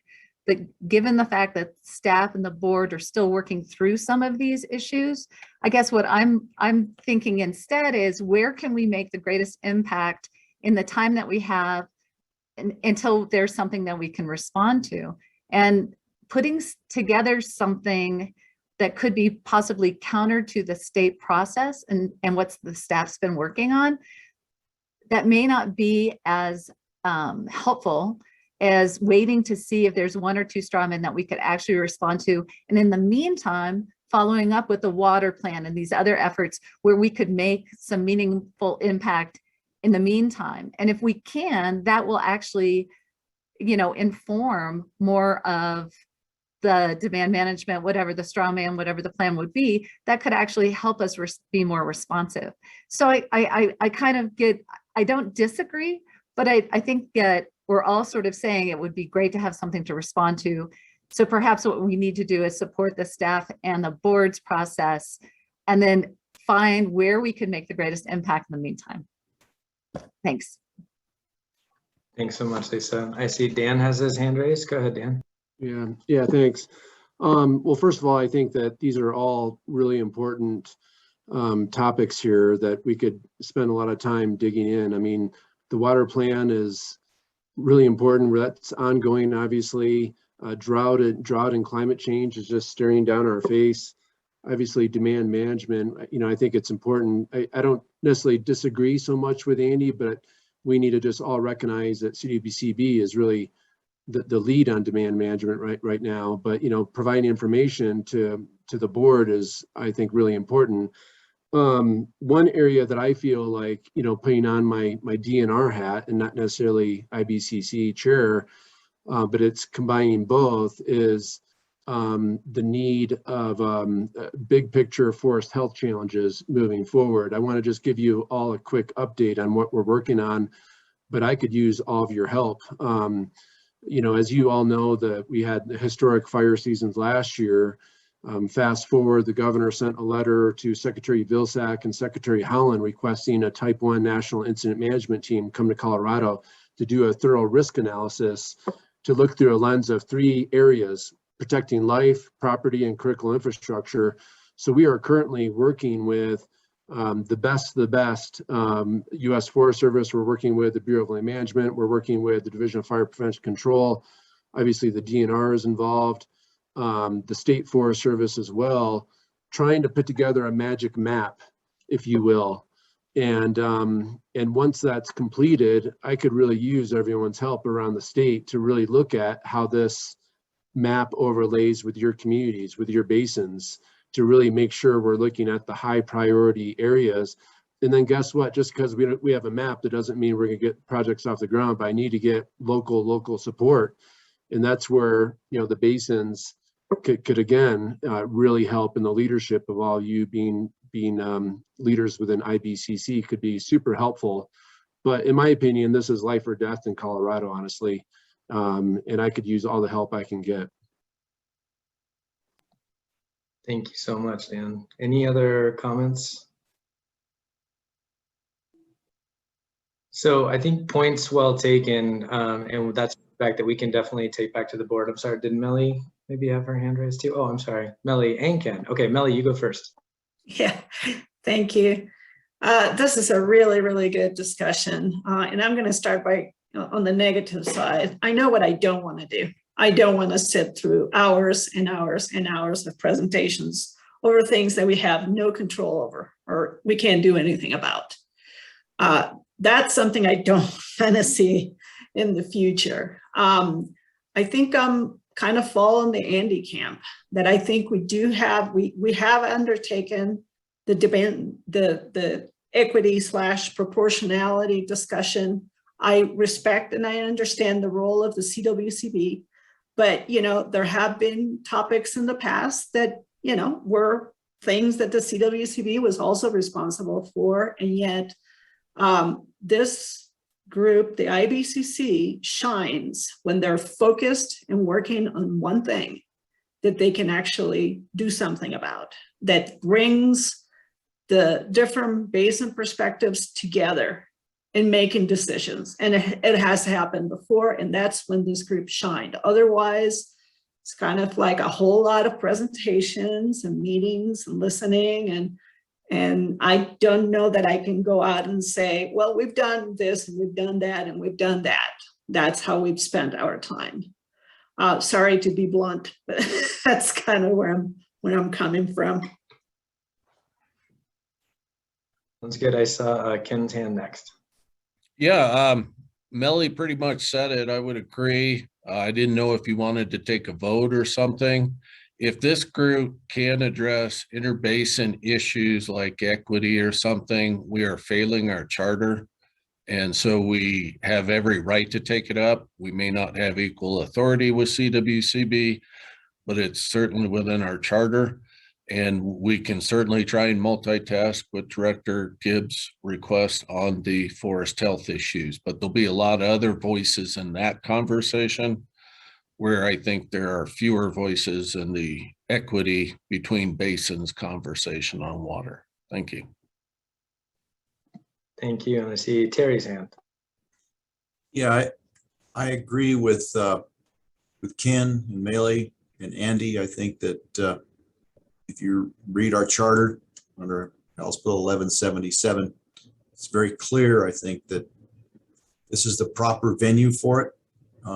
And I think that's how we should proceed. Okay, are there other, I don't want to get in front of other hands that are raised. Okay, all right, well, this is great feedback, and just in the interest of time, I think we will take this and digest it and work with Director Gibbs and kind of provide this feedback to the board. I think we're all saying the same thing when it comes to ensuring that IBCC is included. I think that the question at hand, and maybe we need to think about how we dig into that, is whether there is, and I think we heard kind of arguments on both sides of that, if it makes sense to have a complete parallel track of doing something different, or if the board makes progress and then brings IBCC back into that discussion when there can be more fruitful conversation. And I'm not sure that we landed on a solid answer, but I think that seems like rich conversation we need to continue. I think that the rest of these topics on here, we heard round support too, that we need to dig into these as well. So the trick may be balancing all of those things. And I think you heard Director Gibbs say there's at least one that may be really pertinent and kind of life and death situation in the near term as well. So we will take that back and kind of summarize that feedback and get back with you all and with the board. And for now, as we're at the end, I will turn things over to, oh, 2 hands raised. All right, I see Andy's hand and maybe only one hand. I guess if we wait till the next meeting, I think that there's been a decision made not to do anything on this issue. And so I just, in purposes of trying to move the discussion forward, would make a motion that we establish a working group of IBCC members to come up with a straw man or a proposal on geographic equity in a demand management program. I'll second that.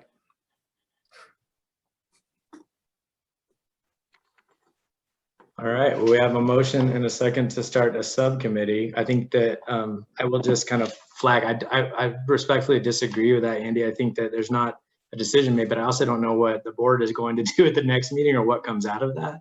So well, either way. I understand that completely, that the CWCB board gets to do whatever they should do as leaders. This group too are leaders in the state in the water issue, and frankly should have the ability to follow their charter if that's what the majority of the committee would like to do. And if not, totally understand that and respect that as well. But I think that, you know, if we don't act as we are charged under our statute and our charter, we're failing our obligation. So it's an option. Put it out on the table with a motion. I think that our membership, the membership should talk about that, and the membership should be able to vote on that. So Andy, I guess I totally respect what you're saying, and I don't disagree at all. And I don't think, I think that there's still that discrepancy though of what the actual next steps are. So trying to figure out if this group is actually creating a parallel path to what the board's creating or responding to what the board's creating, I think is the issue at hand and probably the first order of business. But either way, I think it would provide feedback back to CWCB. So I think on some level we're saying the same thing, and we have a motion and a second to have this subcommittee. So I think that we can take that back and figure out what the plans for that look like. But either way, it seems like the first order of business for that subcommittee is to kind of really dive into that issue, because I don't think we had clarity on that. And then Sean, I see your hand is also raised. Thanks, Russ. I think this is a great conversation and something I think we've perhaps flirted with as an organization for some time, and not since the original water plan did the IBCC really have something to rally around. So I think this is great. Andy, I guess just as a point of clarification, what I think I might be hearing from Russ Sands and perhaps Director Gibbs is kind of in the same position, is it might create sort of a, for lack of a better term, a constitutional crisis for staff and their obligations to the CWCB board, and then obviously in support of what the IBCC is doing. So my point of clarification or question for you for clarification is, if the subcommittee were created out of the IBCC, do you feel it could be effective and successful if there is no staff support in the event that they cannot, due to what I call the constitutional crisis, and they'd rather stay neutral or out of it? Certainly don't want to have any intergovernmental crisis, Sean. I would agree with you on that, and that's certainly not the intent. No, I think that a subcommittee, a working group, if you will, of this committee could operate without, I mean, I think, again, if you look at our charter, you look at the statute, we're not entitled to be staffed by the CWCB staff. That has been a generous offer by DNR and has been very, very, I think, really appreciated by the IBCC. But if they're busy working for the CWCB staff, that shouldn't stop our membership, our commission, from doing what we're charged with doing. And so I think there are organizations that can bring the technical and legal resources if our working group needs it, and including many of us who are on the commission. Great, thank you. Is there another hand raised? Okay. Oh, Tom, I see your hands up. I think what I was going to say has been said. I do think we need to vote on the motion, though. Okay, so gosh, we haven't taken a vote as IBCC in so long, formal, but I guess so. We have a motion and a second on the table to have a subcommittee to continue to discuss equity and demand management, and I guess we will take a vote. Sam, now, oh, sorry, it looks like there's another hand raised before we do that. Oh, two, Pat and Rick, go ahead. Yeah, I just like to, I guess, my thought is that maybe the subcommittee, rather than going headlong in, if one were to be formed, it should be formed to develop a kind of proposal or statement of work or whatever for how we would do whatever we're trying to do, that would could then be voted on by IBCC and or to avoid the constitutional crisis or whatever, which I think is actually is kind of a good way to talk about it to some extent, to at least get CWCB's feedback on. And then I guess the other issue that I don't think we've really talked about is IBCC bandwidth and frequency of meetings. I guess maybe what my first takeaway is, quarterly meetings or whatever may not be enough, and I'm not sure, what we talk about or if this is the way we want to go, but I don't know that we've had a discussion about, are we just even meeting enough and wrestling with these issues enough? So I would recommend my proposal would be we discuss those two topics, maybe not today, but soon, as opposed to going headlong in with a vote on a subcommittee to dive right in. Just my thoughts. So now we have another motion out, and Rick, will go to you first. Yeah, so real quick, I agree with Pat. If we do vote on the first motion, just a point of clarification, that in my mind, I think a yes vote is that we create a committee and kind of do it on our own, so to say. And a no vote doesn't mean that we're not interested in looking at proportionality and equity and demand management. It just simply means that those who vote no would rather wait for CWCB to provide a straw man and a little more guidance to the discussion. If that's incorrect, someone please let me know, but that's kind of how I absorbed the conversation. I think that is the key. So maybe just to clarify, Rick and Pat, are you have an alternative motion that you're putting forward formally? I think to Rick's point, maybe we should vote on the motion on the table, and then if that is successful, we need to talk about where we go from here. If it's unsuccessful, we may need to talk about, is there another motion or something else we need to bring to the table? Sounds good. And Dan, Director Gibbs, your hand's raised. Yeah, I recognize this is my first meeting, of course. I have been to these meetings before, but in my role right now, what I envision, what I think would be really wonderful is, Russ just shared with us, some of the survey results. We all recognize that these are all important topics.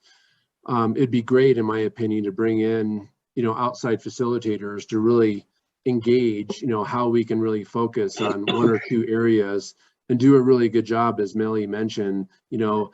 When we can come together on areas and the state's involved as well and local communities, there's nothing we can't accomplish. But I feel like I'd personally like to dig down a little bit deeper to really hear from you all, actually be in person ideally, but really talk about what picking what some of these items really mean, and also have a clear understanding of what role CWCB, IBCC, and really have a good, deep, legal understanding of again, the pathways that we're taking.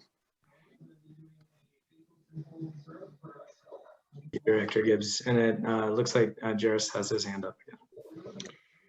Yeah, thanks, Russ. I hate to see us rush headlong into creating a subcommittee when we don't know if we have any staff support. We don't know if we meet often enough. And it could put us on a collision course with CWCB, and I would hate to see that. I like Pat's idea. Let's sit back. Let's see where we want to go with this, and then ultimately make a decision perhaps in January or February, whenever we meet.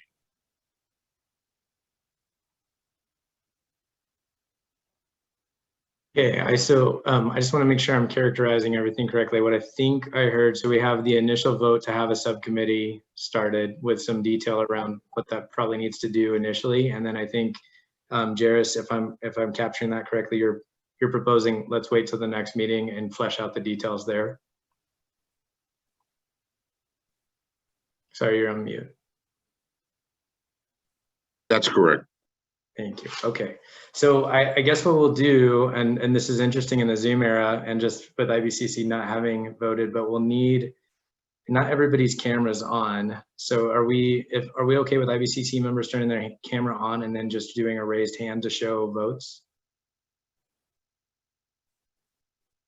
And I will just make sure that I frame this up correctly from what I heard from both Andy and from Pat and Rick. But I think we're saying the first vote is to identify if we want to have a subcommittee, that we're recognizing there are a lot of details that may need to be unpacked there, and that a no vote doesn't mean you're against it or against proportionality, or even having a subcommittee at all. Just you want to wait and have some more information from CWCB. So that, I think, does that accurately capture it? Anyone disagree with that? Yeah, just to be clear, the motion, I believe, was to establish a subcommittee or working group to work on a straw man proposal solely on the proportionality issue in a demand management market structure. not to create it and run with it ourselves, but to create it and inject it back into the CWCB board conversation so that they have the input from all of the basin leaders who are on the IBCC. Okay, so we have a motion. That motion was seconded by Al Pfister, and we'll vote on that now. So please, the thumbs up works or the blue hand, how do we do it? So you want to go with thumbs up? So Russ, if people could do go to reactions and do raised hands, that way it'll auto tally so that we can make sure we've got a correct count. I apologize for jumping in here, but after Andy's last comments, I have to confess that I'm confused at the difference of his motion versus what item Pat brought up that was supported. And I apologize, but I still sit in confusion. I think that, well, Paul, I may be there with you. I think there's a few things happening at once, and I think we've heard kind of maybe 3 variations of it. So one is to start a subcommittee now that's going to start to look at, and I think Andy captured that well, of not necessarily run with their own thing, but start to run down a straw man. I think what Pat was saying is that, you know, whether we need to do that or not, it may be that we wait for CWCB straw man. Of course, we have a straw man, but, you know, a more fleshed out version perhaps, or whatever the next steps the board puts out, and then respond to that. And then I think Jairus kind of made the formal second motion then to say that maybe because this is so complex, we have this discussion in more detail at our February meeting. So where are we voting on right now? So we were voting on Andy's first motion because I believe that's what Pat and Rick wanted to do, is say, let's vote on the first thing and then move to the second. So for Andy's motion that we start a subcommittee now to run down a straw man that IBCC creates, please raise your blue hand. I don't have a blue hand. Just raise your hand function. It's a yellow or whatever. So yeah, if you go to reactions, there should be a raise hand function. Okay, this is not sure. That's not it. No, that's the phone. There's a button below that says raise. Okay. Oh. And that will give us a formal tally. So Sam, what is that tally? That is 11 yays. And does that meet the 75% majority needed? It does not. 15 would be required. Okay, so that motion fails. So the next motion that Jairus Danielson has made is that we continue to discuss this topic before we take another vote on it at the February meeting. So for that, we will take a vote on that. So everybody in favor, please put your hand up. Can you vote for both? Yes, I think you could. Yeah. Because it's an alternative, right? It's not a, okay. It's not an either or. Yeah, you can do both. I got a third one if that fails. Okay. And Sam, I'm just seeing less on that. Yeah, so that's 8 yays on that motion. Okay, so both motions failed. Sean, do you have another proposal? It's not going to pass. I was going to say, let's not wait to February, but it won't pass. It just does. It seems like perhaps as a group, we're not clear of what it is we were voting on, but we don't seem to have consensus about doing anything. Sean, are you suggesting we set up an interim meeting before February? Yeah. I'll vote for it, Sean. Come on. I'll second that. Second. Right, well, let's do the formal. Who wants to have an interim meeting before the scheduled February meeting? Please raise your hands.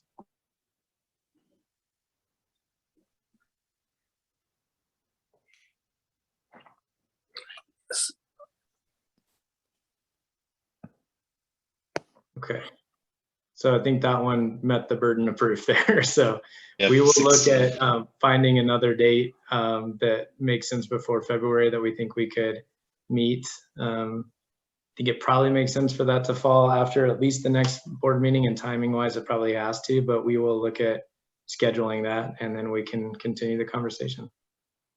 And I think also, just to be fair, and I think we've said this multiple times, but completely agree with what we're hearing, and that IBCC clearly has a role. That's why we're down this road. That's why IBCC was added as a de facto extra working group and is providing that input. And so we're committed at CWCB, I know Amy would say the same, to continuing to engage on that topic. So with that, and I know you guys are just messing with me to push me over my heart, Mike Preston is going to be so disappointed by not keeping schedule, but I will kick it to Director Gibbs to kind of close us out here, and we'll head out for the day. Great. I know we're a few minutes late already, and Russ, that was not your fault. It was really great conversations, and for my first meeting in this role, I just thought it was really amazing. It was great to hear the discussions, especially some of the breakout groups on demand management. My group, we had Tom Gray and Sean Chambers and Terry Skanga and Jim Yan and Melly Whiting and Ken Curtis and others. And I was just taking down extensive notes because I just really thought it was very, very thoughtful. You know, going into this, I spoke to some of you, and some of you are like, you are crazy to take this on. It's a lot of challenges, and I know that we haven't found the sweet spot quite yet, but I do feel really encouraged. I'm really appreciate the good work of Russ, you helping facilitate this meeting. Also, Lisa Darling, really great work on the PEPO work. You know, outreach and education is so critical. And, you know, just thinking of, I'm reading this book, Let There Be Water, and says Israel's solution for a water-starved world. And just thinking of education and outreach, chapter 1, just thinking of how cultures look at water differently. American nursery rhyme, rain, rain, go away, come back another day. You're all familiar with that, right? Here's the Israeli nursery rhyme, rain, rain from the skies, all day long, drops of water, drip, drop, clap your hands. Very different, right? But, you know, that education and outreach is critical to know, you know, where that baseline is. Let's see here, just looking over my notes here. As I mentioned earlier too, I'm really looking forward to getting around the state. I'm going to get some meetings scheduled to hopefully connect with your basin roundtables, to attend those, whether it's virtually or in person. I really look forward to meeting with you all. And with that, I will send out an email so you all have my cell phone number, my email number. Look forward to connecting with you all individually too. And my hope is that some of our future meetings, we can do that in person. I know for the DNR, we're really trying to have kind of a hybrid option where folks that do feel comfortable can come in person, and that whether it's traveling issues or health issues or whatever it may be, or weather, frankly, that we have a virtual option as well. So I'm a big fan of kind of these dual options for people, but I prefer to see you all in person because I miss you all. And when we talk about these water challenges, there's no substitute to like sitting around the table and actually rolling up our sleeves and getting down to work. I'm really optimistic, really look forward to working with you, and that's it. So thanks, everyone. You all have a great day. Thanks so much. We'll be in touch. Take care.